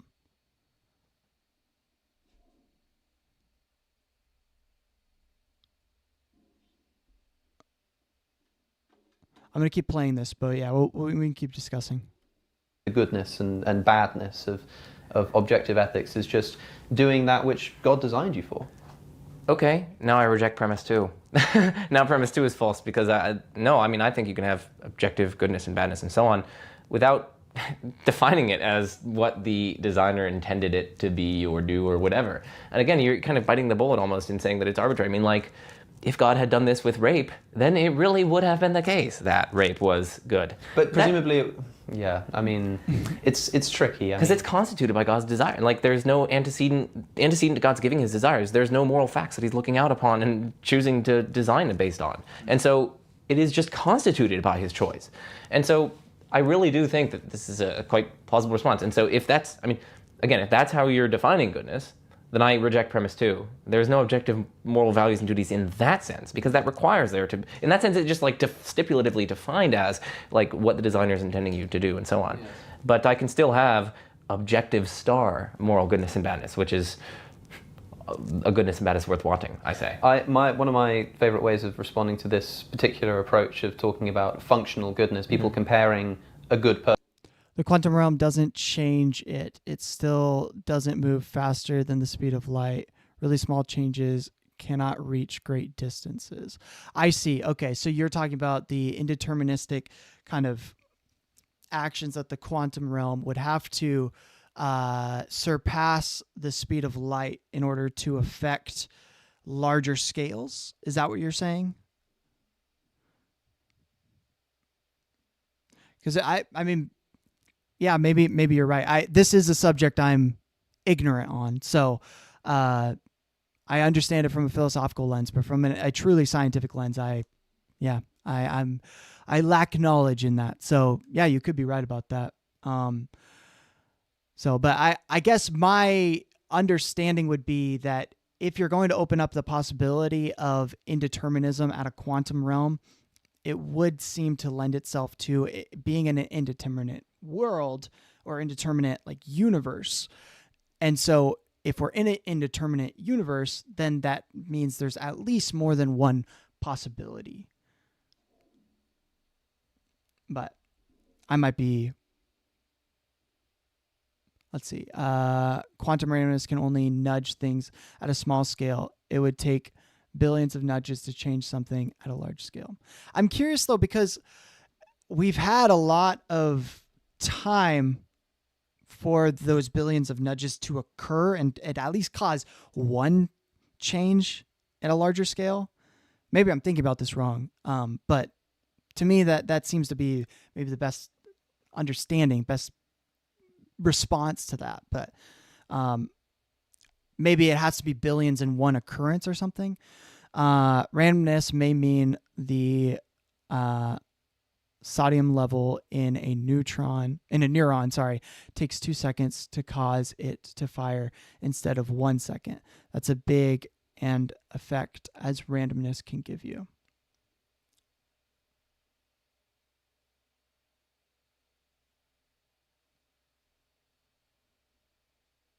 Okay. Yeah, I mean, I'm unfamiliar too much with this, but yeah, I could see that. So if it's I'd have to think about that a little bit more actually. But if it's like truly on the level where it's like basically there's no way it's going to affect larger scales, then I guess I'd be willing to grant that. But yeah, I'm not sure. That's a pretty cool point though. I like that. Person to a good chair or a good table is to say, again, I think there's an equivocation going on here, because when people talk about moral good, this is actually, I think, the same thing as what you're saying, which is that when people are talking about moral goodness and badness, they're not talking about fulfilling a desire of a creator. That's not what goodness and badness consists in. And the way to see this is to say that, like, if this were designed to be a table, it would be a bad table. It wouldn't be an evil table. Yeah, that's true. Right? It wouldn't be an evil table. And yet, if you say that somebody is a bad person, this is usually kind of used interchangeably with evil person. Yeah. When you're talking about morality, you tend to be talking about goodness and badness in a way that can be translated as virtue or evil or these kind of terms. Whereas functional accounts of goodness, I think, is just an equivocation. Sure, this is a good chair, But what we really mean is it's a functional chair. We don't mean it's a virtuous chair. We don't mean that it's an evil table. That just doesn't even make sense, right? And so I think that response probably fails as well. So the moral argument, in my view, it just kind of doesn't really have much going for it. No, I don't think it does either. How low can we put it, though? Because, It is pretty interesting, though, because I remember when I was a Christian, I'd hear a lot of apologists kind of rate their favorite arguments for God, and the moral argument was almost always like their favorite, which is interesting. I think it might be because it gets at people's intuitions, and so it's kind of a good way of just capturing someone like quickly. So it's kind of interesting in that sense. we haven't put anything in F yet. And the thing is, it does have some intuitive force, at least in the beginning, right? Like lots of people, like when you tell someone you're an atheist, especially people who've never really thought about questions of God's existence before, one of the first things that they'll say is like, well, like, where do you get your goodness from? Like, and they are suspicious of people who are atheists because they think they have no moral basis, as if to say that there's something intuitively within them that thinks that having objective ethics requires God as a guiding force. I kind of have an error theory of sorts with respect to that sort of intuition. I mean, people are just brought up thinking that, like, God is, to use, I think,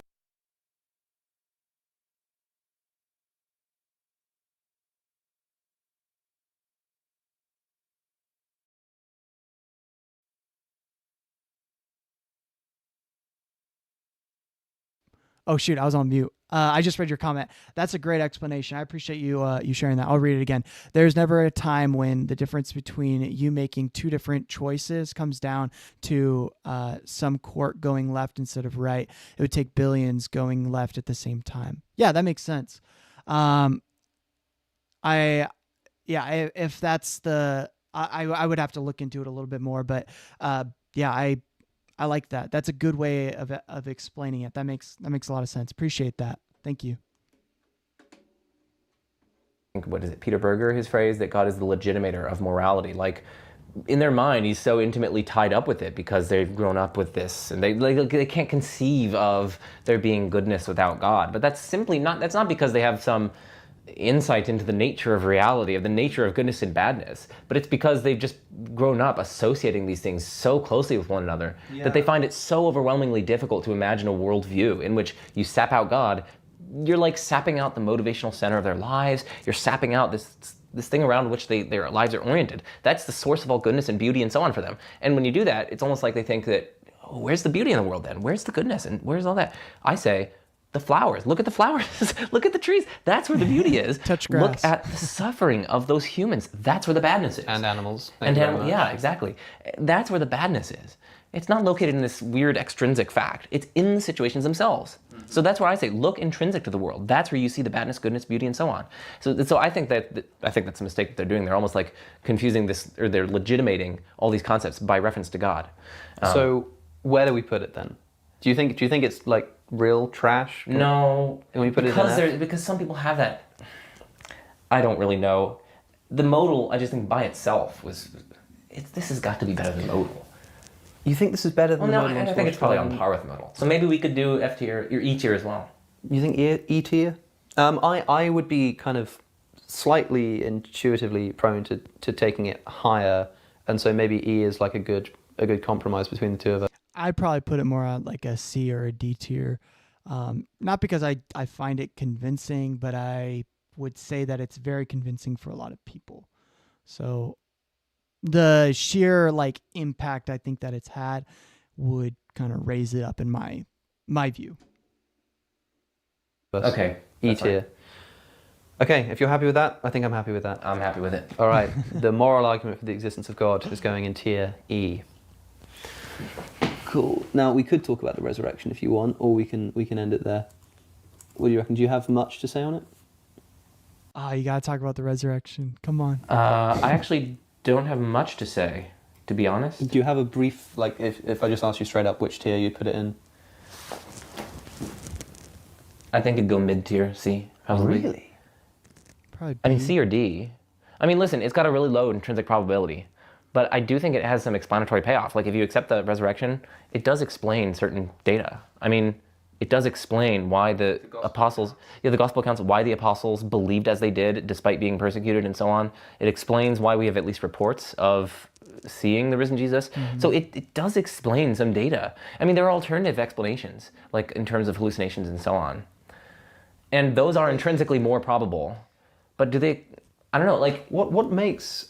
we're just doing it now. We're just doing it. Okay. I mean, we're talking the final argument that we wanted to consider, that we weren't sure if we were going to consider it or not, but we'll give it some brief mention, is an argument for God's existence from the resurrection of Jesus Christ.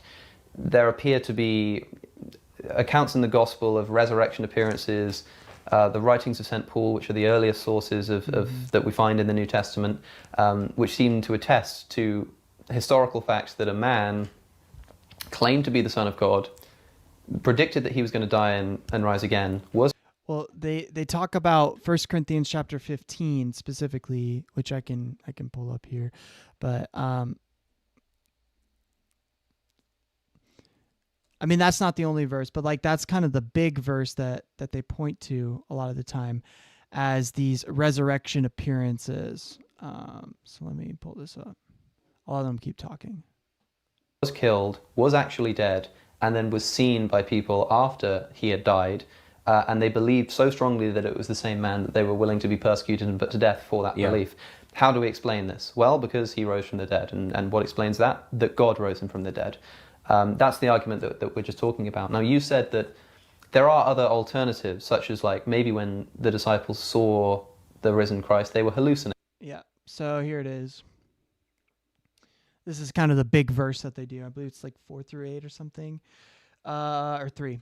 So he says, this is Paul, our earliest writer, one of our earliest books, and this is one of the 7 pastoral books that we know that Paul wrote.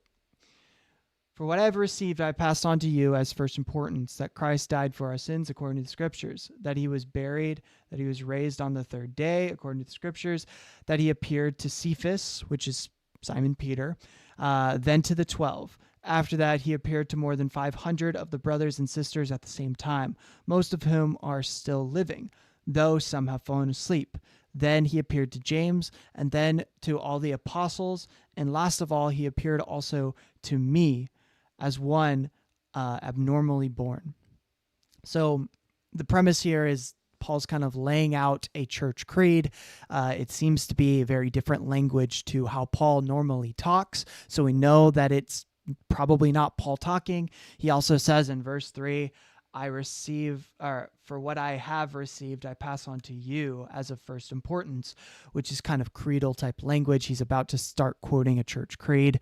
And then he mentions a few appearances. So if this is something that predates Paul, it's got to be pretty early. And so it confirms that the early church believed in these things. That's at the very minimum what we have to conclude about this. And that's Christ died for our sins according to the Scriptures, right? So they believed in prophecy. They believed that Christ died for their sins, that he was buried, right? The burial story, that he was raised on the 3rd day, right? The important thing about buried here is that a lot of people think that Paul is referring to his own sort of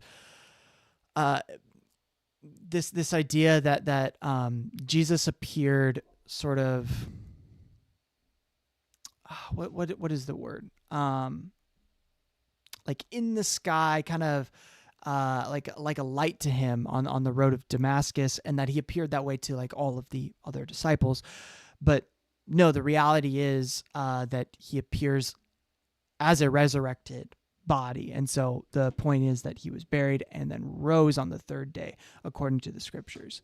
And then he appeared to Cephas and then to the 12. And after that, he appeared to more than 500 of the brothers and sisters at once. And that's kind of the big verse that people point to, is in verse 6, appeared to more than 500 of the brothers and sisters at the same time.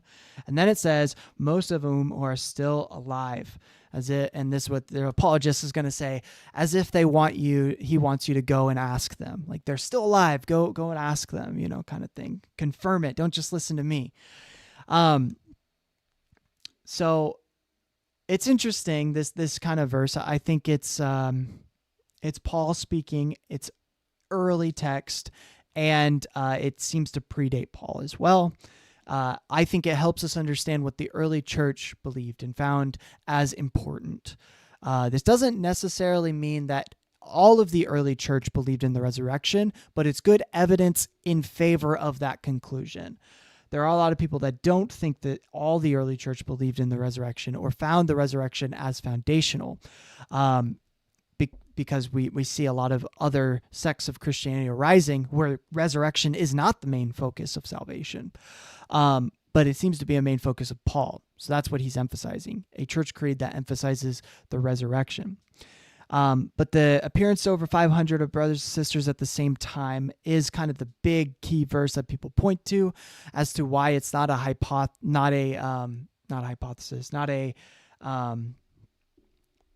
hallucination, because people don't hallucinate.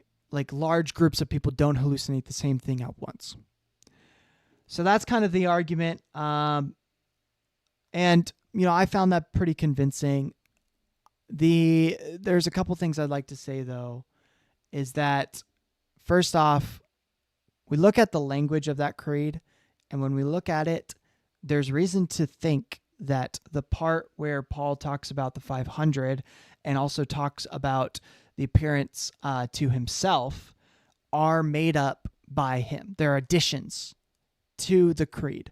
So not a part of the original creed, but things that he added to the creed itself that predated him.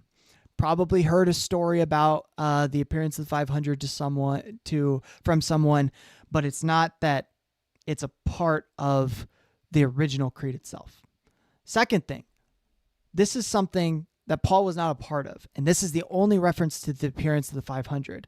So if the only reference of the appearance of the 500 is something from an author that did not even experience it himself, that means it's a secondary source. So it's not quite as strong. Third, the language in English, you don't see this, but the language also talks about how the appearance of the 500, let me read it here again real quick. He appeared to more than 500 of the brothers and sisters at the same time. So that kind of word there, appeared, can mean like in terms of a resurrected body, like appeared, kind of how we see in the gospel stories. Or it also has this notion of like in the sky kind of appearance, like he appears in the sky. Both are valid interpretations of this verse. And so if it's kind of that latter interpretation of appears in the sky, then it kind of lends itself a little bit more to this potentially, what's the word? I keep losing the word here. Hallucination type of theory, because it's kind of a vague kind of appearance in the sky, like there's this thing that these people saw in the sky. I'll be honest, those are not strong. I think the strongest is the fact that the language is slightly altered here, suggesting that it was not a part of the original creed. Another thing is this is the only reference to this appearance, and it's by someone who was not a part of it, but had it passed down to them as knowledge received. Those are the two things that I think are the best kind of explanations for this. I just don't think it's extremely strong. But as a Christian, if you believe that this is true, I could see why you'd think that this might be fairly strong. So, the resurrection has more than that. Like there's gospel representations of the resurrection. There's a lot of reasons to think that the resurrection is historically sound. But yeah, I would you mentioned the minimum witnesses. I would kind of agree more with Apologia on the minimum witnesses hypothesis of things. So, but I do think it is worth explaining to people, because a lot of people aren't familiar with the history. And then as soon as they're presented with the history, they find it intriguing. They find it convincing, which I don't think is quite as convincing as it probably should be. There's also like Marian apparitions that have occurred in history, and Christians reject those. There's 14 attestations to the Book of Mormon, 14 witnesses to the Book of Mormon, which is even larger. Well, discounting the 500. Outside of the 500, there's even more witnesses to the Book of Mormon. And Christians reject that. And a lot of that has to do with either the angel Moroni himself having been the one to present, the tablets to Joseph Smith. So it's an attestation to that specifically. So I think there's kind of a double standard here. And if Christians were to speak about the arguments for the resurrection and think about it in the way that they think about the arguments in favor of the Book of Mormon or the arguments in favor of these Marian attestations, I don't think that they would have the same openness to those kind of arguments.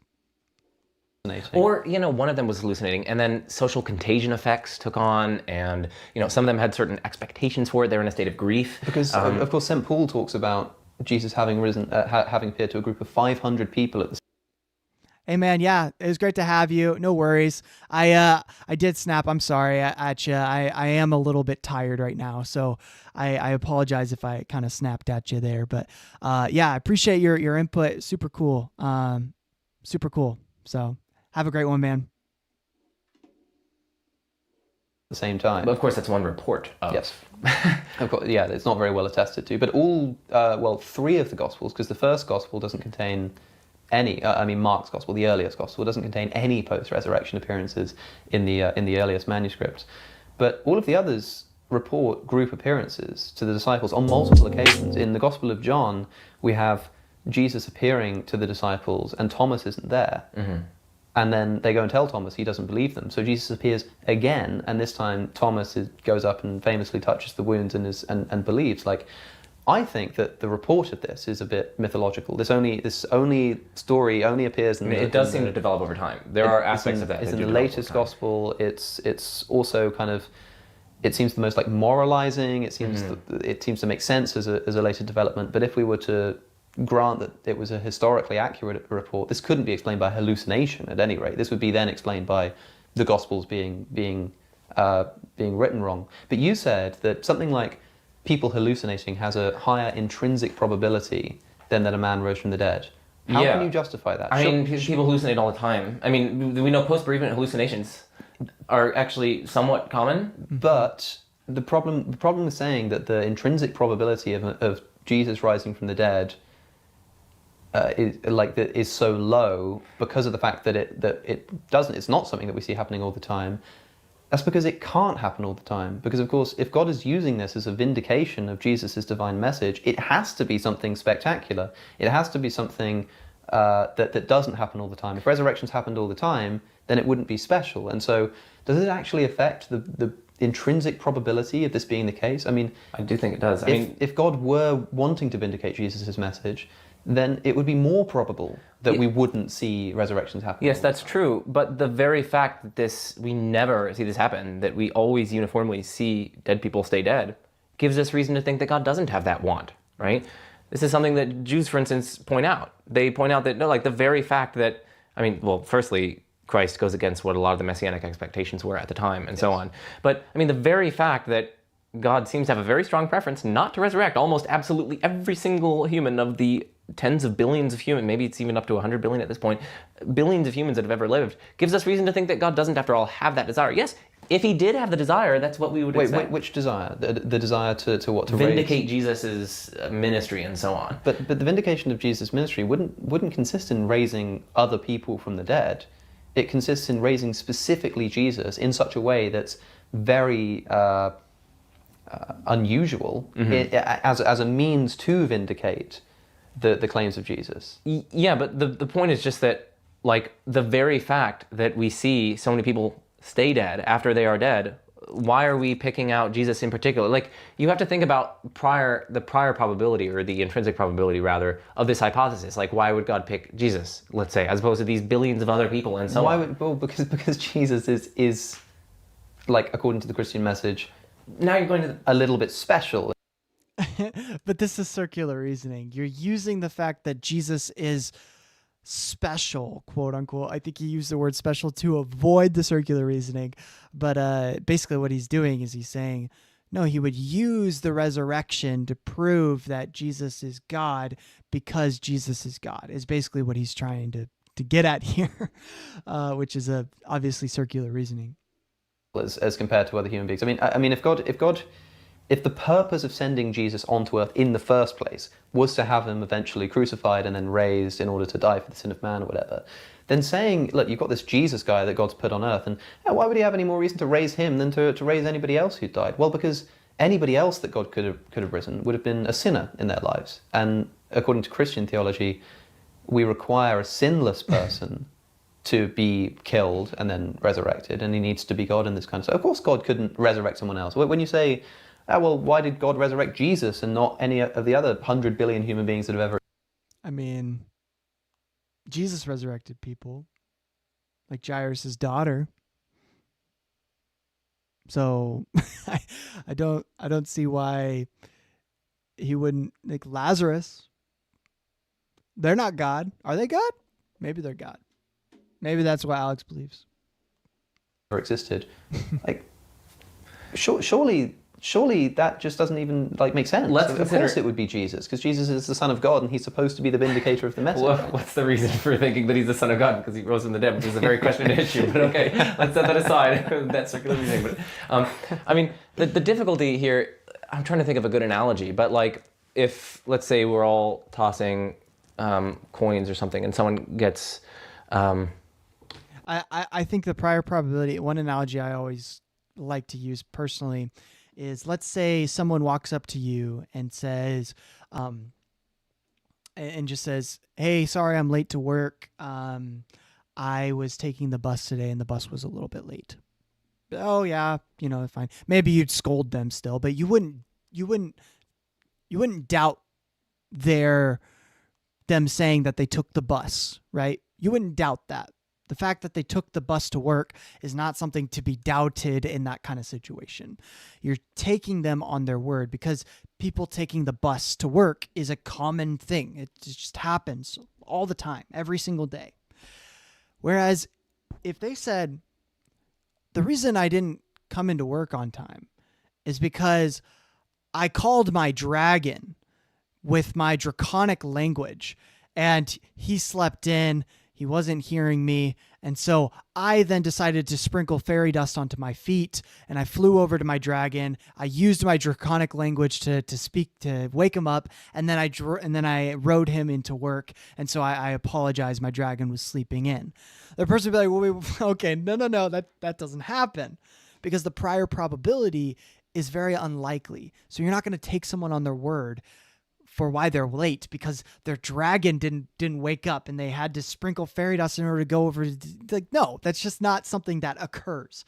It's not real unless, and so you're going to have to prove to me that all of those things exist, because prior probability tells me it does not exist. And so your argument seems to be very unlikely, and you're going to have a lot more to show me why that is a likely explanation.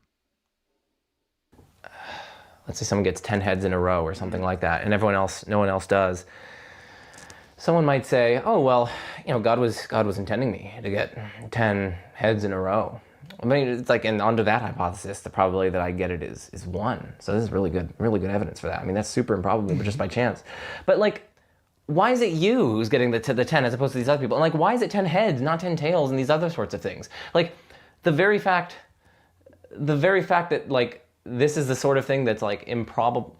I'm trying to think of an analogy. Maybe you can help me. But I mean, now my brain is fried at the end of this. I think that there's an interesting point in what you were saying. I mean, like imagine this situation in which someone flicks 10 heads, and he says that it's because God intended him to, and I say, well, I think it's just because you got lucky. And he says, well, why? And I say, well, because getting lucky has a higher intrinsic probability than God making somebody flip a coin 10 times. That's what I was trying. And then he might say, But like the fact that it's so unlikely for this to happen is required because God is seeking to make this a special event, and that would be problematic. And they're saying, "Oh, this is special," but it's like your reason for thinking it's special is a very. But I think it might be different with Jesus because Jesus predicted that this would happen to him. He claimed to be the fulfillment of scriptures which seem to describe the account of the resurrection. Or at least we have later writings which say that Christ did that. I mean, it's unclear whether or not that's. I mean, we have to distinguish between what's our evidence base. Is it reports of X happening, or is it X happening? A lot of people mistake those. We also have to distinguish between the objections we're making, because we were considering the hallucination hypothesis and talking about its intrinsic probability. You're saying that, well, the reports might be wrong. Now we're kind of talking about a different objection, which is the objection that the disciples didn't hallucinate, that the stories were kind of... Well, no, my point about the reports was when you said, no, Jesus made these certain predictions that came true. That's what I was responding to at that point. I wasn't really going to a different objection. I was responding to your point there, which I was saying, well, those actually might have been... I mean, again, we're trying to... And I think the writings he's talking about is not writings by the disciples themselves. Like the Gospels, yes, traditionally we say they are written by Matthew, Mark, Luke, and John, but we know with very good certainty that they were not the ones to write those Gospels. It's just church tradition that tells us those were the people that wrote those Gospels. It's very likely that those Gospels were titled those things, probably because they thought those were the people that wrote them, but also likely because those were types of apostles that they favored in those communities that ended up writing those scriptures. Or maybe they're variants of things that we've lost to time that were written by those actual people. I don't know, but I think it's very unlikely that it was written by those people, especially since these were written several decades after the resurrection of Jesus. come up with global hypotheses that explain the data. And of course, see, the very fact that we're getting into the weeds here and that it's difficult, I think, attests to why this shouldn't be in the F or E or D tier. I mean, maybe this should be C. I think it's about middling because I think there's reasonable disagreement about this sort of thing. For the audience, I'm not like here subscribing to the hallucination hypothesis. I mean, it could be any combination of things that have an intrinsically much more probable than a resurrection. I mean, it could be socialization, expectation effects, bereavement, post-bereavement hallucinations, and those only have to happen to like one or two other people, and then social contagion effects take on, and other people have certain expectations and other sorts of things, and then later embellishments of the story and so on. You don't even have to have group hallucinations. But anyway, my point is just that the very fact that this is so complicated leads me to think that it should be put in the C tier. Well, I was quite surprised when you said originally, because I don't know, we kind of leant forward, so we might have to cut the video out, but we were discussing whether or not to do the resurrection, and I said, well, you know, at a glance, which tier would you place it in? And you said C tier, and I was like, seriously? Because I just expected that you would place it a lot lower.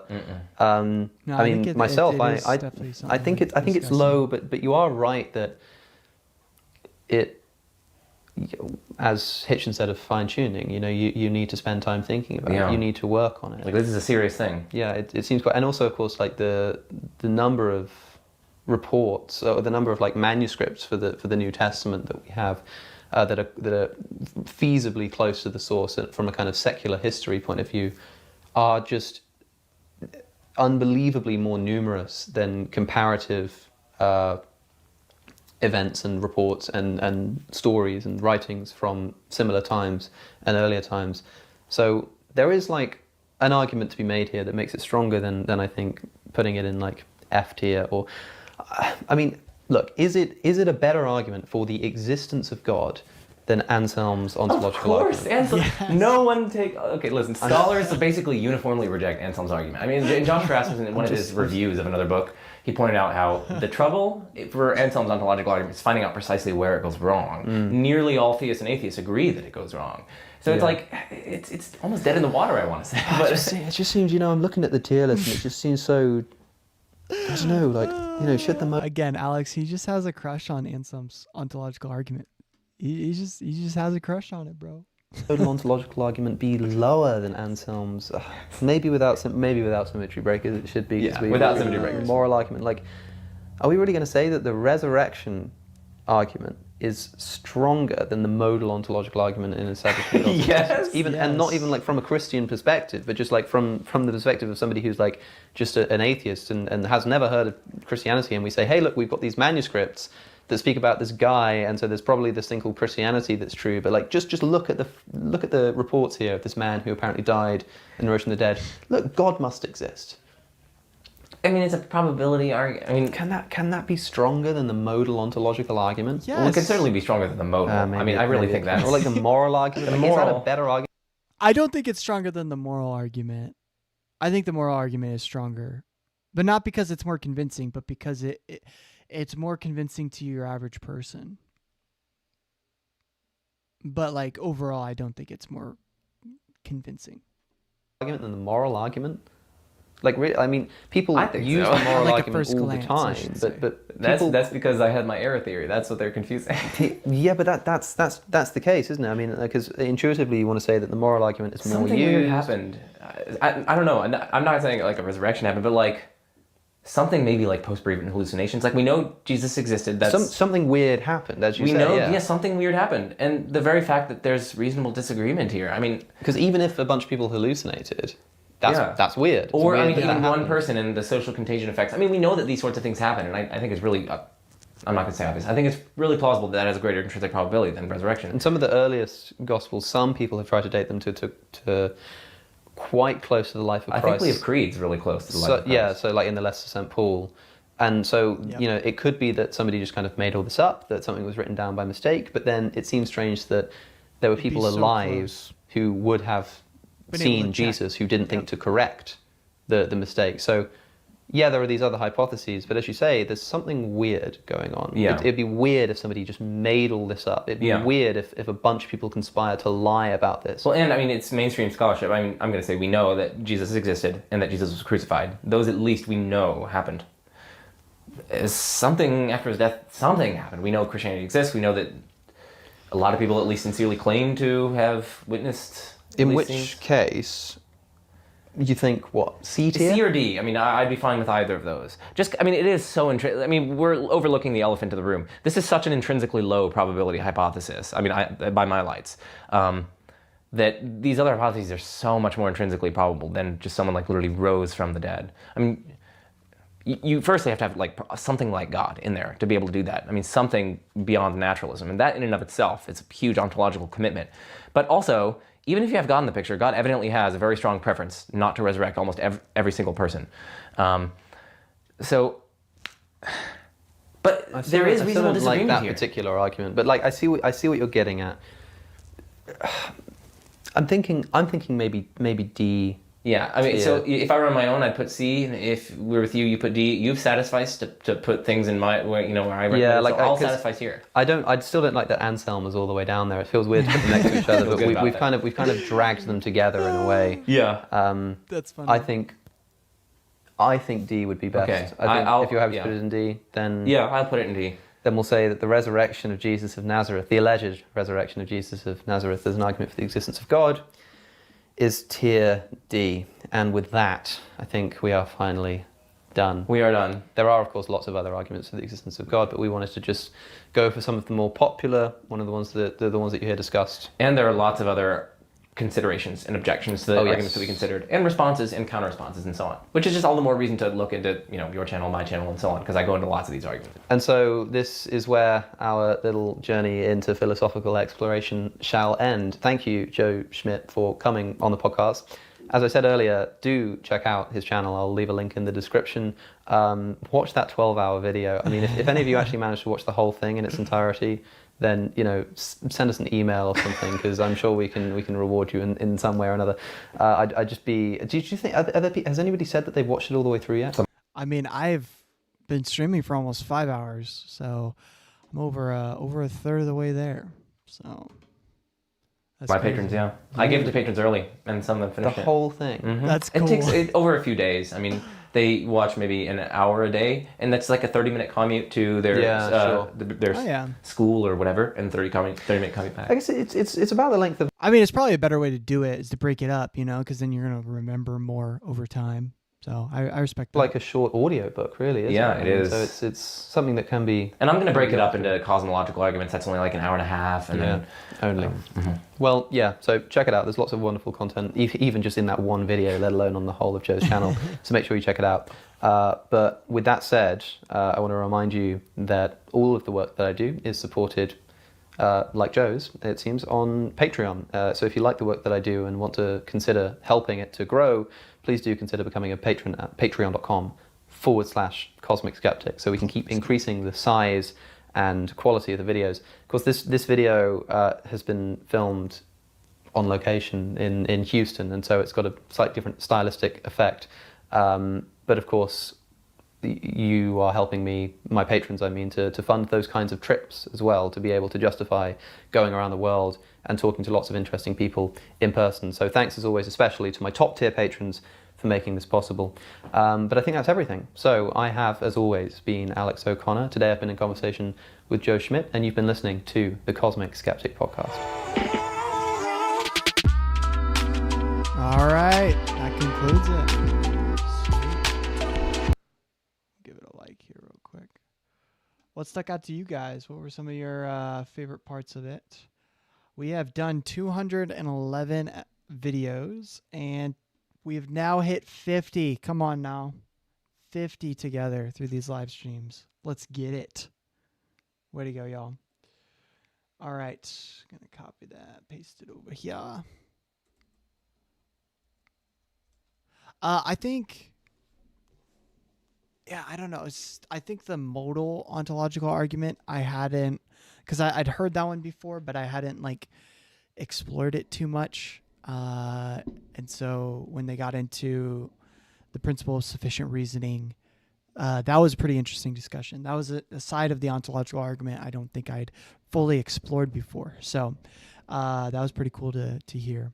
I have seen this video before, but I just don't, for some reason that was not something I remembered from it. So anyway, I will leave my little comment here. But if you have something that you'd like to add to the comment, let me know.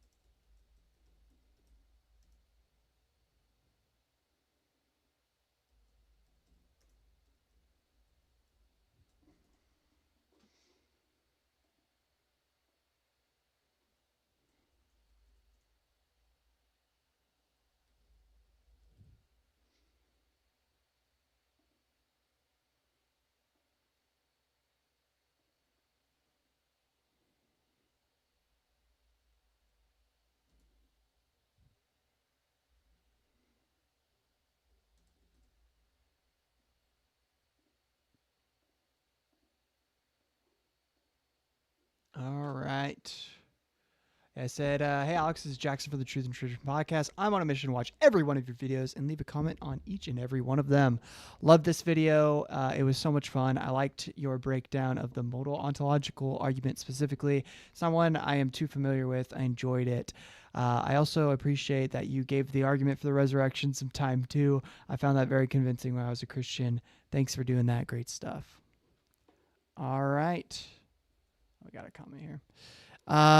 Alex will convert. I believe I've had so much dreams about it. Yeah, I maybe, maybe. I also don't know if he likes thinking about that kind of stuff. People thinking about that kind of stuff, but it is always a possibility. That's for sure. So I think right now he's been very into Hinduism, exploring kind of Hindu perspective. So I've kind of said in the past, like if Alex was to ever be a Christian, I think it would probably be more in line with kind of the Eastern Church rather than going back to anything kind of Western fundamentalist Christianity. Potentially even Gnostic Christianity is what he'd probably explore. So maybe that. That seems to be what he likes to look into and finds most intriguing. But he has looked into Hinduism a lot too, which there's a perennial kind of philosophy linking a lot of these types of mystic kind of faiths. So it's kind of interesting. But anyway, I believe I will leave that comment. There it is. All right. It is currently almost 1 a.m. where I am at. I think this is the latest I've ever streamed. So yes, much appreciate you guys. Thanks for showing up. It was great having you guys here. So much great discussion as always. If you like what you see, I'm streaming every single Saturday night. Thank you for sticking with me through the process. I switched from Thursday to Saturdays, so but hopefully more people can show up on Saturday nights. But anyway, wish you guys all the best with the rest of your day, the rest of your week, and have a good one.